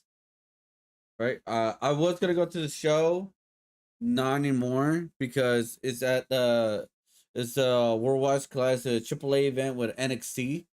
It starts at 11:30, but it's in Inglewood, California, and I'll be in Anaheim for an Nostalgicon around that time. So it sucks. I'm gonna miss one of the shows I really want to go, which is like this is just the first show of Lucha Libre with WWE. Hopefully, because they did bought the company AAA, guys. So there'll be future shows in the future, hopefully in California. But damn, dude, I'm like literally thinking of just I just want to go to the show, and I'll miss the Saturday day event for the most part and watch this instead. Man, I'm very conflicted because this wasn't announced when I got the Nostalgicon ticket, by the way. For what do you call it? For my art booth. Yeah, so Nostalgicon happens for me. Anaheim in June, right?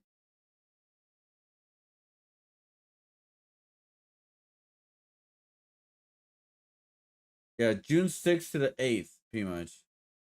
So yeah, June 6th to the 8th, bro. It sucks. This is on the 7th. I can't watch it.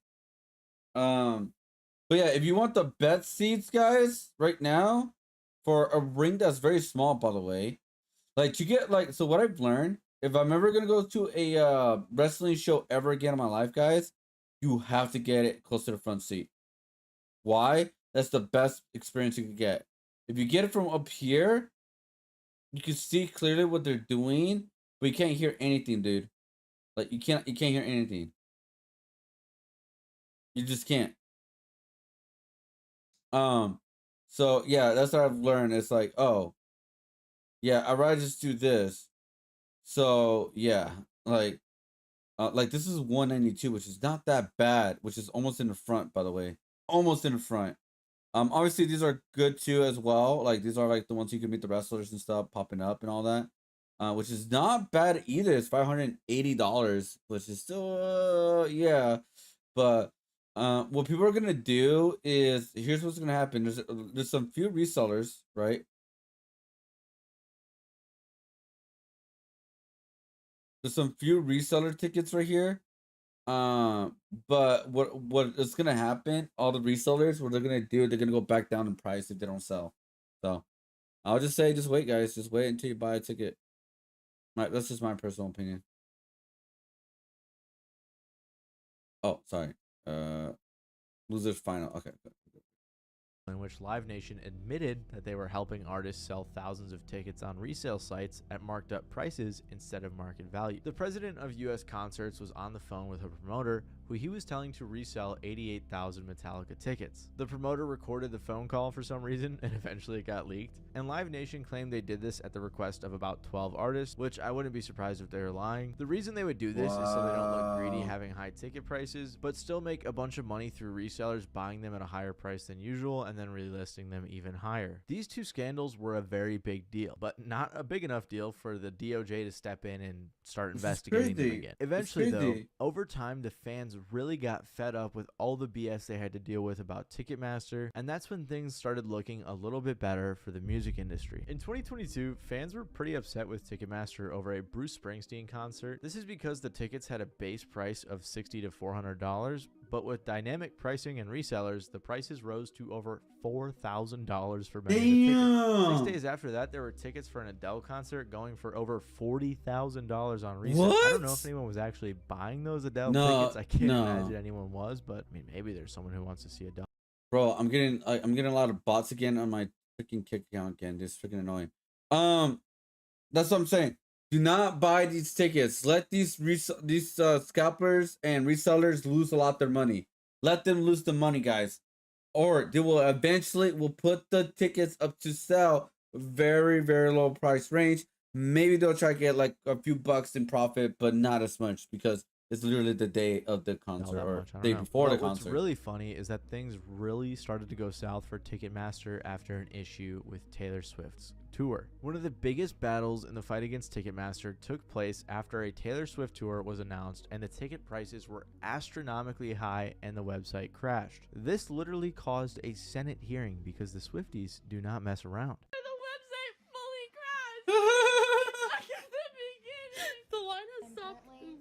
That's so crazy, bro. So what does this mean? Does this mean I literally just bought Ratatouille for nothing? They had a pre-sale for the tickets and it was handled so poorly along with a high demand that the website just crashed. Ticketmaster put out a statement, but fans were not having it. People were responding saying things like, funny how all the resellers were able to buy tickets just fine, but the actual fans who have been waiting their whole lives made it to the front of the line, the seat selection screen, or even the payment screen, then were kicked to the back of the queue. And the amount of controversy that this caused was nuts. It's crazy, but it seems like Ticketmaster messing up this Taylor Swift sale got them even more backlash than the time that the CBC actually exposed them for doing something even crazier, in my opinion. Live Nation tried to just blame it on the demand, and of course, scalpers and their bots. First, and all the Live Nation team is sympathetic that the long wait times and fans who couldn't get what they wanted. Reality is, it's a function of the massive demand that Taylor Swift has. The site was supposed to be opened up for 1.5 million verified Taylor Swift fans. We had 14 million people hit the site, including bots, another story, which are not supposed to be there. It just gets increasingly ironic that they always pin the blame on the scalpers when they knowingly have worked with them and benefited from it. You guys get the point, so I'll stop bringing it up. After this, the Department of Justice began another investigation into Live Nation. Taylor Swift also put out a statement expressing her issues with how Ticketmaster handled it. Then, 26 Taylor Swift fans sued Ticketmaster, alleging that the company is guilty of antitrust violations, price fixing, and fraud. For some reason, they were only asking for $2,500 per violation, which is very surprising, seeing how Live Nation is insanely wealthy. And then there was a Senate hearing because of the Taylor Swift scandal. That's so crazy. Ticketmaster is the 800-pound gorilla here. You have clear dominance, monopolistic control. Senator, we absolutely agree there are a lot of problems in this industry, and as the leading player, we have an obligation to do better. 1996, Jam produced 100 concerts in arenas, but in 2011, 1 year after the merger, that decreased to 46 concerts. And in 2022, we only produced 14 arena concerts. The only way to restore competition in this industry is to break up Ticketmaster and Live Nation. For your band to make $6 out of a $42 ticket price, yeah, that doesn't feel great. Doesn't strike me as artist first. The CFO of Live Nation again blamed the bots and scalpers, saying Ticketmaster was hit with 3 times the amount of bot traffic than we had ever experienced. He said this is what required us to slow down and even pause our sales. This is what led to a terrible consumer experience that we deeply regret. After this, Ticketmaster posted a blog post called The Arms Race Against Abusive Ticket Scalping. Again, I just can't believe this is their main point. They're trying so hard to look like the good guys when they could just try harder to get rid of scalpers, or put a price cap on tickets, or stop people from buying in bulk, or get rid of dynamic pricing. There are plenty of options to solve this problem. But in probably the best turn of events, after over a decade of letting this monopoly grow, The Department of Justice and 30 state/district attorney generals filed a civil antitrust lawsuit against Live Nation and Ticketmaster for monopolization and other unlawful conduct that thwarts competition in markets across the live entertainment industry. Live Nation responded to this saying, the DOJ's lawsuit won't solve the issues fans care about relating to ticket prices, service fees, and access to in-demand shows. Calling Ticketmaster a monopoly may be a PR win for the DOJ in the short term, but it will lose in court because it ignores the basic economics of live entertainment. One, I don't know why the Department of Justice needs to do PR moves, and two, this may have been a good statement if not for the fact that Ticketmaster has owned 70% of share for the ticket and live events market, and Live Nation owns about 80% market share for live concerts. This lawsuit was launched on May 23rd of 2024, so there hasn't been any resolution yet, but hopefully they can break up this company and make live music more affordable for the fans. Oh, hopefully. In another surprising turn of events, just a couple months ago, Trump signed an executive order with the goal of trying to make sure competition laws are appropriately enforced in the concert and entertainment industry. So clearly steps are being made in the right direction. But it's also possible that regardless of whatever happens legally, just like the restrictions the DOJ put on Live Nation in the first place or the Bots Act, it's in the realm of possibility that none of these things end up being enforced, just like they haven't been for the last decade or so. So what can we as fans do? Well, personally, I'm pretty cool. I'm pretty hip. I go to a lot of smaller concerts that aren't run by Live Nation or Ticketmaster, and the tickets are I am no longer buying tickets on the day of. I am willing to risk it and wait on the last day, like the day before or on the day it's gonna happen. That's my new motto for tickets. That's why I'm not gonna buy anything for like Money in the Bank or AAA. One, because I'll be working, you know, Sergeant Con and those days. Sadly, it is what it is. Can't do anything about that. But yeah, like for future events, like for because I mostly will go for wrestling, and if anything, I'm just gonna look into like what I'm gonna do. I'm gonna look into like just like the last day or the day before if there's like a concert going on, and I'm just gonna look for the day off. Because I heard those are the best chances you get like really low pricing because they're trying to get rid of anything they can at that point. So yeah. are pretty cheap, or a free concert, those are pretty dope, where you just like tip the artist afterwards or whatever. But there are also other options like using Ticketmaster's competitors like SeatGeek, and this is not an ad transition, trust me. I actually am hoping that SeatGeek sees this and sponsors me. Regardless, there are options, although there aren't too many, and hopefully the laws change soon. If you like this video, you might like my video on bots in the music industry, where I talk more in detail about scalpers and fake streams and just how big of a market there really is. Other than that, if you like this video, please make I hate scalpers. I don't like that. Like I get it to a certain extent you have to resell something, but I really hate the scalpers because they're taking like over the market on a lot of things. That's why they've been ruining a lot of hobbies lately, like Pokemon. I know it sounds ridiculous, but you know, like a lot of these hobbies have been ruined. Like for example, scalpers will jump into comic books if it becomes an extremely big business like it used to be. 100%. Like scalpers jumped into the shoe industry not too long ago. Guess what? Some of those people that were in the shoe industry, like resellers and all that kind of stuff, they got into Pokemon because they thought, oh, it's a money making thing, and it is. It sucks, but there are the reasons why a lot of these hobbies have been ruined, man. They really are.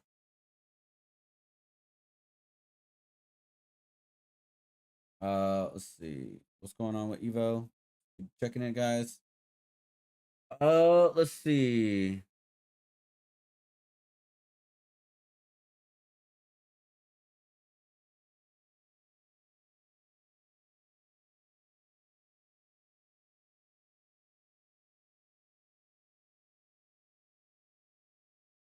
All the way back.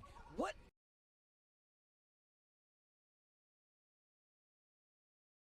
Losers semifinal. Losers final.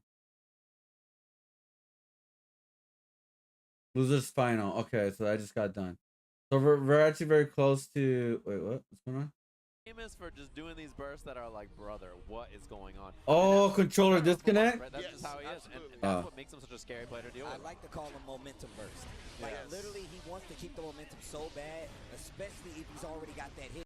Especially if he's already got that hit in there. over the shoulder. What a god. Yeah, what a beast, Red what a Ditto, Spencer. Red Ditto down a lot here in our losers finals. Churara in the way.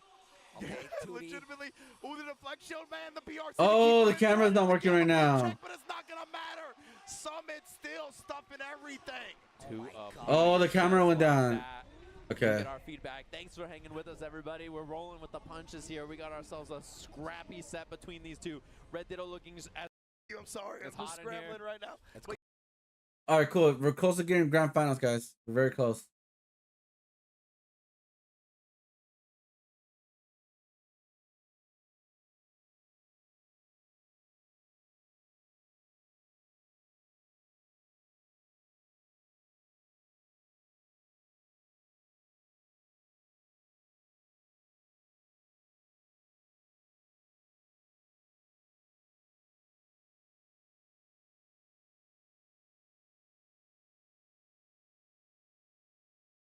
Let's see.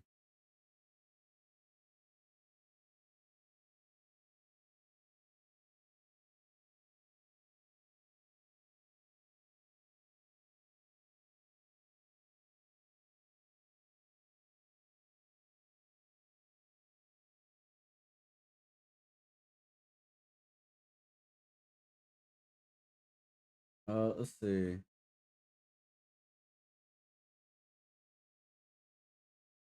All right, we're good. All right. Do we have a chance to watch one more video before grand finals? If anything, I can just go back. It's all good. All right, guys, we're gonna watch a video, which I was gonna do a video about, but it looks like somebody already did 5 months ago. Because I was gonna do a series about these designer toys, and I was gonna do Labubu, which honestly I kind of want to do it, but I kind of want to do it, but no, you know what? This person did it, so let them do it. But I was gonna do I could do another toy designers, because I have some more other than mine. But Labubu was in the list. It was gonna be a series that I was gonna do for like what do you call it, designer toy creators, pretty much. This channel. This video is intended for adult gift givers and collectors. Hey guys, welcome to Toy Chat. This is I'm home now. Hey, welcome home. I get to sleep soon. Hey, go sleep. Go sleep. It's very late. It's very late. So, question for you all. Have you recently noticed a particular fuzzy, grinning critter invading your social media feed, creating huge checkout lines and rapid online sellouts? Or dangling from the designer bags of some of your favorite K-pop idols? In this video, we'll be discussing the lore and meteoric rise of Labubu, inarguably the most famous character from retailer Pop Mart's line of collectibles. From her creation to her controversies, we'll cover everything you need to know Scam out of millions? adorable and wildly popular little monster. Bro, Even the Thailand government and royal family got involved with this toy's hype. Whether you're a long-time people just love the collector design, or are somehow just now learning of her existence, some of Labubu's secrets just might surprise you, so keep on watching to learn them all. If you're new to our channel, make sure to hit that subscribe button and notification bell for the adult collector one sports a unique design style. Just looking at her, you have to wonder, what exactly is Labubu anyway? The monster character. Is a species of mythical creatures created by artist Ka-Sing Lung. She is part of a larger series simply called The Monsters. Yeah. Ka-Sing Lung was born in Hong Kong, but his family moved to the Netherlands while he was young, and it was there he gained inspiration from folklore and mythology. His professional career as an illustrator began in 2011, where he first went on to illustrate books and collectible figures. Of note, in 2020, Lung held his first large-scale solo art exhibition in Tokyo, Japan, called This Is What It Feels Like. The Monsters began as a storybook series in 2015 as a group of tiny elves living in mystical Nordic forests. It was in 2019 that Cussing entered an exclusive licensing contract with Pop Mart to mass produce his creations as collectible toys. Wow, the first series that's actually very launch soon. generated record-breaking art toy revenue. There are many characters in The Monsters, but we'll start with the star of this video, Labubu. Similar to Toad from Super Mario Bros., Labubu represents a group rather than a single character. Also similar to the Toad we see in most media, however, it's loosely implied that Let's see. Try to find blind boxes in Popland and YouTube. Let's see. I feel like I can tell this better. Probably. You know what? I'm talking shit, bro. Maybe I can do it better. I'll probably make my own version of this. Well, I'm not gonna watch this video because I don't want to use the same research they use. Yeah, I don't want to use the same research they use. I want to use my own research because I have again. I think their perspective is like very limited as of right now because they're comparing to some things that okay. Because there are toy chat, so that makes sense. And that's their biggest video right now too. Congratulations on that. So yeah, Labubu got 193K, bro. Damn.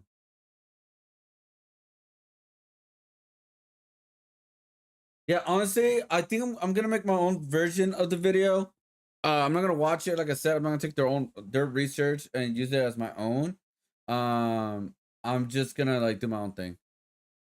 I feel like I could do it in a different way, like just like I did with my other series of the other like art docu like series, like I did with the Pokemon universe one. Like there's an artist that does like Pokemon cards, but like his own style, and they sell it like quick, bro. Even like the regular cards are worth more than regular cards and Pokemon, or even some like the most rare cards as well. They go to like $100 to $200 just for basic holo cards, guys. Yeah. So like I said, I'll watch it later. I'll watch it. I'm not gonna watch it. I'll make my own later. I'm still coming up with, by the way, guys, I'm still coming up with a name. What name should I call it? Like, it's not gonna be really like only focusing on like figure toys or anything like that. But I feel like that'd be like an interesting topic for the most part. So I was thinking about doing like obviously designer toys, but I just don't know where like I'm gonna do it exactly. Like I don't know the name of it yet. I'm trying to come up with a cool name for these like the art docu like videos, but specifically right now I'm gonna be focusing on is designer toys right now.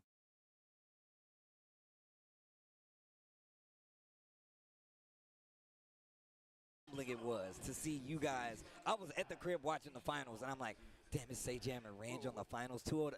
Summit is famous for bursts like that. He's doing Capcom Cup was, and now he's in like, yo, this anime game is sick, dude. You gotta get the. Oh, okay. They're still setting up. Oh, they're trying to fix the feed and all that. Okay, okay.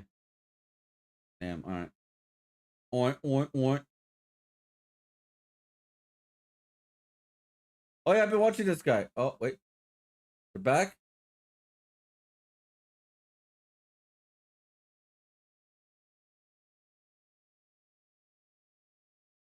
Let's see.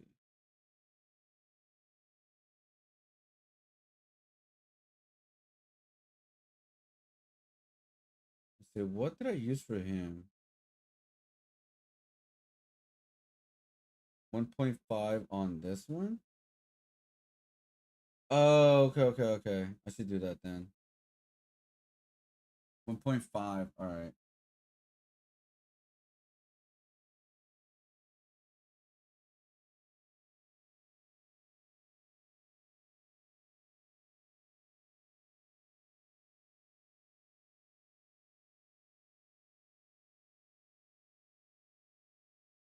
There we go. That's actually a nice size. And I'll just fix the inside, like make these smaller though.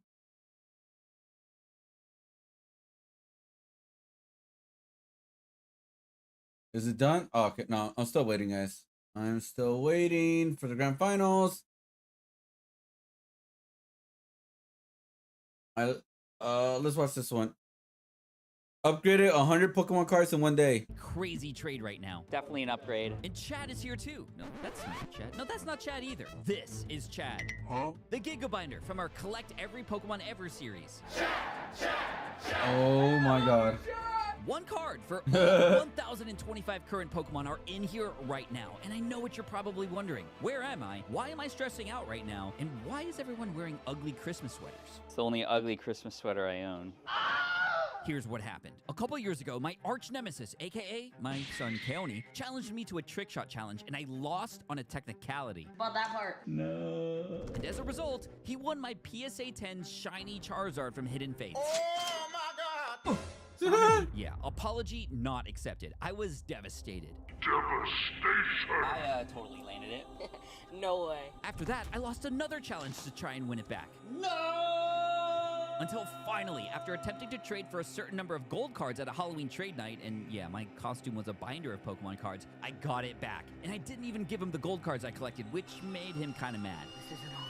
Which is why, when I found a Gengar I needed from him to collect every Gengar ever, he said this. If you want this Gengar right here, I just want to ask for one card.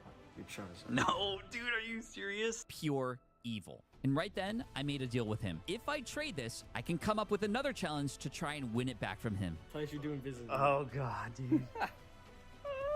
And just the other day, when I went to ask him how I could get it back, this happened. What are you doing? Well, hello, Father. Welcome to my...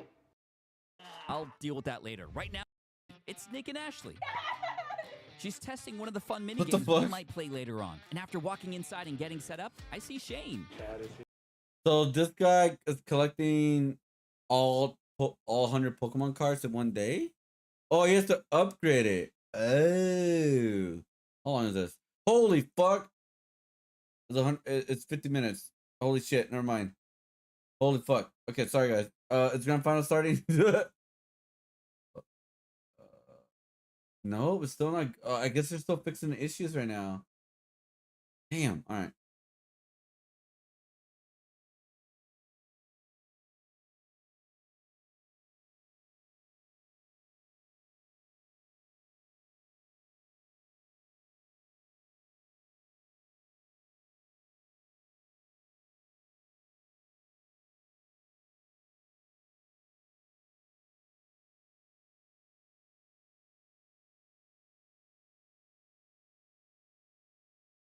Let's see.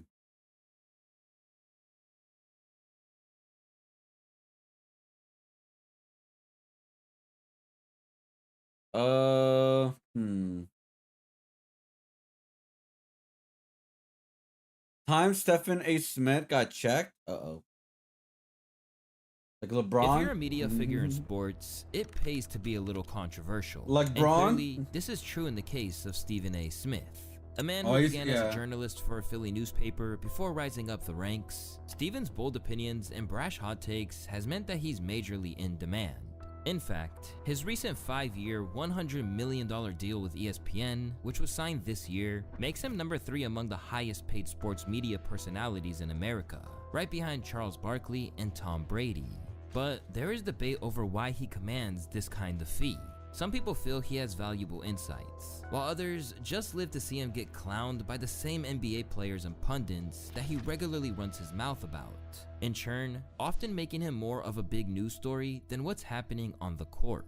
It's your boy Lil Hoopsta, and this is when Stephen A. Smith Lil gets Hoopsta? checked. And where better to Nice start one. than with the modern He day usually GOAT does hip-hop contender who videos, was but he's doing practically this now. ready to squabble with him on the court. Squabble Back up, at the squabble outset up. of LeBron's career, he and Stephen were once on good terms. In fact, their old interviews would suggest that they were actually pretty tight. How big are you right now? I heard you're about 25 pounds heavier than you was last year. Is that true? No, not 25 pounds. I'm about 20.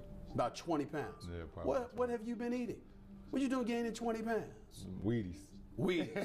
That's what it is? That's what it is? Are you going to be hard against the Los Angeles Lakers and Kobe Bryant? Any fantasies about that at all? Oh, it'd be a good one. I said, have there been any fantasies about it? But as Bron's career persisted, there's been a degree of tension that's only gotten worse over time. One notable incident came in the midst of Kyrie Irving's departure from Cleveland, with Stephen claiming there was major hostility between him and Bron. Kyrie did not know that LeBron was coming back to Cleveland. So Kyrie was salty from that moment. Now, it doesn't mean that they had a contentious relationship. They've talked on many occasions. According to my sources, LeBron James has tried to appease him at every turn. A matter of fact, I had sources in LeBron James camp literally tell me, and I'm quoting Charles, if Kyrie Irving was in front of LeBron James right now, LeBron James would be tempted, quote, to beat his ass, end quote. But almost immediately, LeBron broke his off-season silence to discredit what he had said. Not facts, people. Boo. Get another source. Hashtag enjoying my summer. Hashtag you do the same. Since then, it's always been a little bit frosty, but never anything severe. However, the final straw for King James came after Smith had been overzealous in his criticism of Bronny, LeBron's oldest son and latest teammate on the Lakers, by claiming he should not even be in the league. This led to a confrontation on the court, with Bron letting Smith know exactly what he thought about him running his mouth. I'm gonna be honest. Yeah, his son should not be in the NBA. I think he has skill as a basketball player, but it should be like more in the big league. But they just did the whole moment thing for him to play with his father for like a moment thing kind of thing. So it made the whole game kind of just like, okay, whatever. But yeah, the way he plays is not good for NBA right now. I'm not saying he cannot get there, but as right now, he's not ready for that. Considering how heated this was, people wondered if things could have escalated. While in Stephen A's part, he insisted he wouldn't have hesitated to throw hands. LeBron James is full of it. And in this particular instance, as it pertains to his son, he is a liar. And he went on national television today and he lied again. I was in no position to give any kind of retort without making a scene. It was during the third quarter. It was fresh out of a timeout.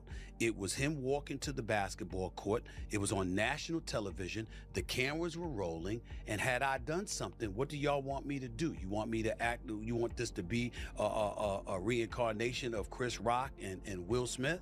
And let me state for the record that while we bring up that, let me assure you it wouldn't have gone down like that. I would have gotten my ass kicked, because had that man put his hands on me, I would have immediately swung on him. Immediately. Understandably, LeBron nor anyone else really took this seriously, and to really show how ridiculous he felt it was, LeBron unveiled a shady IG post where he mocked Smith's boxing skills. Oh no. Womp womp womp.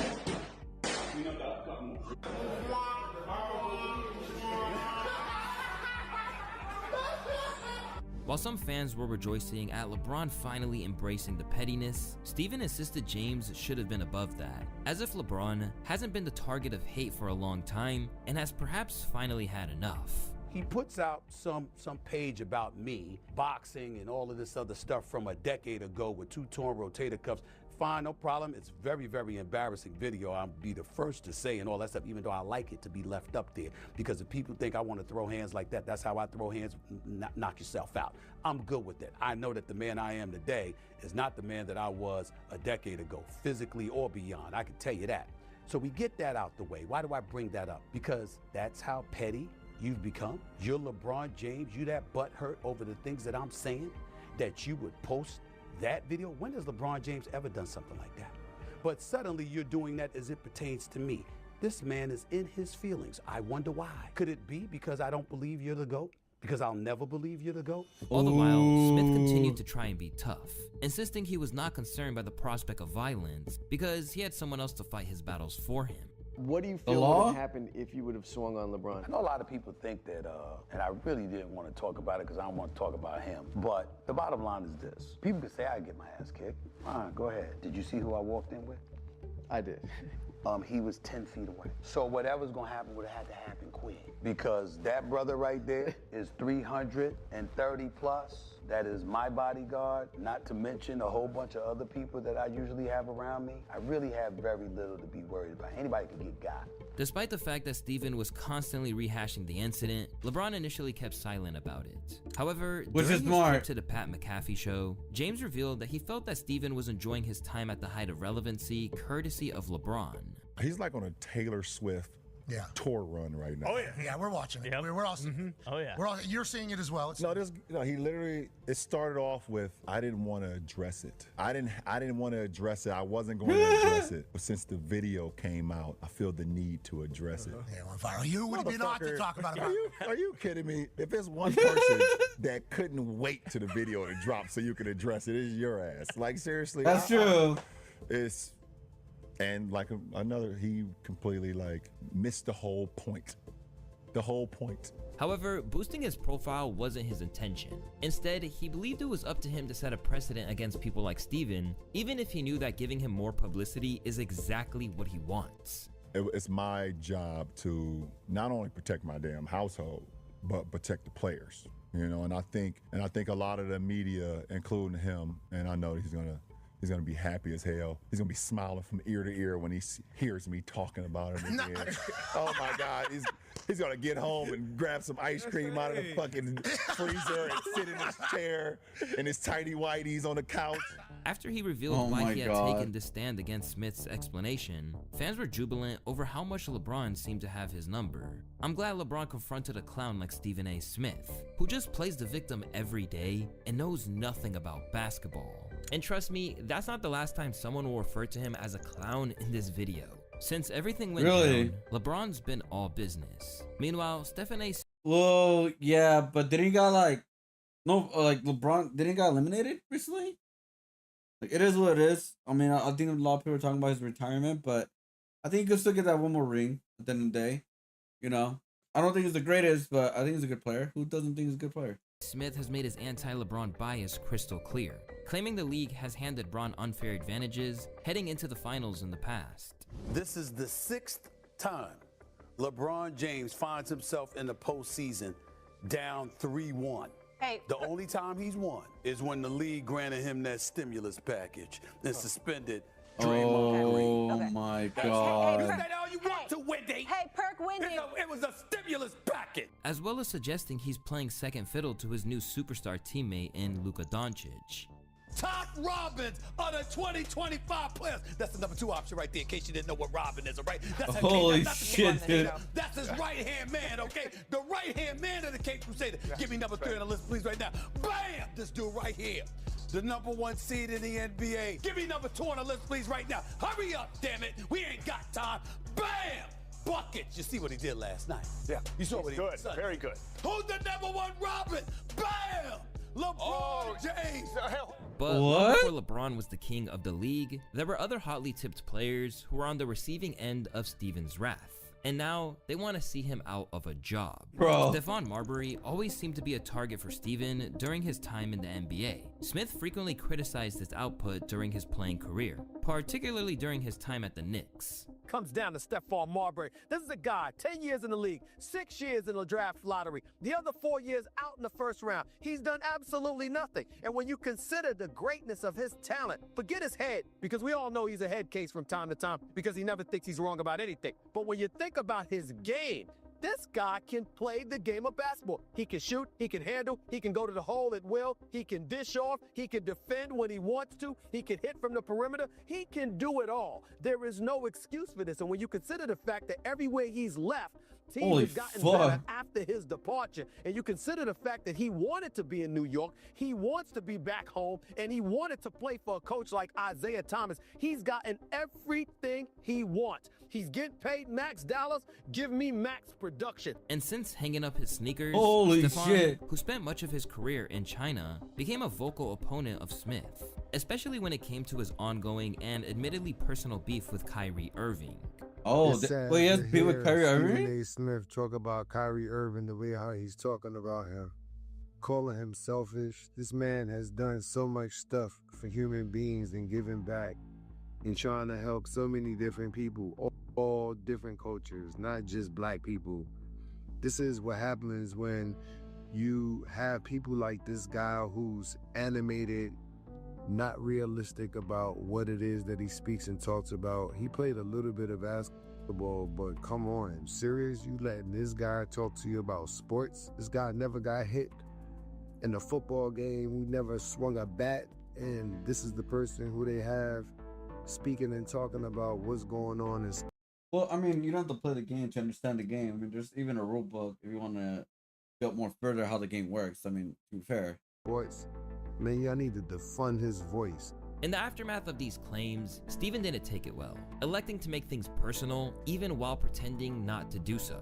I will say, I hate when he does Marbury that. has had a problem with me since 2009 because we thought he was a bit bizarre when he was eating Vaseline, literally on video, like it was a bunch of cheeseburgers or something, like gobbling Vaseline. Crying, he later admitted he was depressed and what have you, and then obviously because of that, the level of awareness with issues of mental health came in the fold, and so that's nothing to joke about. Back. Take some Vaseline and swallow it. I can What? understand it. Stephon Marbury was on 5 different NBA teams. What the Stephon Marbury hell? was somebody that was considered an incredible, tremendous talent who had leadership issues when he was in the NBA. And so it seems more than apropos that he would come to the support of a Kyrie Irving. In his own response to what Steven had to say, Marbury felt he was insensitive, and that it told him everything he had to know about Smith as a man. Are you talking about me being depressed because I was crying about my dad? Are you serious? Like, that's what you went on national TV to do, to tell people and try to make me look a certain way by talking about something was wrong with me because I was depressed? You talked about my depression, my mental, me being depressed. You tried to make me look bad on Kevin national Smith like the TV by academics saying I was of basketball? depressed and I was eating Vaseline? Really? Because I ate this? People stick heroin in their arms, and you was talking about me eating this? Come on. How low are you? To this day, Marbury continues to accuse him of trying to bring down the black community, and whenever possible, he has argued that he should be ousted from the media space once and for all. But when you sit and you talk about these black brothers the way that you do, when you speak and you talk about Kyrie the way that you talk about him, I wonder why. Why is it that you do this to them? Because they are strong black and they stand on their own 2 feet and they do not care about what others say? It's wrong. When are we going to defund his voice? However, he's not the only one who feels That's like never Smith gonna happen, should be man. He's too entertaining. deplatformed. And Over people the care years, more about Stephen A. entertainment Smith has than had plenty facts. of rants that have morphed into viral moments, but none live in infamy quite like the frequent and relentless smoke he had for Kwame Brown. During his time at the Lakers in particular, Steven insisted that Kwame was basically incapable of playing the sport, labeling him a bust whenever possible. I'm gonna tell you why I say Kwame Brown or Rasho the Slava Medvedenko. I'll tell you why. Because you're Kwame Brown. You're 7 feet tall. You're the #1 overall draft pick, okay? You come into this league, you came in without a jump shot. You came in without the ability to rebound. You came in without the ability to do nice footwork, to pass, to rebound, to defend, to score points, or whatever the case may be. And it's a decade later, and you're still that dude. You've never worked and put forth your due diligence in order to take advantage of the privileged opportunity that you were in. And when I see that level of consistency as it pertains to ineptitude, I'm going to call somebody out. If a dude is playing like garbage, you don't sit there and point out he's playing like garbage? Of course you don't I sit do, there but- and point out how but- he's but not the- living up to but expectation? I don't want to get away from what we're talking about because that's what makes this. Oh, great. I'm staying I on the point. appreciate I'm right this here. forum. But there's a difference between reporting what you see in the box score at the game or calling someone a scrub. If I make But he is a scrub. Not if he's a scrub. And you know it. Kwame Brown may be a scrub compared to Shaquille O'Neal. And when he found out he was being traded from the What? Lakers, Steven celebrated as though his time there was physically costing him money. Kwame Brown is gone. The City of Angels, Hollywood, just should be celebrated. Throw a parade already, whether you win a championship or not. This man was a bona fide scrub. He can't play. No disrespect whatsoever, but I'm sorry to tell everybody the truth. The man cannot play the game of basketball. He has small hands. He can't catch the ball. He's got bad feet. He can't really move, even though he's mobile. Doesn't really know what he's doing. Doesn't have a post move that he puts to memory. And Holy he can do 2 times in a damn, row. dude. He has no game whatsoever. Holy Holy plays no defense, shit. doesn't have the heart, the passion, or anything that comes with it, and you're asking me whether they gave up too much? Please, the Los Angeles Lakers knew exactly what they were doing. They should be celebrating right now. Although Kwame's career carried on for 5 years after this, the persistent disses from Steven weighed on him. Nowadays, Kwame has made it clear in interviews that he felt Steven took it too far in disregarding him,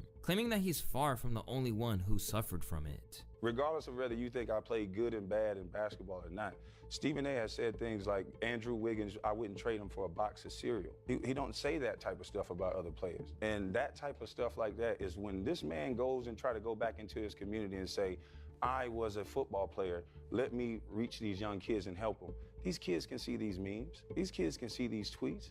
They're not going to want to work with him. But if you get a quarterback like Ryan Leaf or one of these quarterbacks that barely made it in the league and was pushed by or whatever else, he can go back and pour into kids. Jamarcus Russell can't. You're ruining these men names with these labels. In the wake of Kwame's public campaign against him, Steven clapped back, claiming he was simply doing his job. Kwame Brown's been getting personal with everybody these days, talking a whole bunch of smack, saying we don't support black men. Really? The only negative thing anybody ever said about Kwame Brown is that he couldn't play a lick of basketball. Newsflash! That wasn't a lie! But in spite of insisting it isn't personal, he literally showed a highlight reel of him messing up.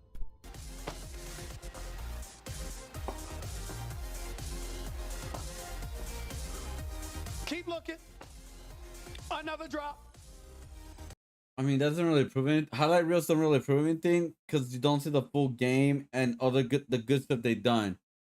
You can make anything look bad just by doing a highlight of the bad stuff. So I am not a big fan of those stuff. It's funny, but what I mean by like not a big fan of it, that being fact. Did I miss anything? Keep going. Here's another one. This is just with the Charlotte Hornets. And as he acted scandalized by being called out, people couldn't help but see the double standard. Stephen A. looking down at Kwame for getting attention for ranting, like that isn't literally Stephen A.'s whole career path. But in a rare instance of remorse, Stephen has began backing down over what happens and claims he regrets the longevity it's had. Have you ever said something that you thought put too much on it or you went too hard? I did. I still have regrets about, my sound on Kwame Brown from years ago, because there was no Twitter. There was no social media. I didn't know 15, 16, 17 years later they'd still be playing this stuff. And I'm like, damn, my bad. But, I mean, I had to clap back at him a couple of times because he was getting too ridiculous, but in the same breath, I understand where he's coming from because, that shit stings when you see somebody talking about you like that. And so then I had to reflect. In these examples, Stephen A. was arguably the aggressor, but it doesn't always pan out that way.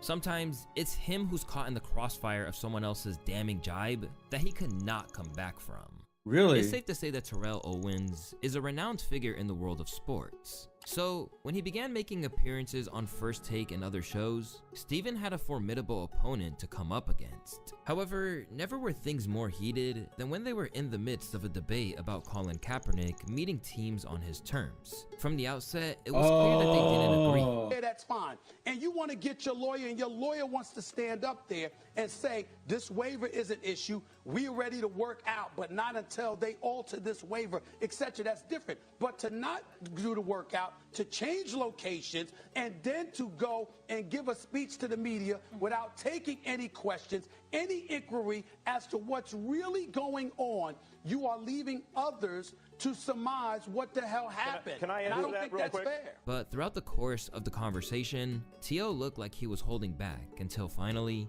he played his ace in the hole. As a savage putdown, Terrell claimed his co-host Max Kellerman had more stake in the black community than him. Obviously, Max is here. Like I said, I'm in the streets. Max almost seems blacker than you, Stephen A. with what with his coming, with his commentary. With all due respect, my brother. I'm just saying, dog. Wait a minute. Wait to finish. I'm gonna check you right now. You done crossed the line. I'm just saying. Time. Wait a minute. While it clearly made Kellerman's day, it certainly hurt Steven's feelings, and that was Oh, written yeah. all over his face. Eric Reed, any of y'all that want to debate me in front of black people and talk about what's best for black people, name the time and place, I'll show up. I don't want to hear, what's the definition of blackness? Is there a definitive definition of blackness? Why are you giving the impression that because I don't march lockstep with every single thing that Colin Kaepernick wants? Okay, excuse me. Hold on, wait a minute. I'm not agreeing. Wait a minute. I'm not agreeing with everything that Colin Kaepernick has done. I'm not saying that, but you just sat up there and used an expression. More blacker, excuse me, from Hollis, Queens, New York City. You ain't the only brother out there that's in the streets. As the dust settled, people have wondered if he would ever recover from a put down like that. Man, one of the best receivers ever said a white guy is blacker than you, and everyone agrees too. That's tough. And in some ways, it appears he never has. Ever since then, the animosity has persisted, with occasional exchanges on social media between the two. It's not even Steven who has been unwilling to let it go, with T.O. insisting that he'll be happy to never exchange another word with him. Stephen A., he's walking around like just because ESPN has padded his pockets with some millions, he's walking around like he's us, like he's an athlete, like he got that kind of cachet. And then, like I said, mentioning guys that obviously I think highly of, talking about Dion and Shannon and these guys I come across with, on a regular. You know what I mean? That's not cool to be name dropping. You know what I mean? Because now I'm around these guys and I'm like, okay, well, how do they really feel about me? You know what I mean? How do they think about me? So that's where I am with it. You know what I mean? So as he said in his podcast, we don't ever have to speak again. Whether it's former athletes, present-day players, or other presenters, there's no shortage of people who take great pleasure in taking a shot at Steven.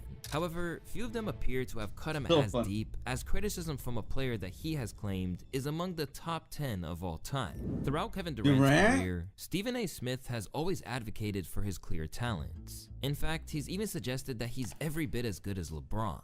But this hasn't been without its caveats. For one thing, he had words for him when he left OKC for Golden State. From Oklahoma City to Golden State. I also am the guy that sat across from Kevin Durant on the boardroom and said, this is the reason. I said, I'm going to stop saying that. Why? Because people misconstrued it, acting as if I was saying that there was something that should besmirch his legacy in terms of him joining the Golden State Warriors, as if he wasn't the player that he wasn't. I said, no, that's not what I meant. What I meant was, and Rudy, you should hear this, my issue with Kevin Durant at the time was, you're so great that going to that team so dramatically shifted the balance of power, there was no reason to watch the NBA that season because nobody was going to beat them. That was my only argument against them. That is what I said. This even had KD's mom coming at his neck. Wow, well, I thought that was quite harsh. And it's like, who are you, Stephen A., to come at my boy like that? And I think about, like, when he came, oh my he came God. to ESPN. The mom. Was that a weak move for him? Still, despite apologizing to Durant's mother, this criticism carried on. The problems reached their apex when he took issue with Stephen A. critiquing his leadership abilities, a statement which has persisted over the years. From his time in Brooklyn, he's that poor as a leader. You're the face of this franchise, and you've been deferential because you're deferring to your boy Kyrie. That's your man. He's incredibly loyal and what have you. But Kevin Durant is not just the face of this franchise. And if I sit up there and say this about Kevin Durant, let me say this. Not only is he the face of the franchise, but he has to understand this. It's surreal, and as much of a superstar as he is as a talent, you have to be trustworthy when it comes to galvanizing the troops around you. Through to the present day at the Phoenix Suns. You hear that? It's the NBA championship clock ticking on the Suns forward Kevin Durant. Since leaving Golden State, did you know this? Kevin Durant's teams haven't gotten out of the second round of the playoffs. Over time, he clearly had enough. And when asked about Smith's constant assertion that he wasn't a leader, he didn't hold back. Yeah, Stephen A., I don't understand how people even listen to Stephen A. The Phoenix Suns star told Doug Holler of The Athletic, I've been in the league for 18 years. I've never seen Stephen A. at a practice or a film session or a shoot-around. I've never seen him anywhere but on TV talking shit about players. He's a clown to me. He's always been a clown. You can write that too. Surprisingly, Steven actually refused to engage too much in the wake of it all, opting for a comparatively respectful approach. I got bad news for Kevin Durant. If you're expecting me to reciprocate with that kind of pettiness and childishness, it's not gonna happen. Kevin Durant is one of the greatest players to have ever played this game. He's a future Hall of Famer. He's a two-time champion, a two-time league Finals MVP. And I've been on the record saying he's also a good dude. So if he wants to resort to that level, even though we're both grown men. And if he had something to say, he knows my number, and he refrains from doing so. That's what he has to live with. However, he did argue that KD's claims about his distance from the front line of the sport weren't exactly true. Kevin Durant has seen me in the locker room when he was at Oklahoma City. He has seen me in the locker room when he was at Golden State. He has certainly seen me at games throughout his career. But unfortunately for him, I don't have to be at shoot-around. And I don't have to be in the post-game locker room. I happen to have a hit show that's been #1 for 12 years. I have other things to do with my time. But while he felt the issue could have been solved behind the scenes, fans felt that he expected more courtesy than he gives anyone else. So KD should call you if he has something to say, but you don't call them when you have something to say on TV. Clearly, getting dissed by someone he admires is hard for him to abide by. And in that regard, no one gets under his skin like JJ Redick. After his playing days were over, and before he joined the Lakers as first-team coach, JJ's brief time as an analyst led to no shortage of iconic moments where he squared off with Steven. You're missing a lot, Stephen A. You're missing a hell of a lot of logic right now. You're missing a hell of a lot of logic. Secondly, hold on. This is the worst. This is your worst segment. This is the worst segment you've ever had on First Take, JJ. Did he not have 4 months? Your rebuttals to me are the worst rebuttals you've ever had on First Take. I have a question for both of you. Hold on. I have a question for both of you. I have a question for both of you. I stand by what I said. I stand by my reasoning. I stand by my logic. I can't say the same for you. Among the highlights were when he routinely pointed out his lack of knowledge. Let me educate you for a second, Stephen A, because this is important, because this gets brought up all the time. I'm going to educate you for a second, because I have a basic understanding of NBA rules. First of all, hand checking. You weren't allowed to do it in the scoring area. Secondly, illegal defense. How many times have we seen LeBron James isolated on the left wing and seen that secondary defender flood the box? It's called flooding the box and coming all the way across. That's illegal defense. In the NBA, in the 80s and 90s, you could not leave your man. So yes, there's more space. Wait, now. he doesn't There's know about also the rules more about help. basketball? Think about last night and watching him score, taking on 2 defenders every single time. And by the way, the Jordan rules, I get it, man. There was more physicality for sure. A lot of that was just harder fouls. Well, you know, go watch the 1993 NBA Finals against the Phoenix Suns and tell me that was a physical series. Well, first of all, go watch. I've watched every game. And humbled him at every turn and diminished his takes. Dude. But I'm talking to you about respect and fear. There's no question. We ain't talking about respect with LeBron. And I'm disagreeing with you completely. And so you're saying There's no credence to Stephen A's argument, JJ. So you're saying that the people like that, the fear that Michael Jordan instilled in people, that's what LeBron did? Yes. Okay. In a different way. I mean, you're comparing 2 different things. To say that his peers don't fear him, opposing coaches don't fear him. You think people want to go into a playoff series against LeBron? No, I'm not talking about basketball. I'm not talking about basketball. On the court, I'm acknowledging his greatness. What I'm saying to you, the way people talk about him, the way they look to attack him, and I'm talking about contemporaries in the National Basketball Association. I'm not talking about his performance on the court. That's not what I'm saying. And by the way, who's attacking LeBron? Who's attacking LeBron? I'm talking about over the years, people that have come at him. Come on, JJ. I got to go to my archives to look this up. I would love from a player. Find me a player, more than one. Right. Find me a player who's attacked LeBron. We do have to get in a commercial break. This is so good. While he tried it, JJ clearly didn't value Steven's insight, and even once took his disdain so far that he apologized for this one. 3 games at wherever South Dakota, Winston-Salem State doesn't count. I got you.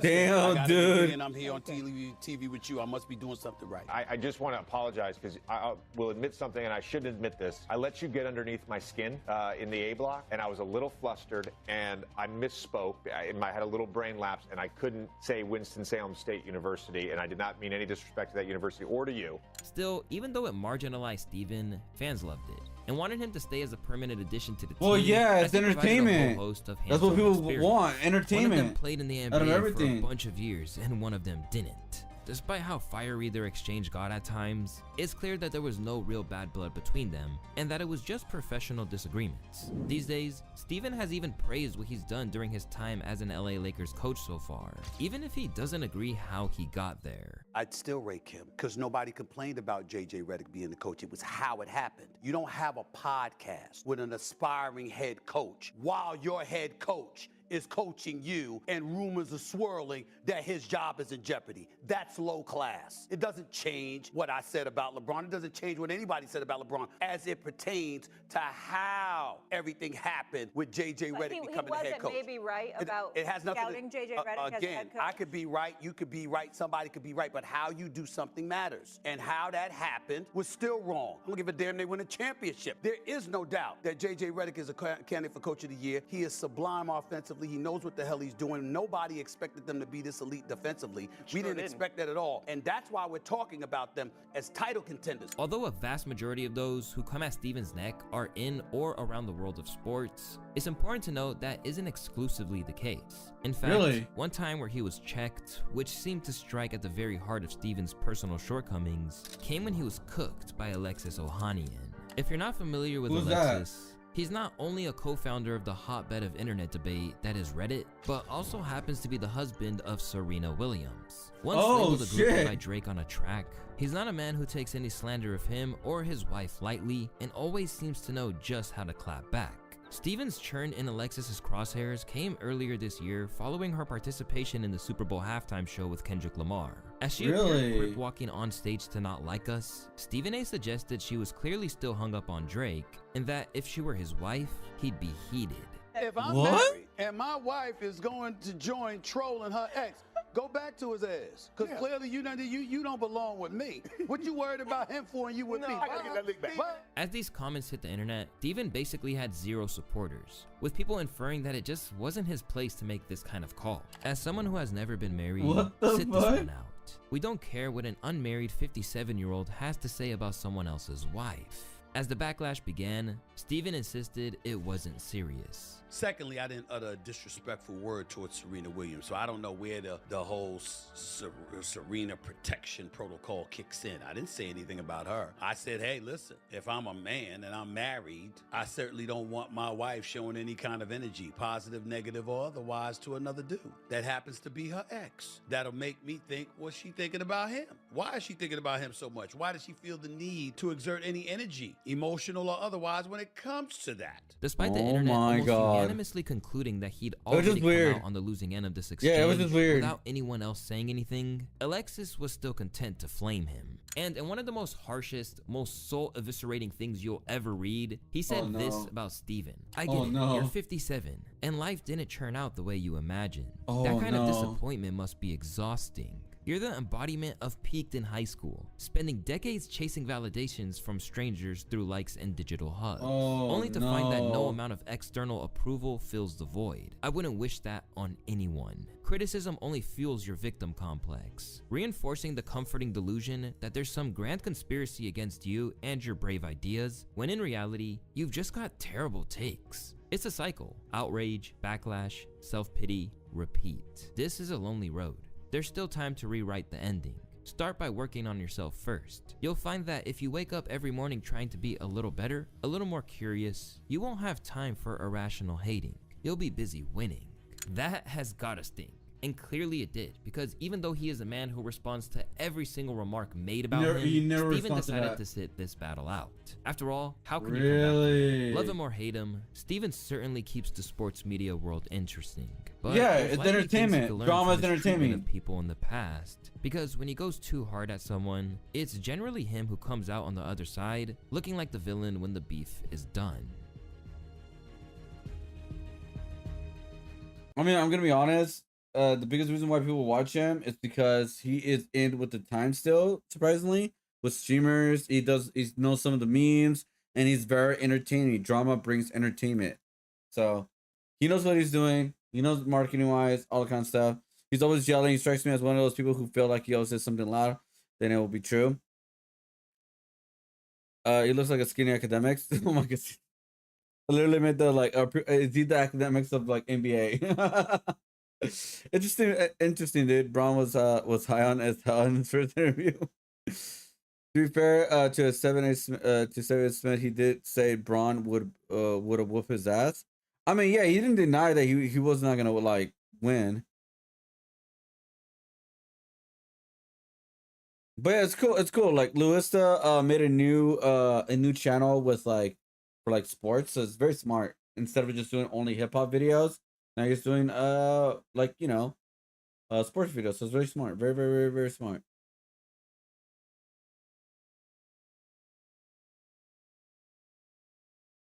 No way it's still not.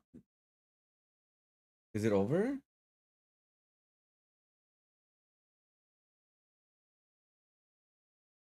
Losers final.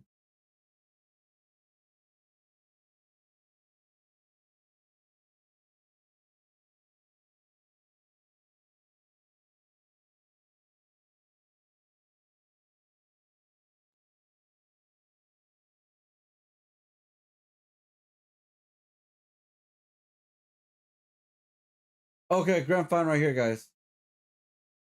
This time gets to throw. Daru tech that last time. Air dashes in. Keeps the pressure very safe. He's respecting the meter. I like that double. I missed it by a little bit, but it's fine. Crashing him into the corner, and he stripped the burst there, so Daru doesn't have burst until right now. Fuzzied. And there's the burst on the 2H. Good timing. Favorites are just setting the sword down to stop the hover dash. I feel like that's the first time he's went to the fuzzy option today, if I'm not mistaken. He's definitely been sprinkling it and not abusing it whatsoever. Yeah, he tried it earlier. He went for that jump K, and there was a deflect shield from Daru, and he 6P'd it. Yeah, you're right, you're right. Good call, though. We haven't seen him really go for it before this set, so... Wow, just standing there, holding his ground. Yeah, just literally holding FD. That's what I mean. Like, how is he so brave with this? Why is he so sure? And Red Ditto, I mean, he got a long way to go here. Tension as well. That was cheap. That was cheap as hell. Well, I wonder if there's an issue there. It seems like Ditto Oh, wait, what? FD. She's in the final? Seeing that twice in a row makes me think there's some kind of issue maybe with this controller or something like that. Oh, and it looks like we have a screen freeze as well. Yeah, we're going back to the character select. Looks like you're correct. Oh, let's figure it out here. Right? Hold like, up. as soon as you see That's why I see if it's time. Hold up. Games are there. Yeah, people. Okay, there we go. There we go. Okay, we're good. We're good. The Fooly Cooley, though. 5H round start. What a choice. Wow, what a 5K. Beating the HCL there. He can wall break here, and he's choosing to. He's definitely a master of 5K juggles. He's using it to check the air dash early, too. So now you're going to second guess just starting off that dash. That's messed up, man. She just gets to steal the corner like that. Rock to break the wall. One guess away. Daru on chip now. How much magic you got in that pixel, Daru? Oh, wait a minute. Knew you were going to press it. Use the super because you can't take it with you to the next round. Right, RC? Stroke the big tree. Lethal Valentine and I know used to be one of my favorite characters back in the day. I think he was looking for some kind of YRC or deflect shield. 100%. Great job from Red Ditto recognizing that himself and just going with the throw. 6P to be one of the far swords as well. Daru's playing around the normal so well. Nice blocks, and then gets hit low that time, but a little delay timing. Daru's mix-ups. Always so conscious around the fuzzies that you're looking for, right? And knows how to structure his offense around it. The way he just shows you walking for a frame or two, right, and then goes low. So good at manipulating the opponent, and then again, right there, same thing. Yeah, and I love Red Ditto not bursting there, knowing that the Damn, dude. These rounds are quick, dude. So down to just hold that. Yeah, that was a good call. That was a good call. Hold the burst, go to the next round. Oh my God, more issues. Oh man, something happening. Pretty sure. Is it the system? Because he was Rimmon. Like it's like Technical difficulties, man. Oh shit! What the hell? Why are you selling me a tent? I'm not trying to convince. I think I know. And I was like, at the booth, you get. Hold up. Character designs over the many iterations of gear, but to me, I think the coolest fighting game character design in like the last. Indeed, as we talked about. Oh, okay, there we go. Oh god. Holy hell! It was a little weird ending. That makes a lot more sense. Here we go. We're getting into it. All right. Grand finals here. All right. Real matches now. 1-0 for Daru Ino. We are at grand finals. Oh wow. The flex should immediately get off. They want some space. Using the chemical. Using the chemical love. And air blocking that HCL there means that jump has to happen so fast there. Rough spot there for Red Ditto. Down a lot here. Not on burst. And this is such a big hit already. Double jump D. Damn. The corner already has burst available. Daru It's over. It's over. It's over. It's over. So ready for a 2-0. Yeah, it's over. Yeah, it's over. It's over. Daru Ino here. picking up right where he left off. Doesn't look like the positive momentum has deterred him whatsoever. Yeah. And Darrow seems like it's like it wasn't a beat in his gameplay. My man was still ready. Oh yeah, and that 5H again, something that we saw him leading towards on the round start. And same thing working out again. He literally started the game with just 5H, like, yo, hold that. And now you can see, I was actually really curious to see what Red Ditto was going to do. We're going to see a lot more preemptive buttons to stop the approach, especially considering she's going to have to go in the air. But that's when you see the Eno switch to the stroke the big trees. Yep. That's exactly when you see it. And finishing the Rekka here has more than enough meter to get the kill. So round on the board for Red Ditto just like that. All right, that momentum. Once again, systematic when it comes to his approach. Starts the second game, goes right into another option. And now no longer challenging on the ground, just decides to go for the jump. I like the empty hover throw as well. Sinadar is bringing out whip punish afterwards. Doesn't get the full completion. Air to air is beautiful there from Red Ditto. Yeah, it looked like Daru even trying to compensate for that deflect shield with the 6H, but Red Ditto still beating him to the button. Wow. Oh, stroke to avoid the sword toss. Immaculate. Oh, wow. Tries to get out of there. Backdash gets caught as well. Oh, no, he's out of the corner. Not taking off the gas in a slightest. Oh, no, it's not going to kill. It's not going to kill. It's not going to kill. Oh, the count, bro. Wow. It was not going to kill, but he got him still with the counter. For Daru, just like that. And he gets an early hit. What a stagger mash, and then the 6P afterwards.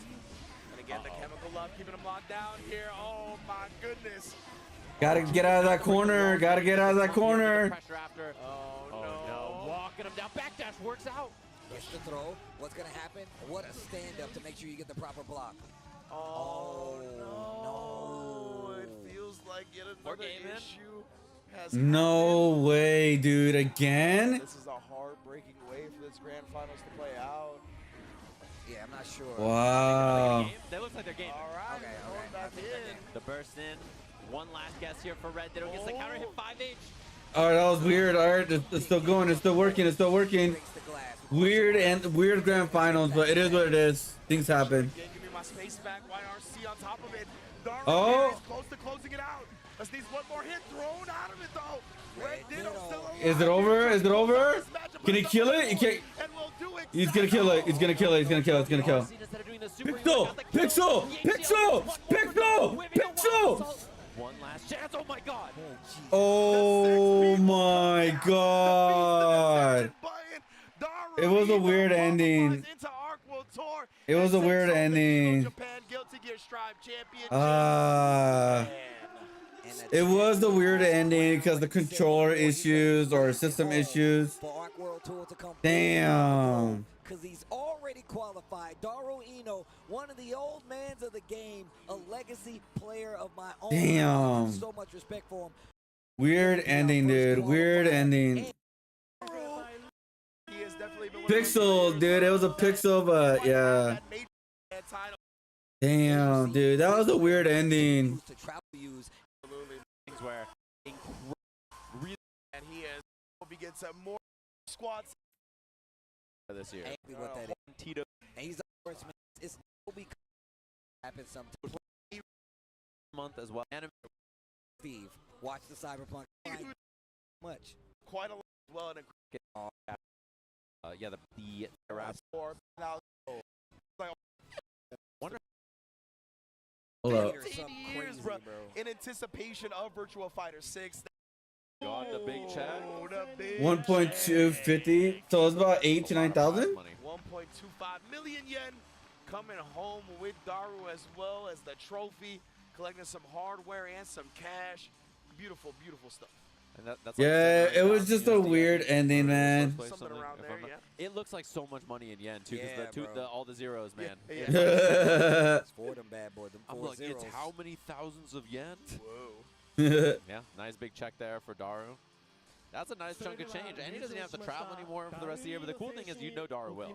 He's going to be traveling and that money right back to the bank and be like, I'll take one ticket to Combo Breaker. Right? As always, man, Daru really lives for this. And you mentioned at the top, he's actually at the top. And you mentioned at the top. まずは韓国語からいきます。에보라는 이름을 건 대회에서 우승하는 건 진짜 제가 격투게임 지금 22년 길티 기어 하고 있는데 진짜 오래된 꿈이었습니다. 마침내 오늘 그걸 달성할 수 있어서 정말 기쁘고 응원해 주신 분들 감사드립니다.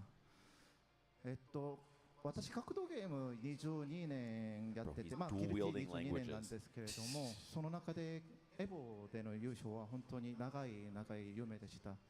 ストライブになってもう何回も失敗して、まあ、途中で止まってたんですけれども、今日最後結局結果出せれて本当に嬉しいです。ありがとうございます。This is really my old dream in my fighting games life. Name is Evil. Evil's win is probably all of fighting game players' dreams. So really today I succeeded. I love this. Thank you. Yeah, dude, he triple answered. He bro. answered English, Korean, and Japanese. What a monster, bro. Why? Stop being good at everything, bro. Right. Like, you gotta win and speak every language. Leave a language for some of us.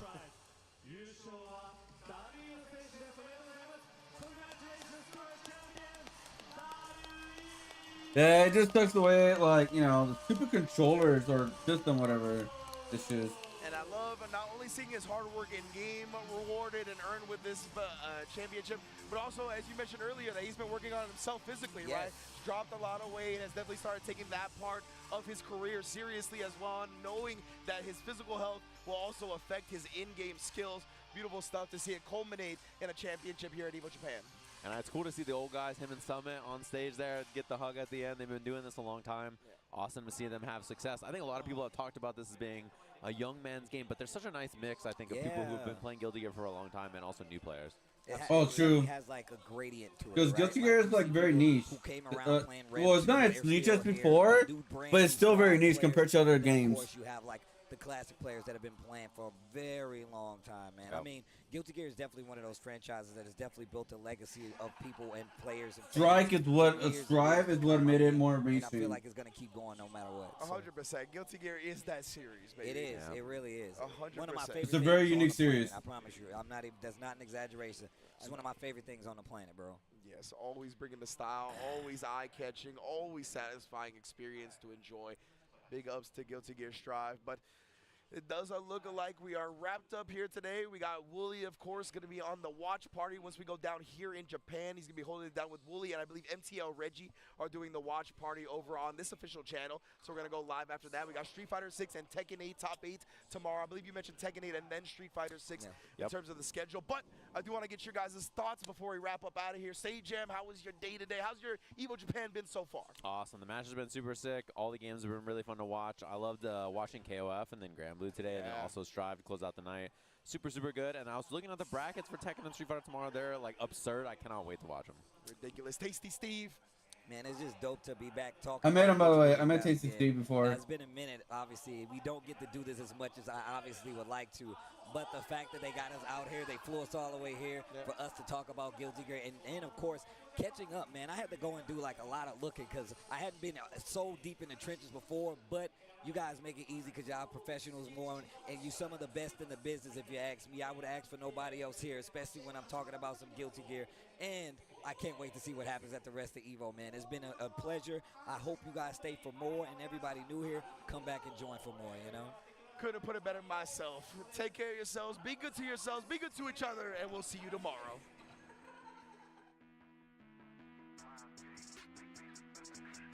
Ba-na-na-na-na-na-na. All right, so again, disconnections, but it's all good. I can't wait to see the highlights of this whole EVO Japan, by the way. I did most of it, sadly, because, you know, I've been doing my own thing and all that. So that's why I really want to free myself by the time EVO US comes. That's like the bigger EVO. Also, I think they're gonna do Europe next year, I believe. So I can't wait to see check that one out. See what games they pick. But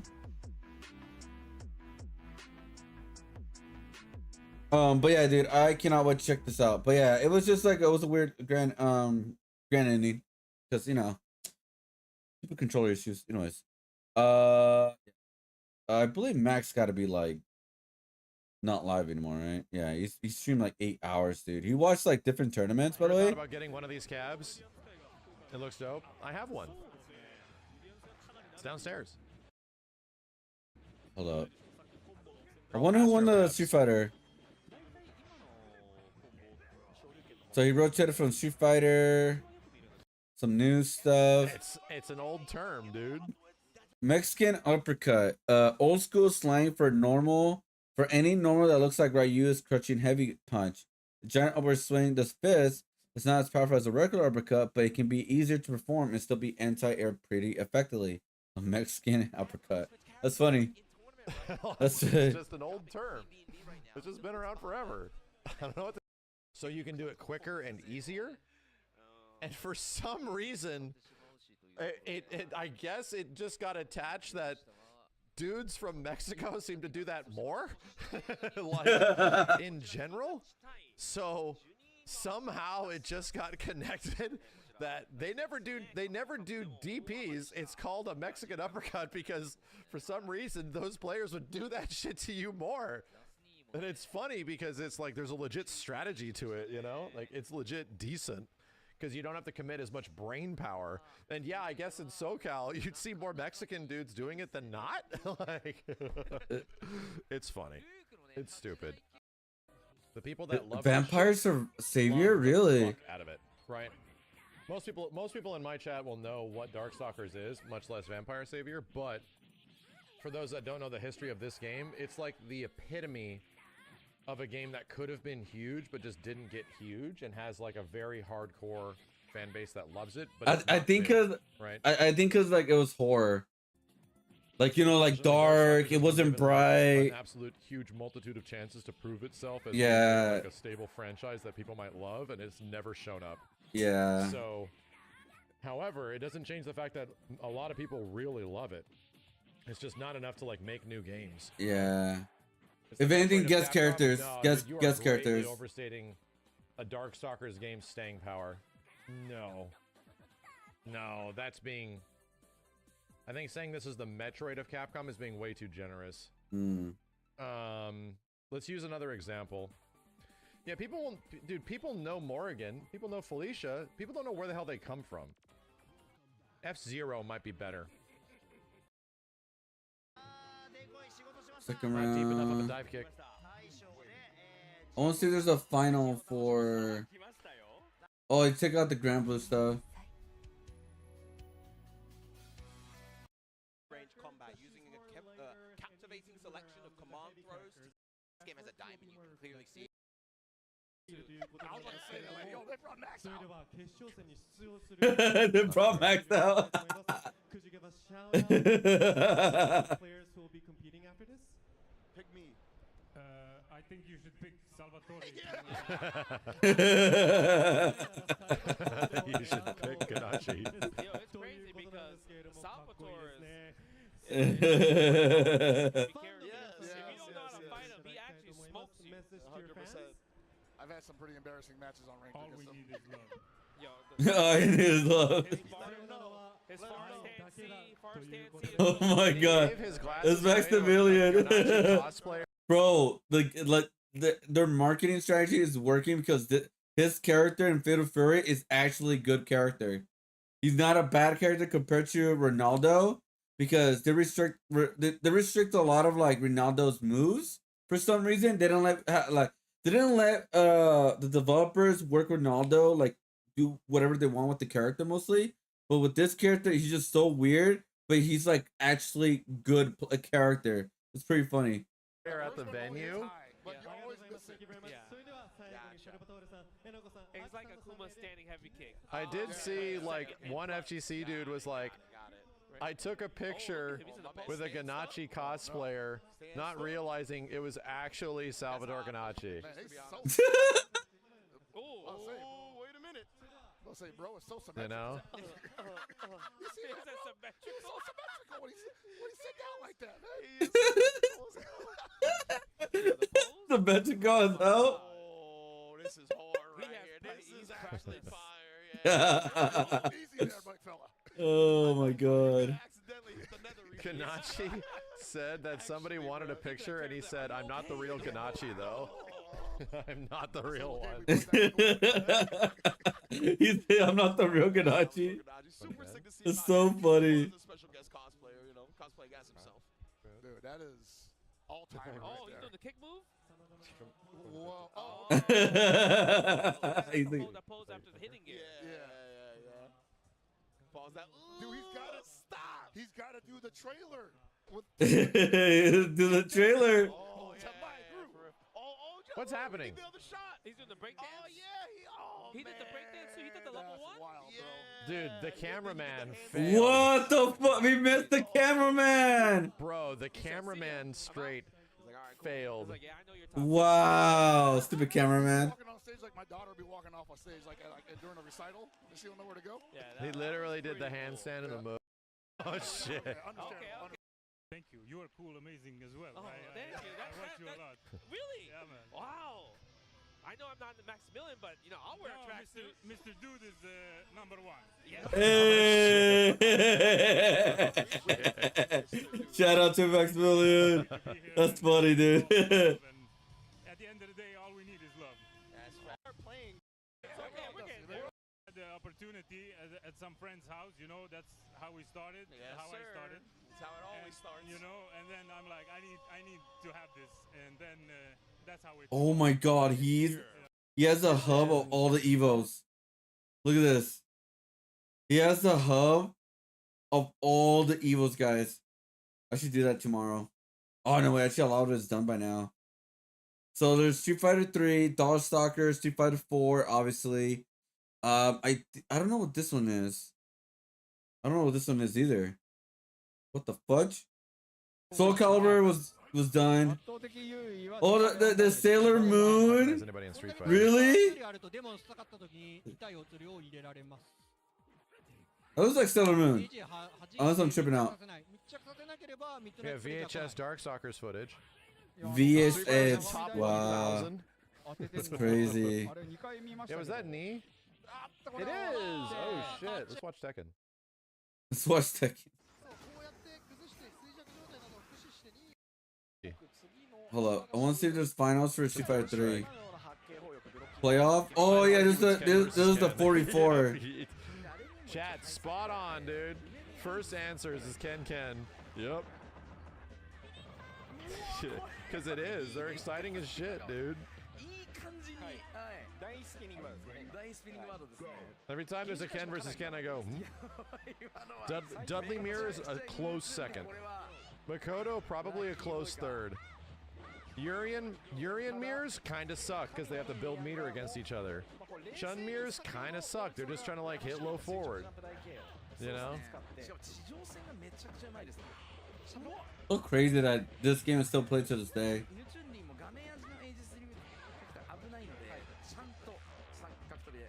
Oh. Oh no, that didn't say Sailor Moon. I thought it was for a sec. Oh, is that the new character? Oh, it is. Season 4 character. It comes out May 27th. Oh, right. There was a trailer for it already. Oh my God! And I asked the question. It's like, so it's not wood. He's like, concrete. You gotta watch it, Steve. She's the chick from Cyberpunk, right? Yeah. No? Cyberpunk. No? These characters have been delayed a lot. She's the anime chick. Okay. Oh, the anime chick. All right. I thought it was Cyberpunk coming out. Why would it delay? I was still wondering why. Her super yet? Don't watch it. Oh, don't look. It's so cool. That dude Sajam spoiled the super too. He came in the back. No, you already saw. No, I had not. No, I literally left. What I said was the super is really sick. You gotta watch it. And then you came back to me. He's like, dude, I got to play. What's her name? Annika? Yeah, she's what I said. That's what you're like, she's sick or super sick. That's Special bundle, 90% off. Chat, as usual. Damn. That's pretty good. That's really good, actually. I may want to get it. If you haven't picked up Strive yet, would recommend. Yeah. I like watching it, but I mean, it'll be great for my series to play, honestly. Let me see right now. 90% off? That's crazy. This game's sick. And Unica is super cool. I can't wait for it to come out. I always like the Guilty Gear characters, the design choices. What's it called? The character design is just super fun. And I think the way her Did they show a trailer for her or no? I didn't get the player, but I saw like some of her normals looked a little stubby, like they didn't have much range to got like to the hard slash. I think it was. Oh, they did. Crazy sword and shit. The hell? No, that's I'd not the actually like to trailer. play with the character for a few days, you know?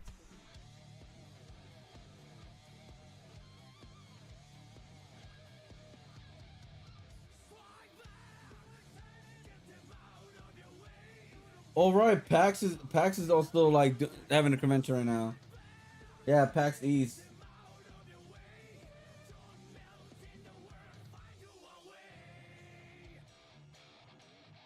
Strib. Oh yeah, they made Among Us 3D, bro. It's literally, it's impossible.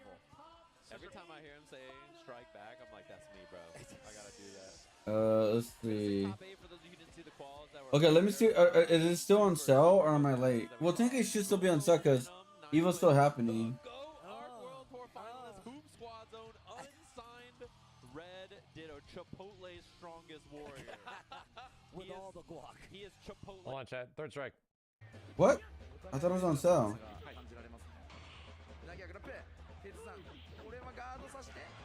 Huh?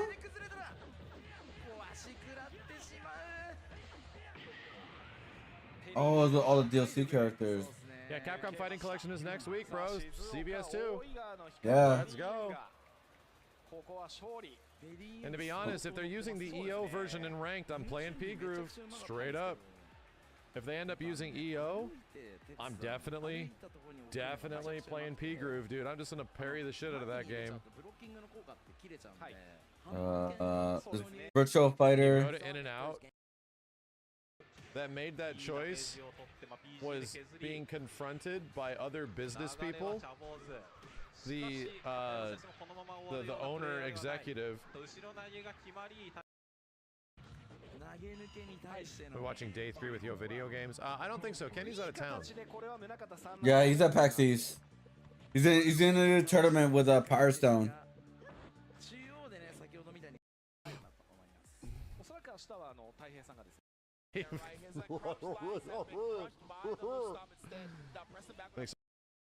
All of that time, and what will happen?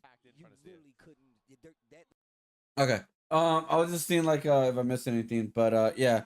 Tomorrow watch the stuff, but the thing is, man, oh my god.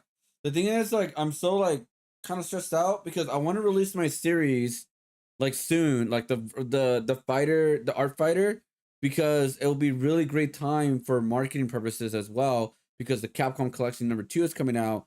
And what I'm gonna do when the game comes out, I'm gonna play all the games, like all the arcade modes, either on stream or off stream, record all that footage, put that on a file to be ready to go and get edited. What I'm gonna do, I'll do the other stuff, like the art stuff, off stream, and either do the punishment wheel or do the like design choice for that, and pump these videos out as fast as possible, good quality, but as fast as possible. So that's gonna be the plan. That's gonna be the idea. For me to like pump out a lot of these collections, because as soon as the collection is done, like me playing all these games, I could do collection #1, and then I could do the collection the Mars Capcom collection, like all through and through as well, and I could do like a bunch of other fighting games, and it would be a good jump start for the series. Because again, there's multiple videos that I was working on, but I decided to scrap everything, not like delete everything, but just to scrap, just like I'm overwhelmed right now with everything. Like I'm delaying everything so much that I gotta stop saying this stuff, because I'm saying, oh hey guys, this is coming out, hey guys, and nothing's coming out. So a new video is coming out today, I will say that. A new art topic's coming out today. It's already done, it's already recorded, I already edited it, it's like ready to go. Art Fighter, the thing is, the game is coming out next week on Friday, I believe, right? And the thing is, the thing about Art Fighter is like I can't pre-record videos or art before the game comes out, because I don't know what I'm gonna do. I don't know if I'm gonna win or lose. But I'm thinking about it, and I think technically I could do it, because I even said on my rules is like technically, like even if I lose like the punishing wheel, just to get people to come back to my channel and watch it, it's like, oh, here's what I've done if I won. You know what I mean? That kind of thing. So that's the idea. So yeah, maybe I should just like but the thing is, like I'm so overwhelmed with like our Artist Alley stuff right now. And yeah, so it's gotta do some overtime for sure. Like for sure some overtime. I really want to play. I want to play video games. I really want to play video games, but I gotta finish this projects. Like I really gotta finish these because I gotta get these printed by literally by this week. I'm gonna check if I could pay like $20 extra for like faster shipping, then I will just do what I would just do then. It was just like, okay, I have another week to do this kind of thing. So it'll be less stressful. I have more time to do other stuff. And yeah, so like the Morris Capcom video, like it's pretty much done. Like the video wise and also like the design choice and all that.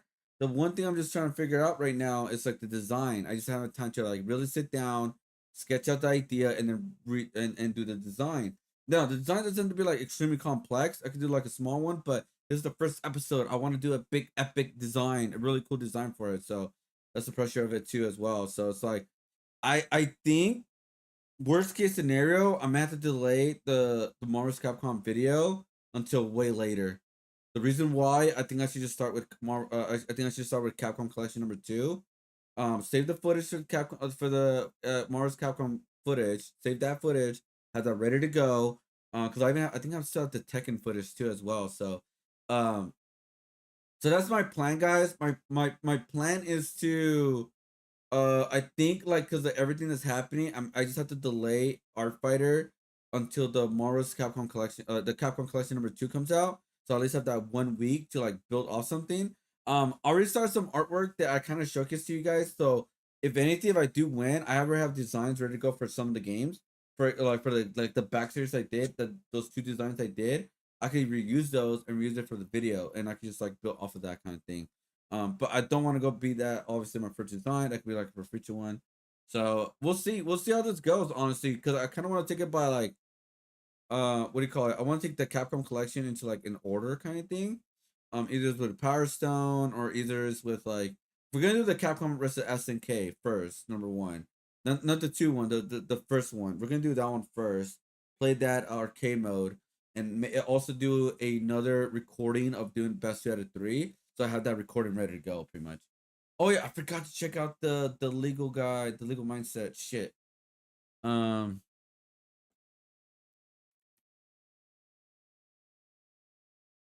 because he got another charge, didn't he? Yeah, here it is, 2 hours ago. Oh, it's the edit version right here, I guess. Yeah, panic Somali intimidates victim, fast facts.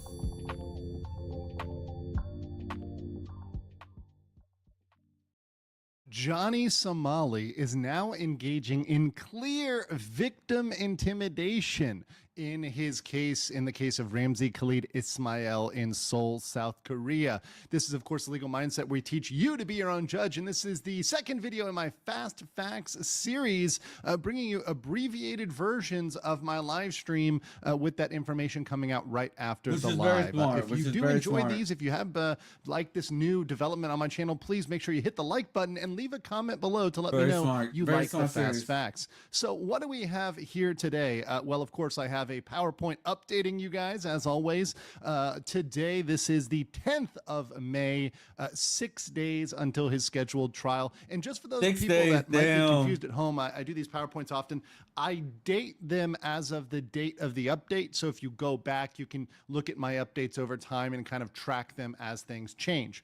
But the trial date, just to be clear, is still May 16th, 2025, as of the date and time of this broadcast, of this video. It is still May 16th, 2025, at 10 a.m. in the Western District Courthouse in Mapo, that is a Mapo district, in Seoul, South Korea, in room 406. So if you're there, feel free to attend and say hi to Ramzi and Hanky Poo. Now, they may or may not be delayed. Of course, you will hear it first on this channel. If there's any delay to that, once again, we've talked about in other channels, that's a legal strategy, whether to delay or not, and we will see if that happens. Stay tuned for any updates there. But our main update today is about this intimidation, and this is because Somali is panicking, particularly after the last 2 drops of information I have had, particularly on the new charge, the new deepfake charge, which has come out. As well as yesterday, we had a big bomb about a victim, which is stepped up, a victim with the last name Kim, that is stepped up in the case, that has hired a lawyer, that is registered with the court, and they have requested all of the documents, the full record. So after all of this has come out, there is absolute panic in the Somali camp. There's panic in the community. And what's been going down in the last 48 hours is a massive increase in threats, attacks, doxing, and harassment. Now, as you guys know on my channel, I do not give any airtime to that or attention to that specifically because it incentivizes that behavior. But however, I can tell you it exists. I have seen it. These are attacks against many people, people involved in the case. We're going to talk about the witness intimidation, victim intimidation, also attacks against myself, threats against myself, stuff I've seen directed to me directly, indirectly, people doing all sorts of crazy shenanigans behind the scenes. And that's gone wild. And whenever that happens, I know it is entirely because they are panicking, they are scared, and they know that we are right over the target and we have them backed into the corner. And the reason why they are doing this is because of this new charge, this deepfake charge, the second deepfake charge, which has come in, and they are focusing almost the majority. I mean, at this point, they're focusing, on many people, but one of the people they are really focusing on is Bong Bong IRL, because one of those deepfakes is, of course, likely of Bong Bong IRL. In case you don't know who she is, this is a picture, of her. And this is one of the pictures that was used to generate the deep fake. So it's not the deep fake itself. It's a picture that was used to generate the deep fake. But she's on the left here, and then you have Johnny on the right here. This was way back in the beginning of the saga. Now, Bong Bong really seems to not have really known intimately who Johnny Somali was at that point. And subsequently, after he created a deep fake of her, engaged in making out, kissing, and telling the world that Johnny Somali was dating her. So Johnny Somali was saying, "This is my girlfriend. I have a Korean girlfriend." And that caused extreme embarrassment. Not only putting out sexual images, making out, engaging, excuse me. Oh, gotta get some water here. Man, it's rough when I do it live. But not only engaging in acts that are sexual under the Korean criminal code, but also putting out there that you're somebody's romantic partner. As you can imagine, that is extremely embarrassing, and that is something that if you created a deep fake would be something you would be embarrassed by. And part of the statute, the criminal statute, is indeed the hurt to that person and causing that anxiety, damaging their reputation. And listen, anybody who is said to be dating Johnny Somali is said to be romantically interested in possibly the most hated person in East Asia, if not the world, in terms of IRL streamers. Oh, yeah. Yeah, that would damage your reputation. Being known and affiliated with Johnny Somali is absolutely damaging to your reputation. Dude. And Bong Bong knew this. Well, not the deepfake, by the way. Posted here. It's funny that Johnny Somali just screwed up so much in the beginning of all this, and now it's like, damn, dude, he ain't getting out for a long time. I'll show you, the main post here. This was in Korean. This was months ago, but she stated that she was going to go to the police. And here's, of course, the translated version, where she said, "I just got off the phone with police. The police have checked the news and confirmed the deepfake was real." So meaning there was indeed a deepfake of her and Johnny, and they would proceed as quickly as possible. So this is something that she reported to police and she pushed. And because of that, Johnny Somali threatened her a month or two ago she was going to take this seriously and not drop the case. And I've shown this video before, but it means to be shown again, because Johnny Somali has had he is very vengeful and very aggressive. And he threatened her even months ago if she proceeded with this, with an action in the deepfake. Let me show you guys this video. Once again, this is video from, I believe, about 2 months ago, perhaps. And this is pretty direct threat. Let me just play this. I'll tell y'all this, bro.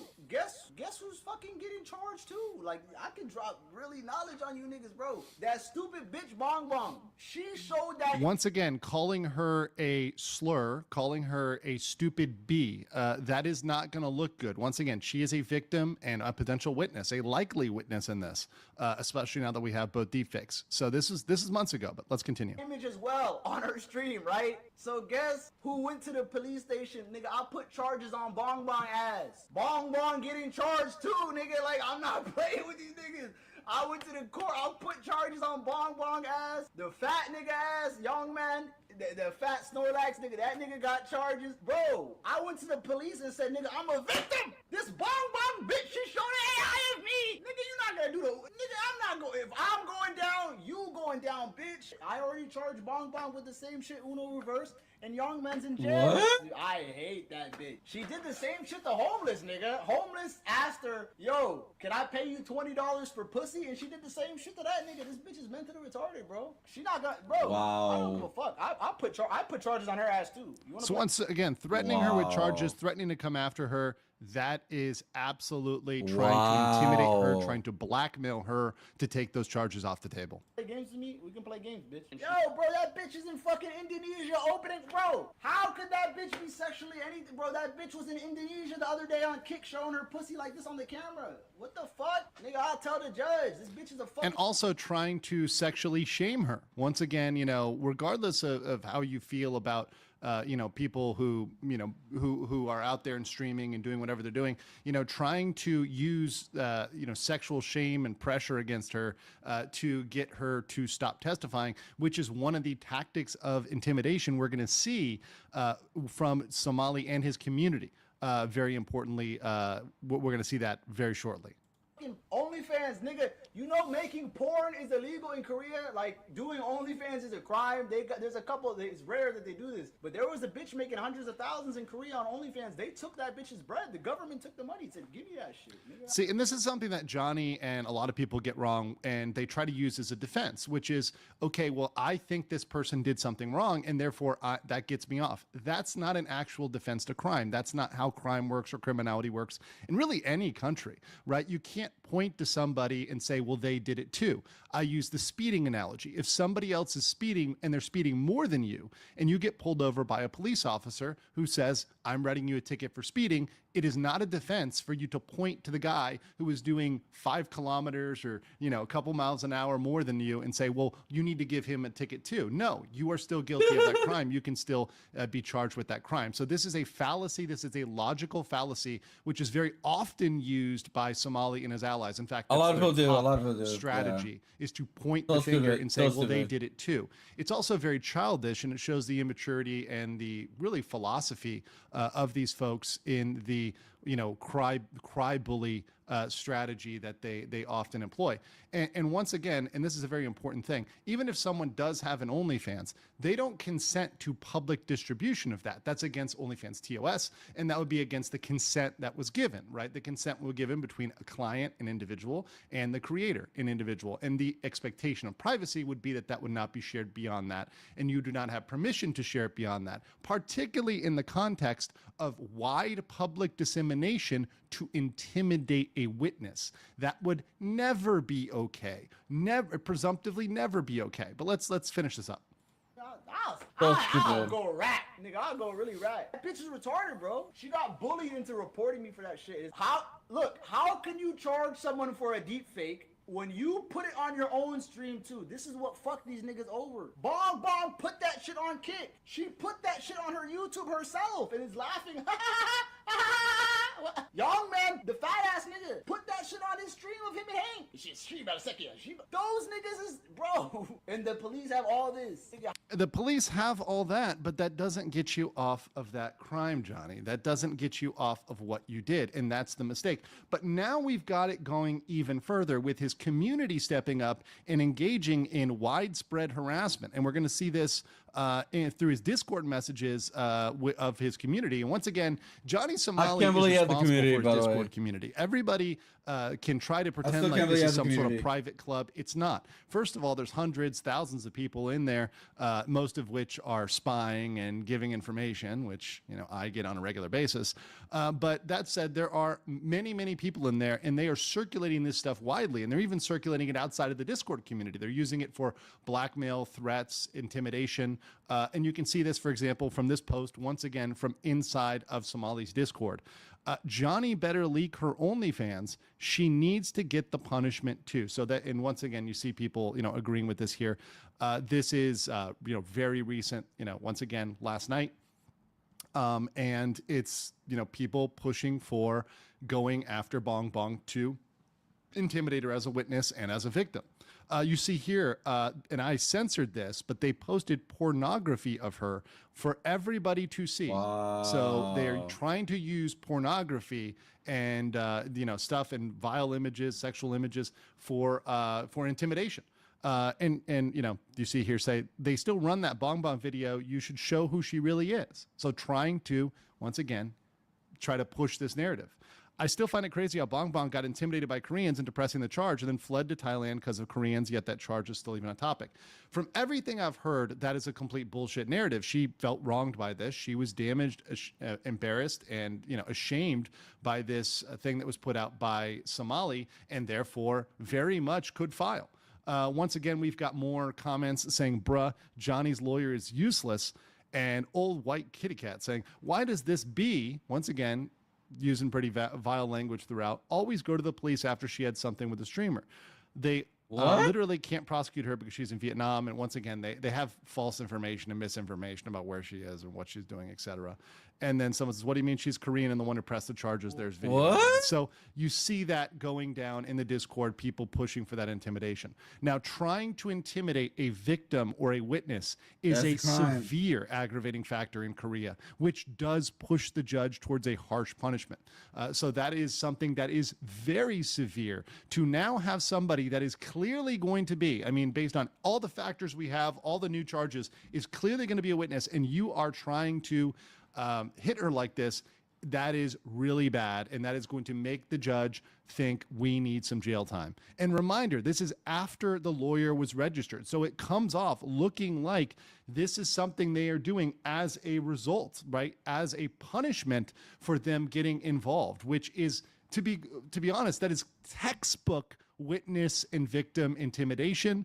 This is textbook trying to pressure somebody, blackmail somebody, hurt somebody so they don't speak up and they don't speak up about that wrong. So this is something I think, ladies and gentlemen, that is absolutely going to have an impact on this. And this needs to get out there. People need to talk about this because It's this so is fun. absolutely wrong. And this is a This is so fucking ridiculous and funny, man, at this point, dude. Like, can we just get him in prison at this point? Like, enough of this, man. This has been going on for almost a year or more, dude. At this strategy that point. Somali and his community have used repeatedly to pressure people into silence and to try to get them to step down. They've tried it with me. Of course, I am the honey badger. I do not give a damn. There ain't nobody or nothing that is going to stop me from reporting on this case and from putting away Somali, Ramsey Khalid Ismail, and his nuisance streamer ilk that have zero respect for the cultures, people, or laws of foreign countries. And that's exactly why he deserves the most severe punishment they can hand down. I want to know what you guys think in the comments below, and I will catch you on the next one. Peace. Are you guys enjoying the stream today? Oh my god. And then with him getting punched. Okay, dude. You guys doing the shit? Bam! Right in the face, dude. Right on the face. Oh my god, it's just so dumb, man. Imagine living your life as a criminal at a foreign place, all for clout and fame. That it's not guaranteed. And majority of people over there just hate you.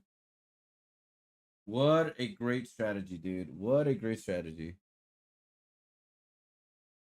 The fuck you still win Buttercup? The fuck you still awake? Yes, I am.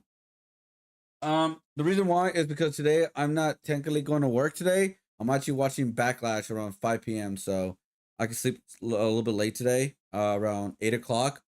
So I'm just doing some overtime. Like I said, I'm trying to finish this outline so I can finish this piece by this weekend. Because I gotta get the orders done by this week coming up. So I'm still up. I'm doing overtime. I still get my 8 hours of sleep. It's just weird times right now.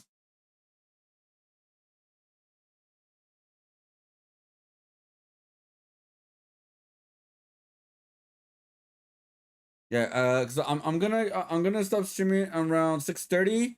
I'm used an hour to upload videos, and then also schedule a new post. And after that, I'm just gonna go to bed, wake up, go to the grocery store around 4:20 p.m. or 4:20. Get my stuff, and then come back, react to wrestling, kick back for like a half an hour, and then after that stream and all that. So that's my plan pretty much.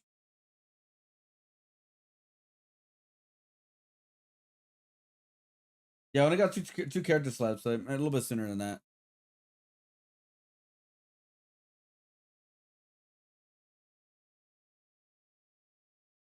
Wait, Bobby Smurl only sold 10 tickets.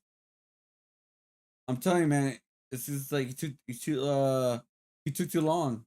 Well, he was in prison, so not his fault. Well, it is his fault. Sorry, it is his fault. He's no longer relevant. Oh boy! All right, what do we got here? 12 years in prison. Alex Mashinsky, CEO of Celsius, getting 12 years. Count them, 12 years. 12 years? Federal prison for fraud. Just pled guilty. We've been covering this for 3 years now after 3 the bank years? that's not a bank that was telling everyone to unbank themselves, that the banks are scamming you. You got to trust these guys. Put your crypto with them. HODL. They stole your money. They had taken on a bunch of risky loans, not told the customers. The CEO was selling the Cell token off the side. It's a long story. We have probably hours of content on it. Finally, all of our hard work, all of the community's hard work coming to fruition here. I mean, the guy's going down, forfeiting $48 million. Absolutely great news in a time where, yes, it can feel the crime. Oh, I'm not going to tease too much of that. That's the new merch, guys. It's the new... I'm just going to tell you, it feels good. It feels comfy. We're not finished designing yet. But back to what I was saying. In a time where things can feel, yes, very much like, okay, we're just letting everyone get away with everything. At least we have some old cases that we're settling. Like this happened 3 years ago.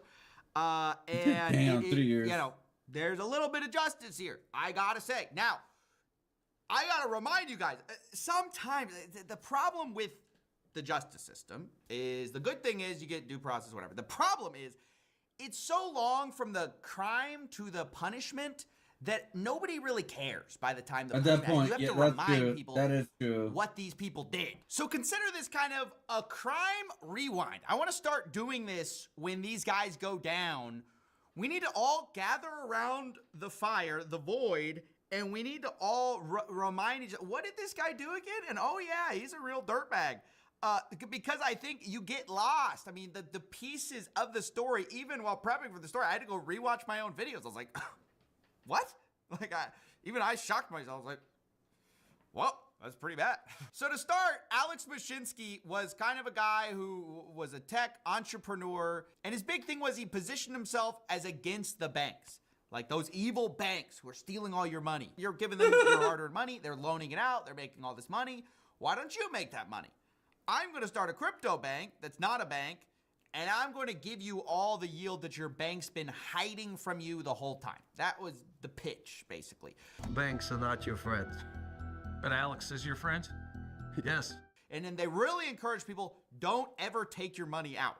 Like, put your money in, we'll make you more money, but don't ever take it out. In fact, they had a thing called HODL mode, where, like, hold on for dear life, that's like the crypto saying, but it would actually lock you from your assets in order to, I think the idea was to prevent you from trading too much.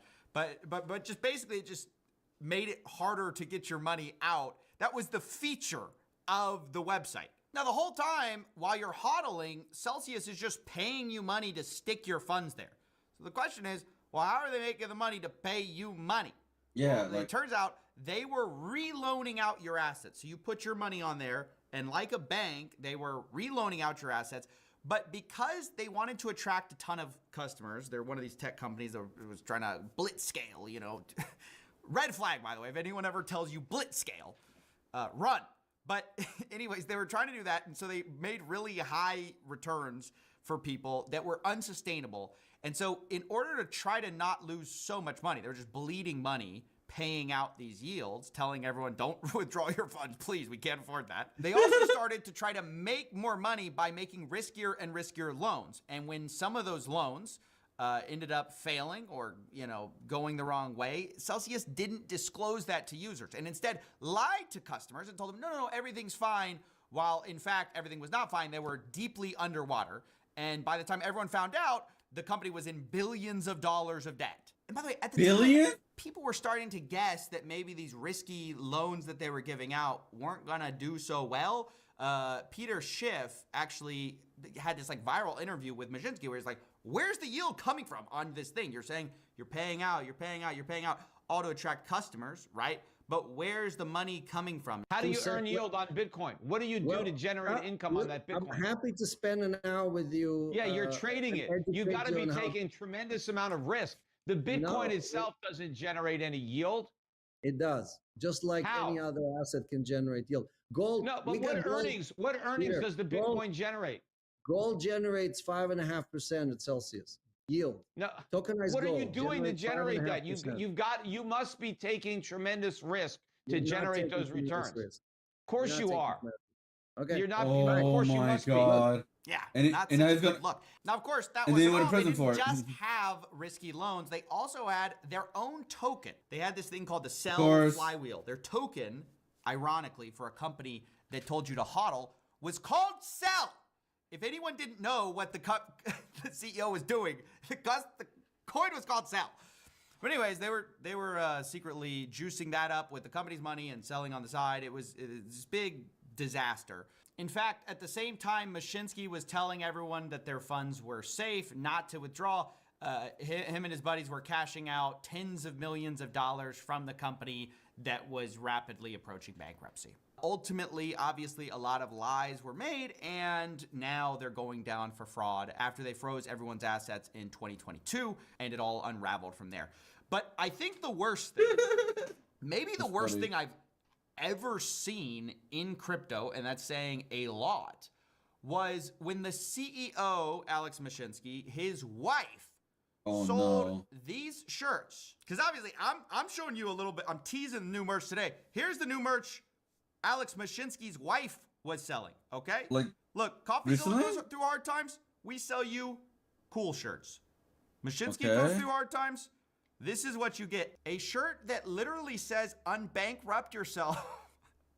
Because their motto was unbank yourself, right? Wow. And I forgot about that. It's terrible. Millions of people had unbanked themselves, gone with Mashinsky, and then after they get bankrupted, the bank that's not a bank goes bankrupt, they sell a shirt that says unbankrupt. I mean, oh, it was so bad. I was talking to so many people at the time, and like this was the thing that they were like, oh, these people need to pay. I mean, there was so much like hatred about the obvious. They pissed off a lot of what kind of people. psychopathic thing do you do where you convince everyone, hey, come, I'm playing my flute, like come into my la la land of crypto yields that it's going to make you so much money. You scam them, you bankrupt yourself, and then they can't get their money out, and then you sell this shirt. I mean, just incredibly. But I've never seen anything like that before or since. It's like unbelievable. It's like if Bernie Madoff sold shirts after the collapse. That was like, you know, hey, like, you figure out what a Ponzi scheme is, dummy? Like it's crazy. It's on that level of completely psychopathic. So I think this really is a shining moment for the people who trusted Mashinsky, who put their trust in him. We have interviews. I'll play a few at the very end here. But it's just absolutely incredible. Here's the press release. This just sucks that it took forever, like 3 years for all this. Celsius's financial stability, they lied about it, and they rigged the price of Celsius's crypto token, obviously so the founders could, part of the reason was so the founders could cash out a bunch of money. In addition to the prison term of 12 years, Mashinsky was ordered to pay $48 million. Now, look, I know people are going to quibble with this. SBF got 25 years. Is 12 years enough? Is it too much? I think that's a lot of time. I mean, I do, and I dislike the guy immensely. I think he's old, and I think that's anyway. I think it's tough but fair. When you defraud this many people, you should expect to go to jail for like a decade plus. I mean, the guy literally lost people billions of dollars. You can't do that and just get away with it. And it's good to see that the regulators who brought this case in 2022 were allowed to carry it out amongst a very tough time in CoffeeZilla history. Let's be honest. It's been a tough one. Tough year for CoffeeZilla. We're living in a catch and release time. You catch the Hawk Tua rug pull, you think, oh, this is going to cause... No. He did try to make a comeback, but he can't come back. When people lost money, right? He tried to make a comeback, but it didn't work. It's open season for all this stuff, hence the merch, but we still got to celebrate when we do have wins. Probably got to celebrate harder, honestly. So, in the spirit of that, I want to leave you with some of the victims who I asked, what do you think should happen to Alex Mashinsky? And here was their response. These are real people who lost real money with Celsius. What he was running as a Ponzi, I do believe he should face jail time, and the people that were also involved with it that were enabling that behavior. There needs to be an example set, or we're going to see more of these grifters in this space, like Sam Bankman-Fried and others who just take advantage of people who believe in the technology, who believe in innovation. And you're not supposed to steal people's money, just plain and simple. You know, it's called theft. It's a Ponzi scheme. Just being stripped of all of your wealth like that, emotional, psychological torture. You ruined people's lives, Alex. You ruined their lives, man. I've seen so many people who are retired. I've seen people who are disabled. I saw people who are basically in like different types of countries that their average salary might be $100 a month, and they lost $1,000, and they don't even know how to feed their families. I've seen people who are literally on the verge of being homeless, if not homeless already. And you see this CEO who is gloating about this and taking money out. I think without a doubt, if like the justice system prevails, Alex should be in jail. Well, he is in jail for 12 years now. And he's an old guy, so that will not be really great for him. He probably has money like somewhere that it's gonna be very hard to like get it back. I'm pretty sure he has that for like his family or some shit. I have no doubt in my mind.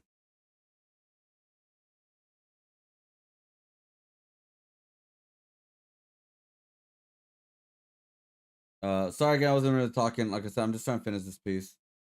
At least just the outline right now. Like I'm just trying to finish this. I'm just watching random stuff. Actually, I think I'm done. I think I'm done watching, honestly. I'm just gonna like play music or something. Hold up. You know what? I'm probably just gonna go to the store right now, actually. I live really close to the grocery store. I think what I'm gonna do, I'm gonna go to the grocery store right now after I'm done streaming. Get the stuff that I need because I already know what I want, pretty much.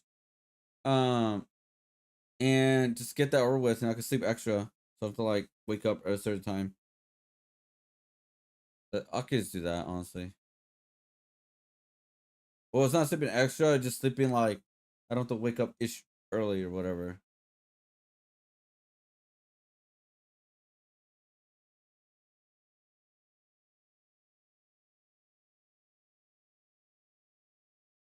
Let's see.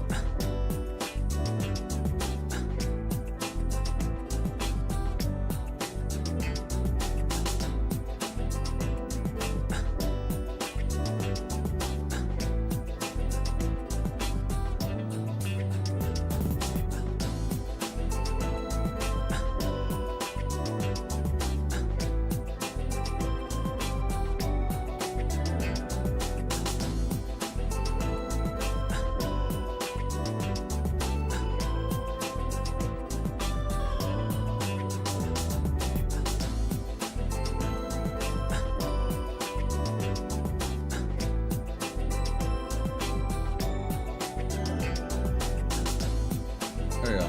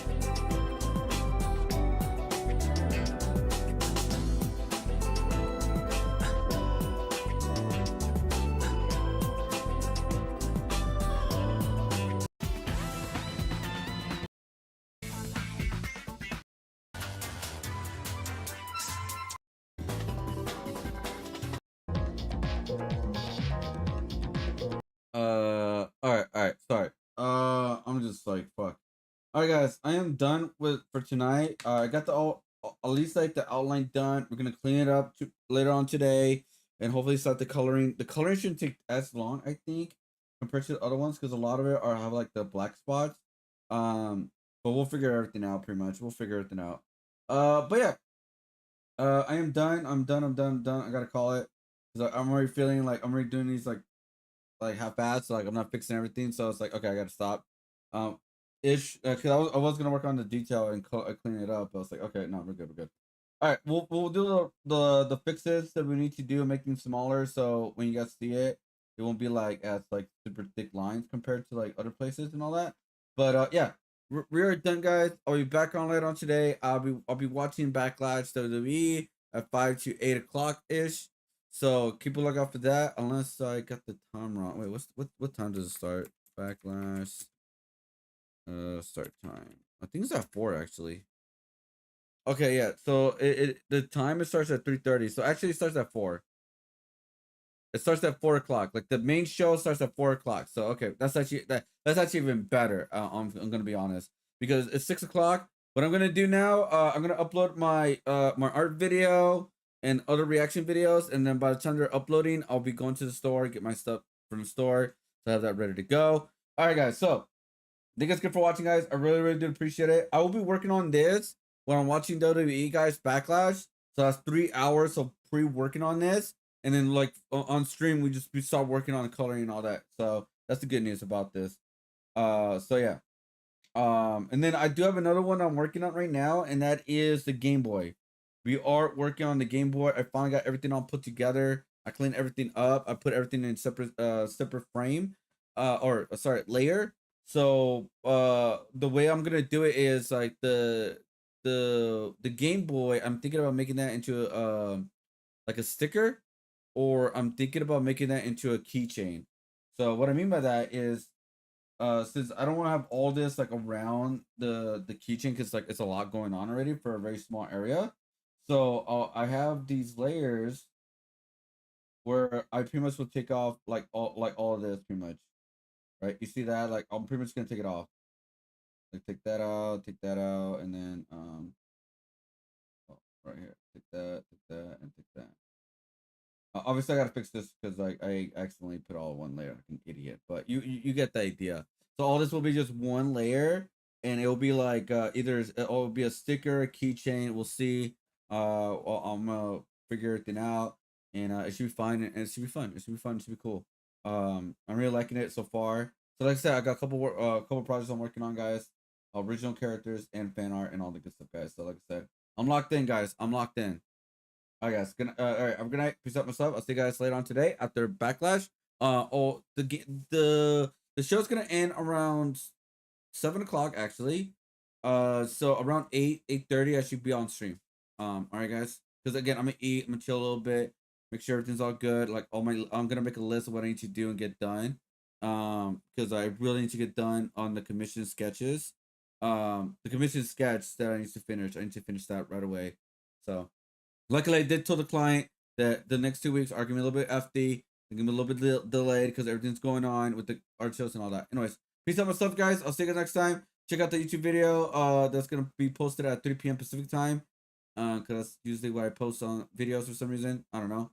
But alright, guys. Good night. Bye. Have a good night. Peace out, my stuff. I'll see you guys on the next video or next stream. Bye. Bye.